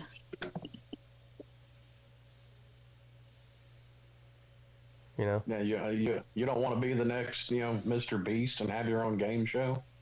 Not if it means rubbing my balls on a microphone, no. Oh, apparently he employed a bunch of unscrupulous characters. Well, I mean... Did Mr. Beast ever rub his balls on a microphone? Probably.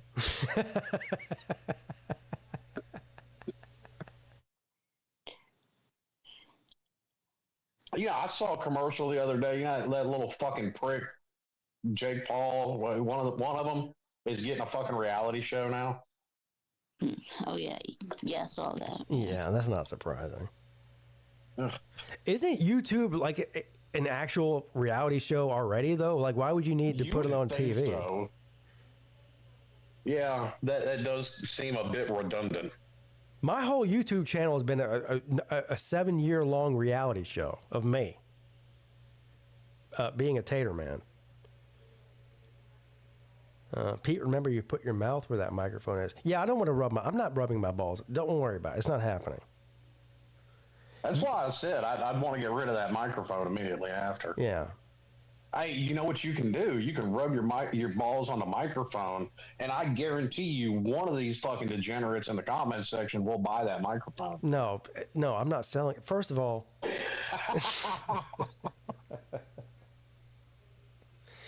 Oh, did I tell you? No, I didn't tell you. So, well, I did meet, hold on, I don't want to get this guy's name wrong. So I ran into a couple of subscribers at the spring game. Okay. They ran into me. Let me find this guy's name. He was super nice. He had his family with him. Hopefully metaphorically, not literally. What? Run into you. Well, yeah. Scott, he told me I keep butchering his name on YouTube. He said, every time I comment, you butcher my name. And so I said, how do I pronounce your name? And he said it, and I still couldn't get it right. His name is Scott Colta. So, Scott, if you're listening, I hope I didn't butcher it that time. But anyway, he was super nice. Met him, talked with him for a while. This is the weird one. So we went and found our seats, and then I was like, okay, I'm gonna go to the bathroom and grab beer. But which is a whole other story, by the way. Clemson sells beer now at the games inside the stadium, which I never thought I would see. But I'm walking to the bathroom, and I hear somebody yelling out my name, Pete, Pete, Pete, behind me. So I turn around, I'm like, what the fuck? This guy walks up to me. And now here's the thing. He's got a mask on, like a COVID mask. Okay. So he's got like a surgical mask on his face.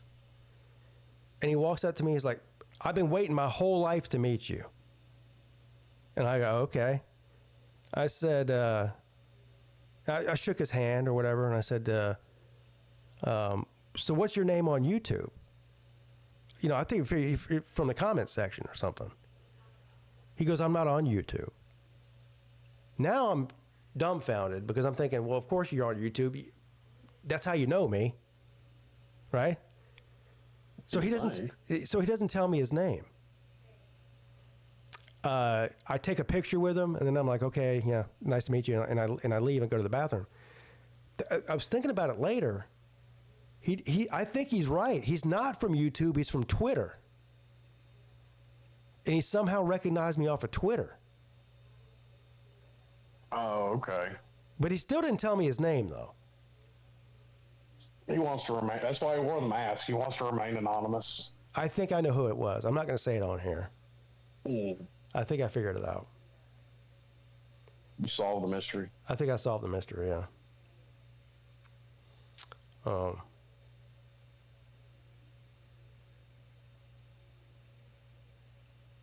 I mean, I'd say it's an easy assumption to say that he's a tater man if he's at Clemson spring game. Oh, he's a tater man.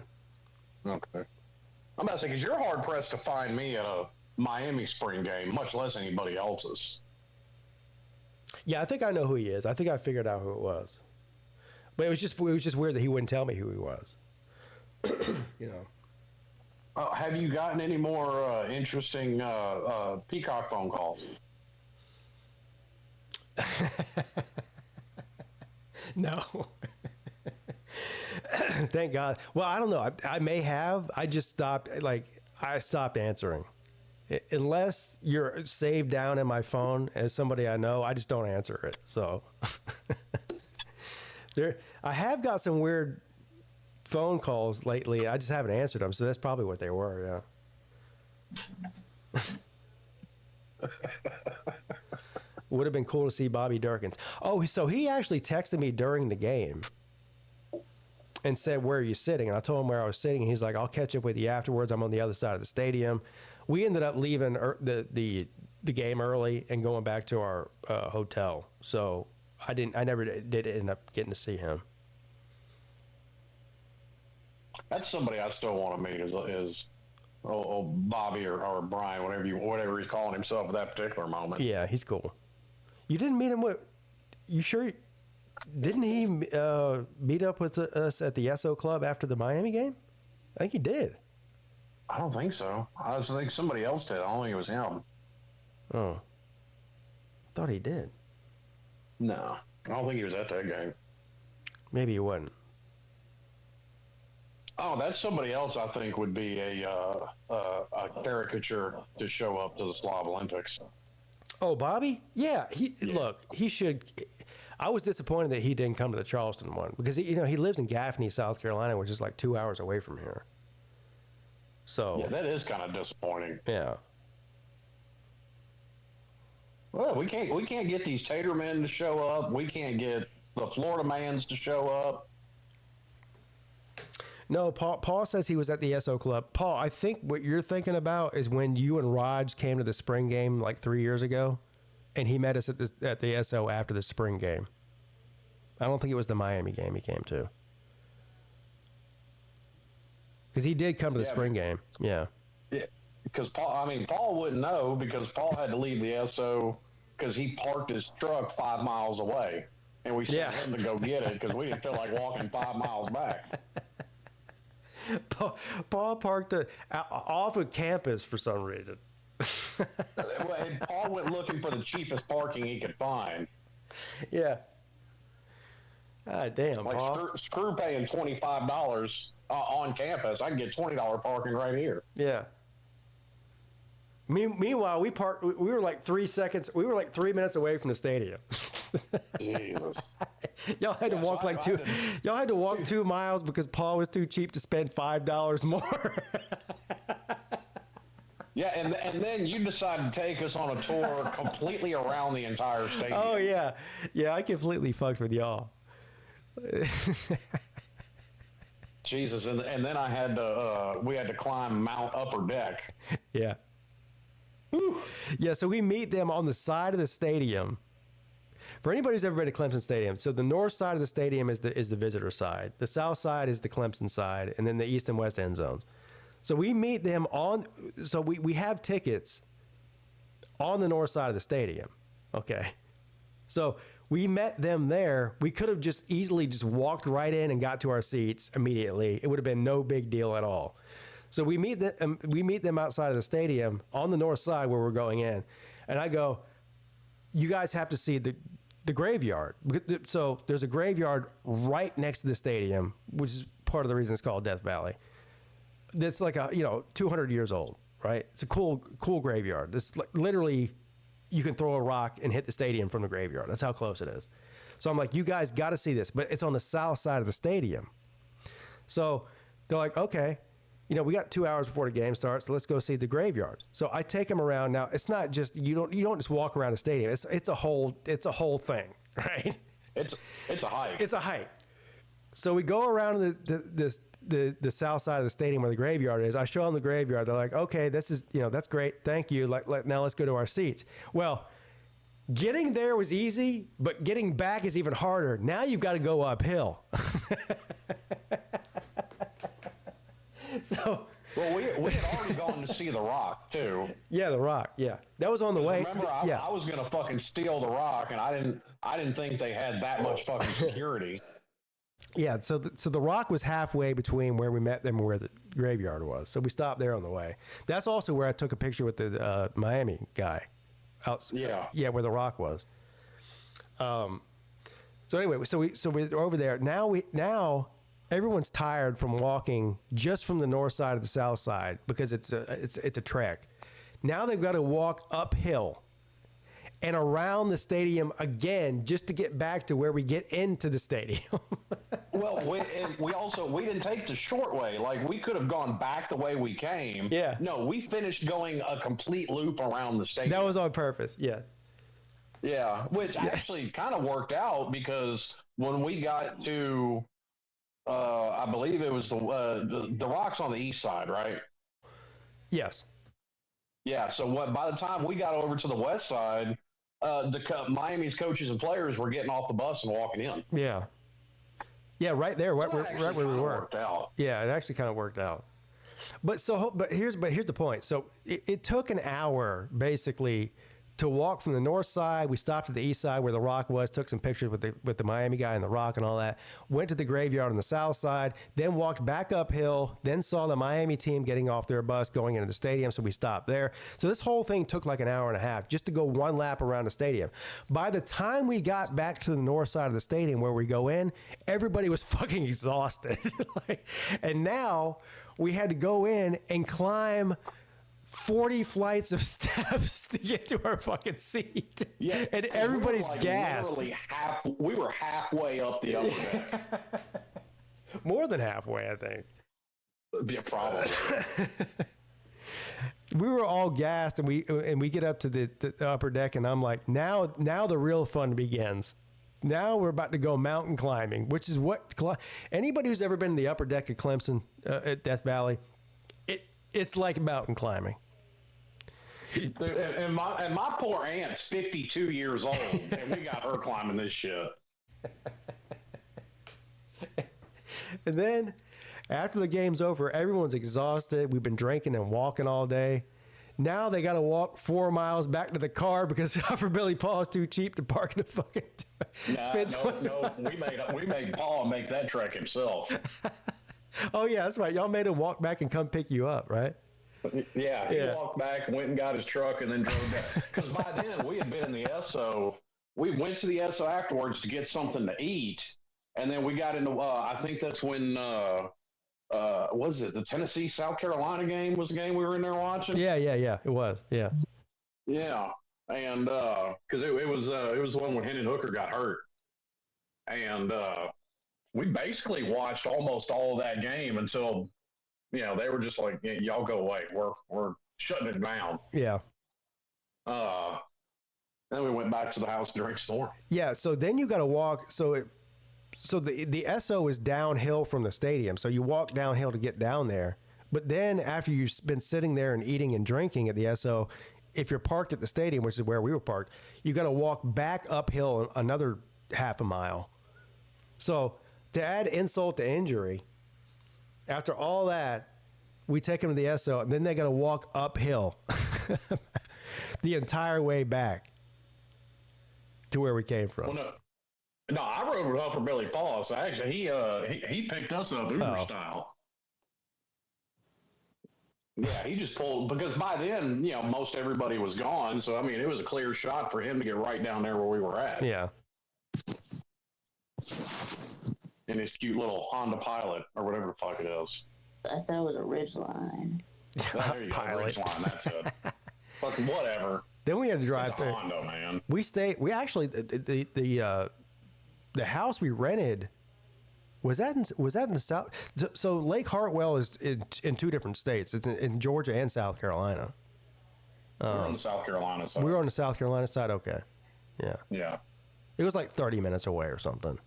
I think. Yeah, something like that. It wasn't bad. It wasn't that bad. 20 or 30 minutes. I think it took us 30 minutes to get there, but we also stopped at a liquor store on the way. That way we wouldn't have to worry about it that night. Yeah. So I think we got back faster. Yeah, and that was a cool That was a cool house we stayed in too. That was. I think it was after the game because Jordan Bowman couldn't go to the game because I think he was working, but he showed up after the game. Yeah, he came over at like midnight. Mm-hmm. Yeah. Big old tall, lanky bastard. I just remember Bowman hasn't been seen in a minute neither. He's still on Mark Rogers' channel, so that's where you find him. But you know what I remember about that place? I mean, we spent most of our time in the basement, which actually the basement wasn't even actually a basement. It was the ground level of the lake house. Like it's like a split level. There's 3 levels. But anyway, Paul. So at this time we had like me. I smoked at the time. You smoked. Traveling Fools smoked. My uncle was still smoking. Your uncle was still smoking. So there was like 4 or 5 smokers in the house, right? So of course we're not smoking inside the rental, the Airbnb, so we had to go outside to smoke. All I remember is Paul, every time somebody went outside to smoke, he would follow you out there. And then when you got done smoking, he would follow you back in and make sure that the door was locked behind you. Like I would walk in, he was like a butler. You know, I would walk in. He would open the door for me. You done smoking? Yeah. He'd open the door for me. I'd go in. He'd close the door behind me and lock it. And I'm like, what the fuck? Like, are you worried about somebody breaking in here? He's like, no, I just want to keep the doors locked. Like he was following around everybody. This must have been exhausting for him because again, there's 4 or 5 smokers going out, in and out, in and out, in and out, in and out. He's following every single one of them in and out and locking the door behind them the whole time that we're there. He's the butler. He was like a butler. Oh, well, he was because he stayed like 2 hours longer than everybody and cleaned that place up before he left. Yeah. No, here's the other thing. We all cleaned the place before we left, but no, that wasn't good enough for Paul. No. He's like, y'all, he basically told us to leave so he could clean the place without us there. Yeah. I was like, Paul, can we like help you do something? Like, I think everything's done. You know, we put we took off our sheets and all, you know, all the shit you're supposed to do. You know, we did the dishes, we swept the back porch off, all, you know, we put the cigarettes away, cigarette butts in the trash, so we threw that all away. We're like, Paul, can we do anything? He's like, yeah, the best thing you can do right now is just leave. We're like, why? He's like, so I can clean the place. I'm like, we just spent 2 hours cleaning the place. What are you talking about? Now, is it like you say, it's a mansion or no? It wasn't that. I mean, it wasn't a mansion, but I mean, it was a good 5-6 bedroom house. Yeah, it was like a 4 or 5 bedroom house. It was nice. It wasn't a mansion, no. Yeah, like log cabin style. But yeah, but Paul's in there like, hey, Paul, can we do anything to help you? Yeah, leave. I'm like, what? Hell, I didn't even end up sleeping in the bed. I passed out in fucking recliner. Yeah. I said, fuck it. I threw that recliner back. I'm like, I'm good. Was the recliner comfy? Yes, it was. That's why I slept there. Oh. Poor Robin went to bed before the rest of us, and like there was multiple beds in that room, so I was going to sleep in there, and I was like, oh, fuck it, I'm not going to bother him. Poor Robin was there with him too, and she had to sit there, and she might have been the reason behind that. I don't know if it was him or her. Either she was subjected to his bullshit or he was subjected to hers. I don't know which one. Yeah, now that you bring that up, I didn't even think about that. Yeah. I think it's more likely that she was subjected to it. I think you're probably right, Rick. I mean, knowing Paul the way I do, yeah, I would tend to agree with you.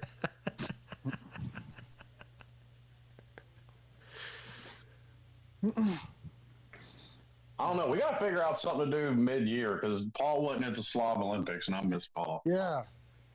Can we just do bowling? I mean, I know I said that before, but if we do that, we have to pick where. Nate, you have to give the winner your gold medal, though. Well, I mean, if you don't win, you got to give the winner your gold medal. Well, I'm going to Biloxi at the end of May. If anybody wants to come down there with me, how far are you from Biloxi, Slim? 5-6 hours. No, further than I thought. I thought that's when you were taking a cruise. So. No, we're going to Biloxi at the end of May, and we're going on the cruise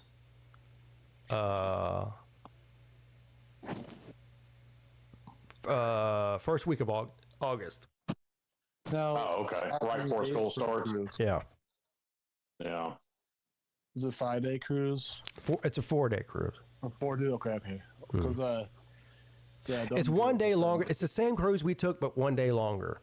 And so it's right. Yeah. So we, instead of 1 day in the Bahamas, we'd spend 2 days there. We spend 1 day in Freeport and 1 day in Nassau. Yeah. It's a small ship, though. I did a 7-day cruise. Man, that's just too much. Yeah, 7 days is too much. Yeah. Now I'll say this: I had way more fun on my second cruise than I did my first, and I don't know. Like maybe it's because it was with a group of people. Yeah, I think that's what it is. Yeah. Yeah. Well, this time we're taking the kids, which. Oof. But they're into it. Like they've never been out of the country, so they're into it. I get Repeat being into it because I mean kids that age they're yeah. But even Pete Junior's he's like stoked about it. Oh really? Okay. Yeah. I had the same situation as Pete Jr. I was so excited about it, and I was let down. Normally, when you brought him to the Slob Olympics, he's just like, fuck y'all, whatever. Yeah, I mean, he's a teenager, but he's I don't know what it is. He's super excited about going on a ship and going out of the country. Like I don't know. So I'm like, that's why I was before. If both of them are so excited about it, then that makes me excited about it. I've heard a little rumor too about another trip to Egypt. What? Who's going to Egypt? So they're okay. So hold on. There has been an idea thrown around between myself and one Traveling Fools about a trip to Egypt to see the pyramids. Yes. Oh. That is true. Okay. No. Yeah. Now, Mrs. Peete says she's too scared to go to Egypt, so I told her I would just leave her here and go with Fools or whoever else wants to go. But of course, you know how that goes. She's like, "You're not going to Egypt without me." So I think she probably will end up going if we do go. That's on my bucket list. Like that's like there's if I had to pick like the top 3 places that I want to see before I die, Ireland, which is my homeland, Japan, just because it's Japan, and Egypt. Paris? Oh. That's the top 3 for me. Oh. So I mean Egypt is on my list. Greece is a little higher on my list than Egypt. Yeah, Greece looks awesome. Japan's on my list. And Ireland was Ireland and Scotland because I'm Scots. Yeah, but I like both of them. My list for top 3 international landmark or iconic landmarks, whatever. 1 probably Paris. Paris. I've never been there. What are you, a chick? I don't know. I've never been in Paris. Yeah, Paris. The hell? Yeah. I'm part French and part German. You're part that. You know what? That explains everything. You're part French. I could have guessed that. Yeah. I'm part French too. So. Are you? See? Yeah. Yeah. Well. But no. All right. So don't take Vic or Nate to war with you. That's what I just learned. Why? Why not? Why? Because you're French. That's why. Oh, what was the French? Nobody ever says, "Hey, let's call the French to help us fight a war." No, not since Napoleon. Well, I mean, yeah. Well, we did do it in the Revolutionary War. That was the last time it happened, though. And we got help. That's just when we called the French for help. But yeah. Well, anyways, second one probably. I'd rather go to Omaha than fucking Paris. Damn, that sounds something.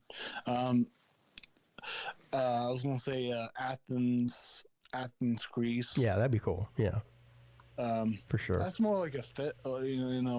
Athens, Greece. See, you haven't even been to Athens, Georgia. Damn. I mean, that's God damn, Vic. Damn.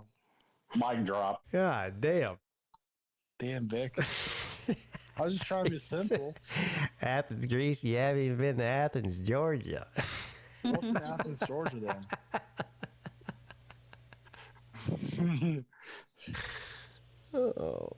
Hey, Vic, do you know what is in Athens, Georgia? Except for you.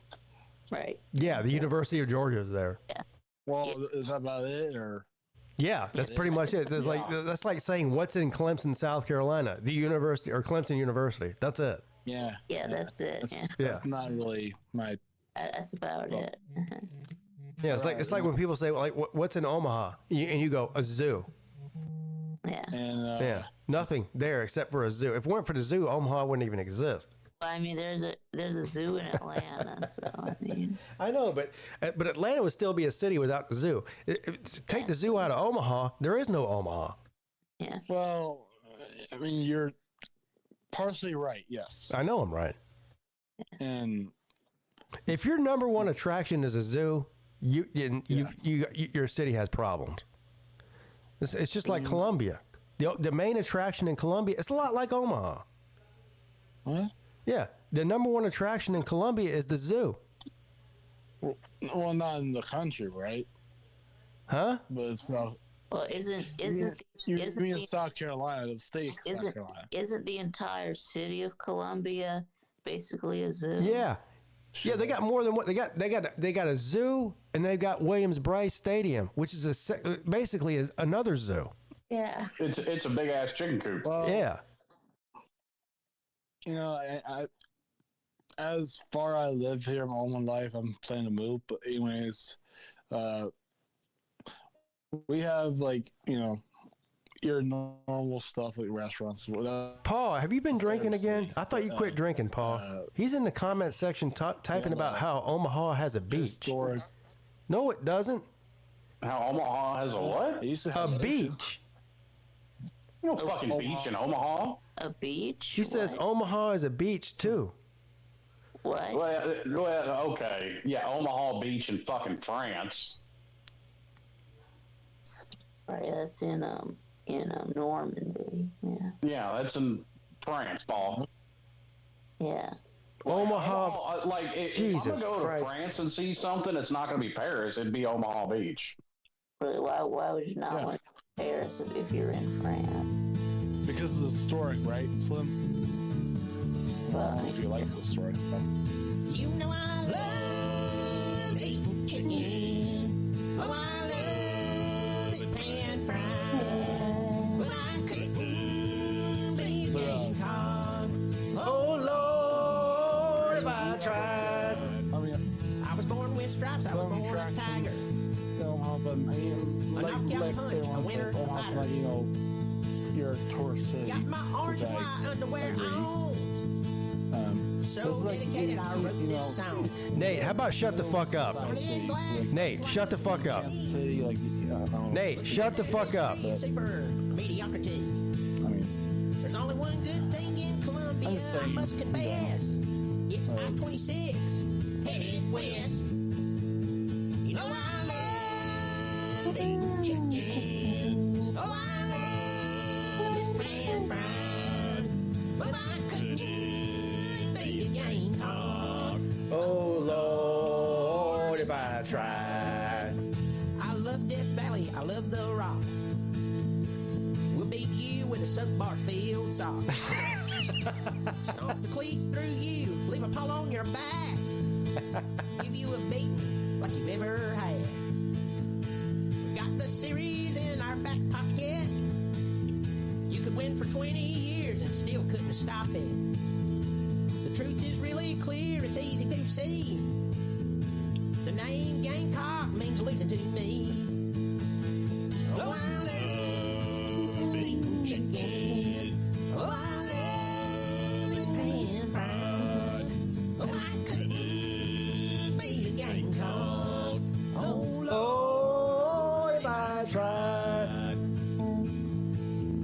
That's a banger. We swing harder with every punch, 'cause we love hitting those chicken pumps. Eating chicken. Oh, I love it pan fried. Oh, I could be a Gamecock. Oh, Lord, if I tried. Oh, Lord, if I tried. Oh, Lord,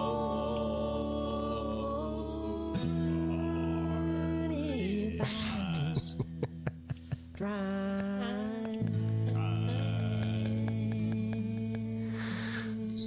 Wow.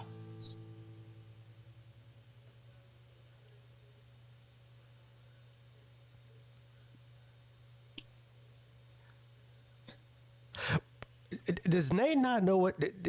Y'all could hear that, right? Yeah. Yes.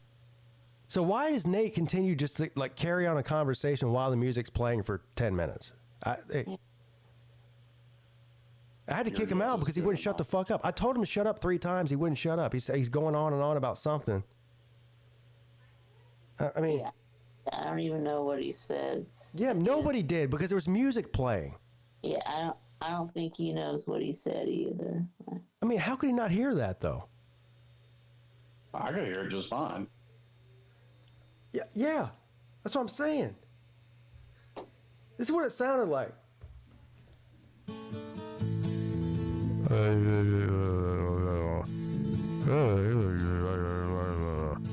Nate, shut up.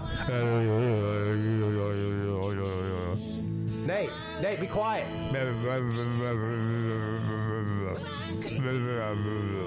Nate, can you be quiet? There's this song. Bobby Durkins is singing the song. What the fuck?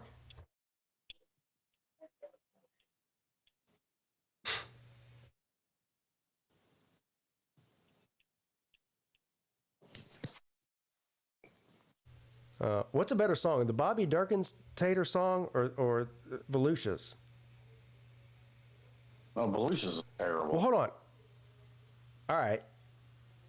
There's also mine. Actually, mine is not mine. It's Uncle Lou's. I lost a bet to him. Y'all remember this one? Yeah. Tater man does whatever a tater can, runs down the hill, rubs the rock. The dirty Gamecocks can suck Pete's cock. Look out. Here comes a tater man. Now, that one's pretty good. All right, I put Bobby Durkins at number 1. You are at a close second. And Volusia's sucking hind tip. All right, here's Volusia. A lot of taters in this motherfucker. It's a whole lot of taters in this motherfucker. A lot of teams, they think they be great, but we break the mold. And you know that we gon' see hate, cause we 8-0. And I'm coming to ideate and create a vote. And I'm about to do a remake when we take the gold from the leprechaun look. Don't listen to them talking heads, their narratives weak.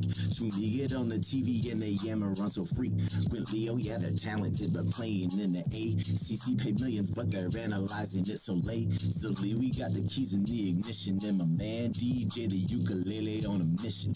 Read the defenses and he plan to make decisions, and he scan and make incisions with mechanical precision. Listen.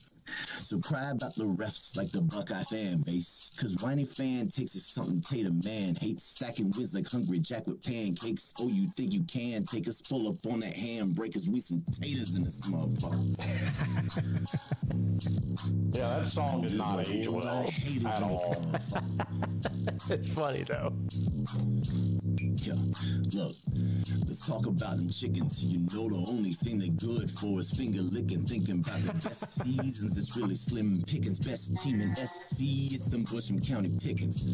Look, a tater man, they really do not know how good it is to beat them down. No, it does not require wit, surgery, and yes, I truly feel delighted in the misery. Turn on the TV and I see them lose to misery at home.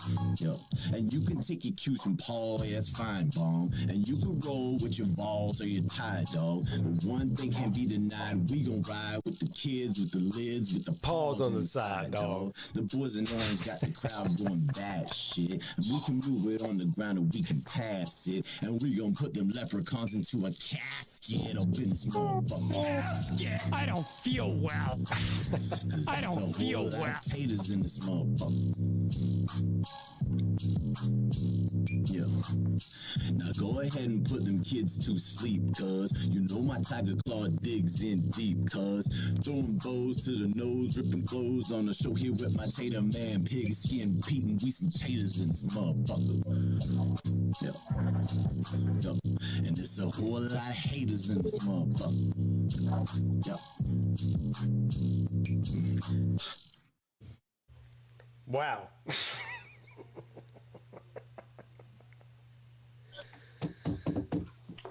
Yeah, what happened to all that DJ laser precision? That kind of went out the window. That's the funniest part. Mechanical precision. No, nobody has ever described DJ as mechanically precise. No. Hey, talking shit about and honestly, if I was a Clemson fan, I would blame Belushi for y'all losing that that Notre Dame game. I think they lost the Notre Dame game before he made that song. No, that was before. That was before the game. No, because he talks about it in the song. He talks about that game in the song. Yeah, the game you're talking about. Well, yeah, the game you're talking about was when he wasn't the starter. He was the backup. No, but I think y'all Trevor were Lawrence was Notre Dame the next year, and I think that's what he was talking about. Oh, I'm pretty sure that was after that. He was talking about whenever he made that song whenever DJ was the actual starter, not the backup. Yeah, that's what I mean. I think it was when DJ was the starter before y'all played Notre Dame that year. Yeah, because we played it twice. Yeah, I think it was the one. Was it the one at Notre Dame, or was that one going to be at Clemson? we played both of them. So that's the thing. In 2020, we played because the schedules were all fucked up. I was actually supposed to go to that game, and our tickets got canceled. Yeah, that was the year that Trevor Lawrence got COVID, so he had to play in his place. And they, whatever, he threw for like 450 yards. They still lost. And I think they played again in 2021 when he was a starter. That's when this song was made. So we played there 2 years in a row. Yeah, and y'all lost that game. Yeah. That's right. DJ never beat Notre Dame. No, he didn't.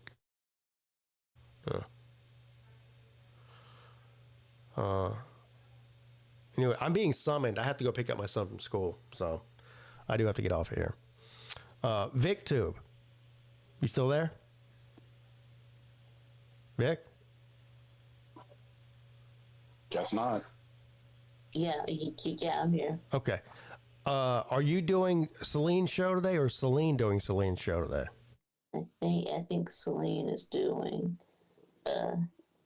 Celine's show. All right, that's at 3:00. Right, but I think it's next week. I think is when he's going to Italy. So He's going to Italy? yeah. For what? Yeah, he's going to Italy. Yes, that would be this week he's doing his, but then he said for the next 2 Wednesdays. I think it's something his parents were involved in because he's going with his mother. So he went last year too. So the chat section is saying in unison that Celine has canceled his show for today. So you're wrong. Never mind. So I guess today is the day that he's going to Italy. So you're doing the Celine show today Yeah. at 3:00. Today's the day that he's going to Italy. Then yes. Okay. So we can see you at 3:00 instead of Celine. Yeah. All right. Everyone go check out VicTube at 3:00. It's only an hour and a half from now. Yeah. And I'm sure it'll be amazing and fantastic. Thank you for coming in, Vic. We'll see you at 3:00. Yes. All right. Thank you. All right, Slim. We did it. Yes, sir. We did. Another one for the record books. I felt. when I can. Yeah, I felt bad. I wasn't able to do the show on Monday because I had something going on. So I gave you 2. You got shit going on. Yeah, I got 2 shows in today though. Yeah, oh yeah. I made up for it because I'm a stand-up guy. Well, and I wasn't even looking for you that early in the morning, and I didn't even get the for whatever reason the notification didn't come through on my phone until you'd been on for almost an hour. Yeah, I started the show at I think 8:30 this morning. Yeah. Yeah, and I got the notification like just before 9. Yeah.